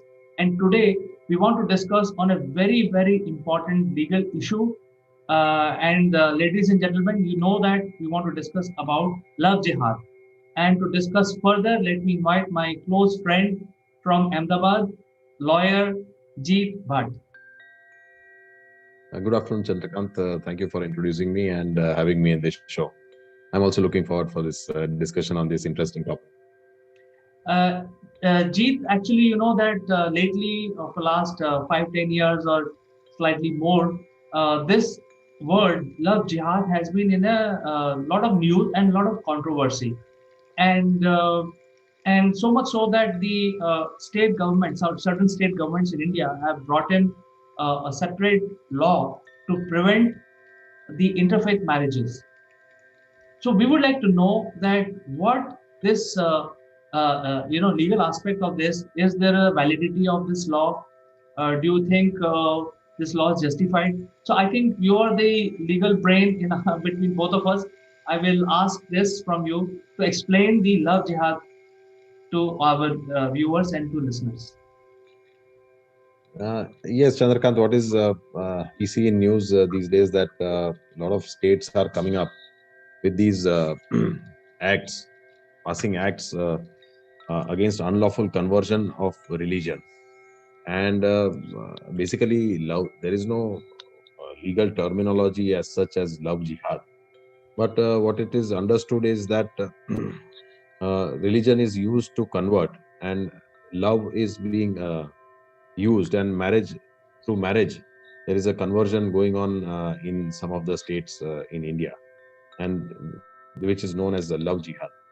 But all these acts which have been passed against conversion speak about unlawful conversion which has been done through fraudulent or illegal means. but it does not in any manner stop the willful conversion of any individual from one religion to another. And it cannot as well, because the right to practice, profess, and propagate a religion, any religion, is a fundamental right of every individual. And it is guaranteed under Article 25 of the Constitution of India, which is subject to certain restrictions, of course. But basically, what Article 25 guarantees to every citizen is the freedom of conscience and free profession, practice, and propagation of religion, which provides that all persons are equally entitled to freedom of conscience and the right to freely profess, practice, and propagate religion, but that is subject to public order, morality, and health, and to the other provisions of the Constitution, fundamental rights of the Constitution. So it is subject to other fundamental rights and is also not permissible when it is against public order, morality, and health. So these three are the basic restrictions imposed on any individual to practice and profess and propagate his right to religion. But otherwise, right to freedom of religion is guaranteed from Article 25 to 28, wherein the first is the freedom of conscience and free profession, practice, and propagation of religion. The next is freedom to manage religious affairs and freedom as to payment of taxes for promotion of any particular religion, and freedom as to attendance at religious instruction of or religious worship in a certain educational institute. So freedom of religion is prescribed as fundamental rights guaranteed under Part 3 of the Constitution of India. So there cannot be any law which violates the fundamental rights guaranteed by the Constitution. And if any law which is passed in violation would be declared to be void or would become inconsistent with respect to the extent it is in violation of the fundamental rights. But recently, what we find is that the Uttar Pradesh government has come out with the Uttar Pradesh Prohibition of Unlawful Conversion of Religious Ordinance 2020, in which the conversion and what section 3 provides is for unlawful conversion to be an offense. It says that no person shall convert or attempt to convert, either directly or otherwise, any other person from one religion to another by use or practice of misrepresentation, force, undue influence, coercion, allurement, or by any fraudulent means, or by marriage, nor shall any person abet, convince, or conspire such conversion. So, conversion which is done through such illegal means under undue influence, so by making false representations or by making false statements, if or under coercion, which means by threat or under some fear, or through some kind of allurement of giving monetary benefits or a better life. So all such types of conversion which are done using such tactics is made illegal and an offense under this UP Prohibition of Unlawful Conversion Act of 2020. So this act also speaks about the validity of marriages which are done, and also it imposes restrictions, and also prior permissions are required in order to convert one person from one religion to another, wherein an application has to be made to the district magistrate 60 days in advance, and thereafter an inquiry would be held by the district magistrate through the police. And on the basis of that inquiry, if ultimately it is found that it is done through free will and it is not in any manner an unlawful uh, conversion, then such permission would be granted by the district magistrate. So uh, this is the basic scheme of this ordinance which is passed by the Uttar Pradesh. But I must also point out that this is not the first uh, anti-conversion act passed by any state in India. There are around 8 states in the country which has anti-conversion laws having, to an extent, similar provisions restricting conversion from one religion to another by unlawful means. And in fact, it would be interesting to know that the parliament also in the initial days in 1954 as well as in 1960 attempted to bring an anti-conversion law at the central national level, but somehow at that time it could not gain majority, and therefore it could not fructify. But there is a legal impediment in creating a national law is because the public order under which these acts are passed is exclusively in the domain of the state, and therefore only the state legislature can enact such laws on anti-conversion. The national, it would not be possible for the central government to come out with a legislation through the parliament. So therefore, there are 8 states in India which already have these anti-conversion laws, and Uttar Pradesh is the ninth state, and there are a couple of more states who are also planning to bring out this anti-conversion law. But the initial acts which were passed by the state legislature in the year 1967 in Madhya Pradesh, those acts were challenged for the Supreme Court, saying that they violate Article 25 of the Constitution, and such acts, therefore, are unconstitutional and cannot be passed by the state government.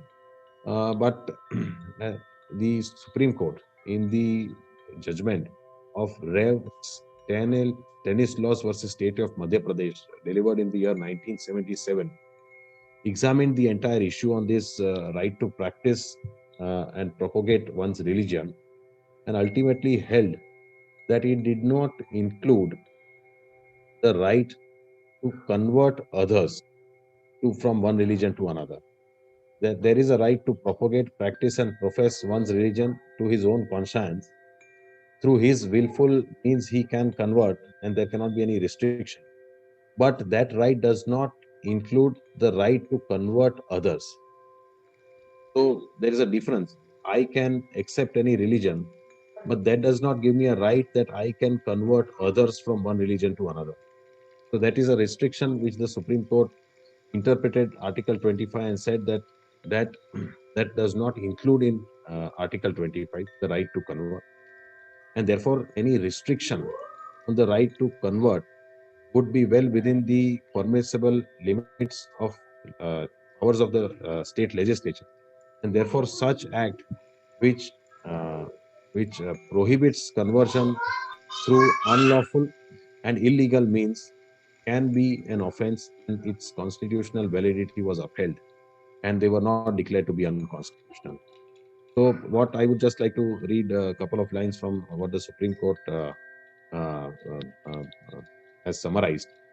I quote that it has to be remembered that Article 25, subclause 1 guarantees freedom of conscience to every citizen and not merely to the followers of one particular religion. And that in turn postulates that there is no fundamental right to convert another person to one's own religion. Because if a person purposely undertakes the conversion of another person to his religion as distinguished from his effort to transmit or spread the tenets of his religion, that would impinge on the freedom of conscience guaranteed to all the citizens of the country. So this is what the Supreme Court held, and also why the Supreme Court permitted these anti-conversion law was because it holds that Article 25 stipulates that the right is subject to public order. The court also found that the acts clearly provide for the maintenance of public order. For if forcible conversion had not been prohibited, that would have created public disorder in the states, and that the expression public order is of wide connotation. On the question of competence, the court found that the acts fall within the purview of the states pursuant to entry 1 and list 2 of the Constitution's 7th schedule, and are not regulated as a subject of religion, which is under the residuary jurisdiction of the central legislature. So this is how the Supreme Court in 1977 found certain anti-conversion statutes passed by Madhya Pradesh and Orissa states as constitutionally valid and permissible. With respect, so therefore there is no wrong or there is no unconstitutionality with respect to passing of anti-conversion law.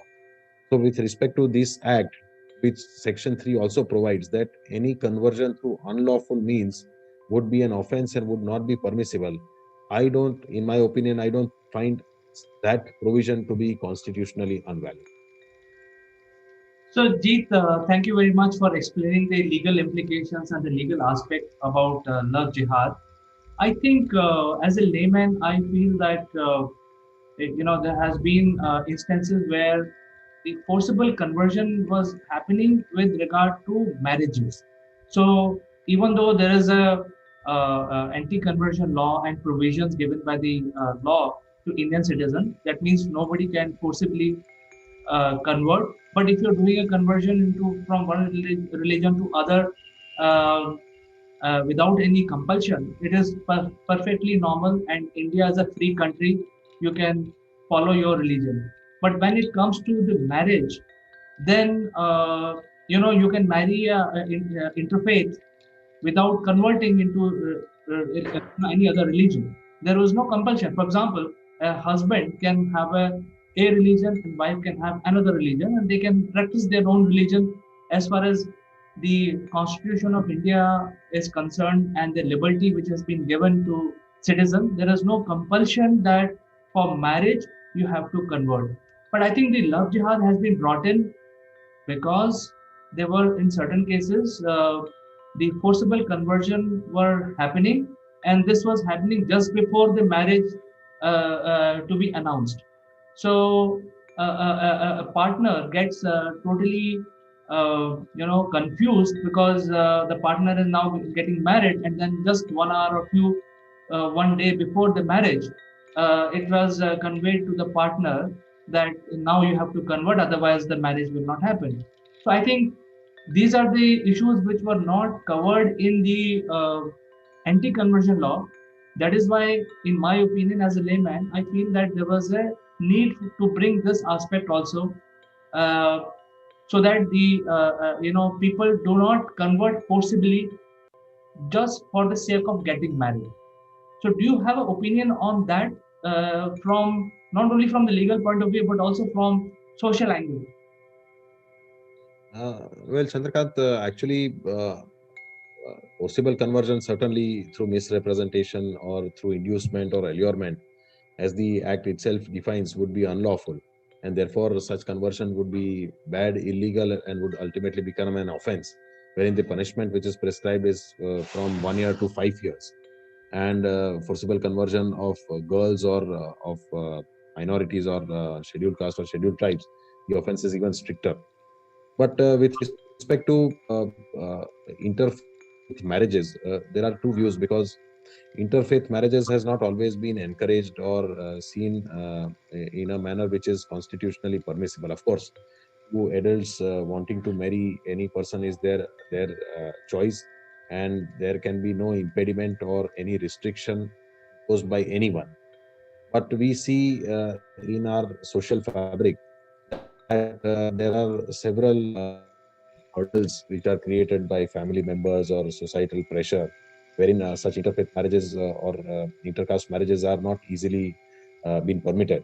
And we have also seen the consequences when, despite the adults wanting to marry, and if they marry by running away, then we have seen terrible instances where the Khap Panchayat or even the family members, they kill their own kith and kin, and which is completely unconstitutional, impermissible, and it is extremely barbaric. So there needs to be protection of choice, freedom of choice, and liberty. So when two adults want to marry any person of any faith through their free will, there cannot be any impediment, and that should be clearly enforced and also protected by the state. And what we also see is that there was a survey wherein it was found that in last 1 month alone, there were 117 cases filed in the High Court uh, by couples who were wanting to marry or were married for protection, as they were threatened by their family members or other community members or religious members. And the High Court has throughout directed the senior superintendent of police and district police officers to act upon the complaints of the couples who are facing threat to life and liberty from relatives on account of their marriage outside caste or religion. And therefore, the high courts and the Supreme Courts have always upheld and protected this right of choice and liberty of every adult individual. and it also directs the senior officers to grant protection to such couples who want to live on their own free will. But yes, with respect to fraudulent marriages which are done by alluring or giving some monetary benefits or by way of illegal means, certainly that would cannot be also permitted at the same time. But unnecessary restrictions which I find in this act is that it is not just that an advance intimidation is required to be given to the district magistrate. It is also that the permission is to be sought and inquiry is held, and the district magistrate in every case would find out through police means that whether the couple which is marrying or if there is any conversion that is happening through free will.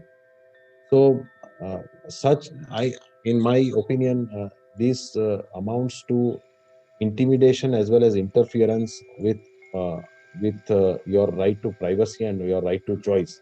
Because every decision or every person who is trying to convert or trying to marry some other person from another religion is not through illegal means. So those who are legally trying to settle into their marriage interfaith or intercaste would not like such restrictions or such permissions to be obtained, because if I want to marry any person, I don't have to seek any permission from any other authority. So this authoritarian approach of the government, which makes me take permission before marrying, I find it a little intimidating and violating my right to privacy and the right to freedom of choice which I have.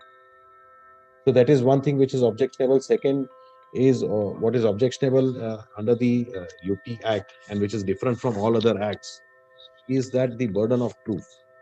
Now, so if any person who complains that this marriage or conversion is illegal, then it is not just that the victim who is being converted or who is being allured into marriage can only register the FIR or initiate prosecution. It is any person in his family member, it can be any blood relative uh, who has a right to lodge a first information report, that is the FIR, and initiate a prosecution, which I believe is also intrusive, because the victim, if there is a victim who has been lured into love jihad or has been converted through some fraudulent means, he can very well come up and say that I've been I've been fraudulently converted from one religion to another. But his parents, so suppose my parents do not want me to marry into another intercaste marriage, then even though it is within my choice and my right, and I'm an adult wanting to marry, my parents or any blood relative or any community member can object and initiate a prosecution. That is one thing. Another thing which is objectionable, and the third thing is the burden of proof, which says that the burden of proof as to whether a religious conversion was not affected through misrepresentation, force, undue influence, coercion, allurement, or by any fraudulent means lies on the person who has caused the conversion, and whether such conversion has been facilitated by any person on such other person. So the burden of proof is against the person who has caused conversion. Now, this is again also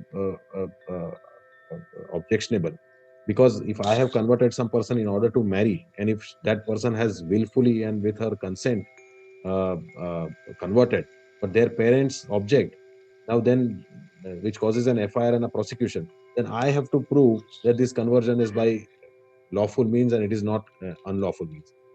Now this is so these are the three objectionable things in the act.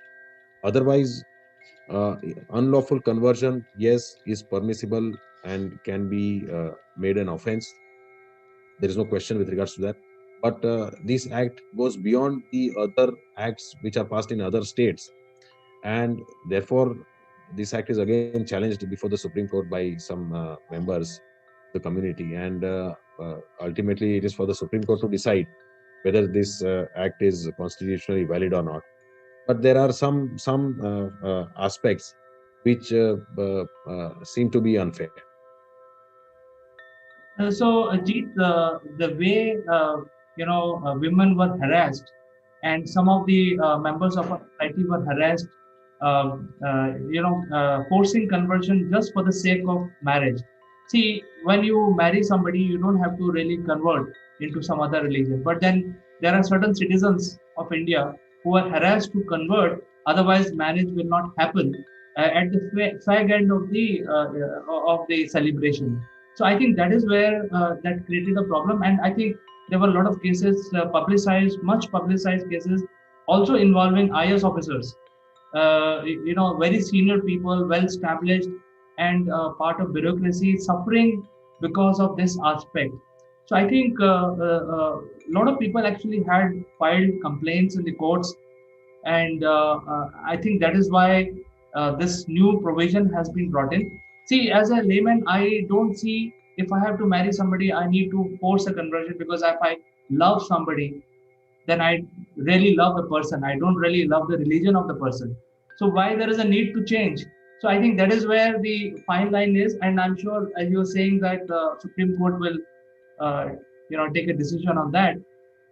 But I think there was a social angle associated with it, where people were suffering. There were a lot of complaints for last many years, maybe 100 years, and finally, certain governments chose that they basically will brought in the law to prevent it in some form or the other.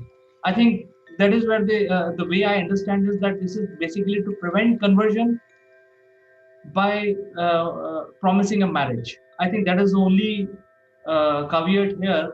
And moreover, so if you basically say that, hey, I am willfully converting, there is no problem. You go ahead and marry. But if you don't know about that conversion aspect and you're getting into a marriage, and then at the fag end of the situation, you have been told that you have to marry because we will not marry until unless you convert, that is where the problem lies. Right. To that, you are right, because there is a difference between unlawful conversion and lawful conversion, and that has been clearly laid down in the Act. So my only concern is that those who are lawfully wanting to settle by way of marriage should not be harassed only because there are certain elements who try to unlawfully take advantage. So that is the only concern. Otherwise, illegal or unlawful conversion is not permissible, also under the Constitution as well as under the Act, and therefore there cannot be any problem to that. So but they should not harry the persons who are on the right side of it. I think your concerns are well taken and appreciated, because obviously the harassment should not be there, because two people are in love with each other and they're trying to marry. It should not lead to some sort of harassment. I think the legal fraternity will take a right decision. The matter is in Supreme Court. I'm sure the judges, honorable judges, will basically decide what is best for India. So absolutely. Thank you for finding time and discussing this very, very important subject and clarifying some of these legal aspects to our listeners and viewers. Jeet, thank you so much, and I will catch up with you next Tuesday. Thank you very much. Bye-bye.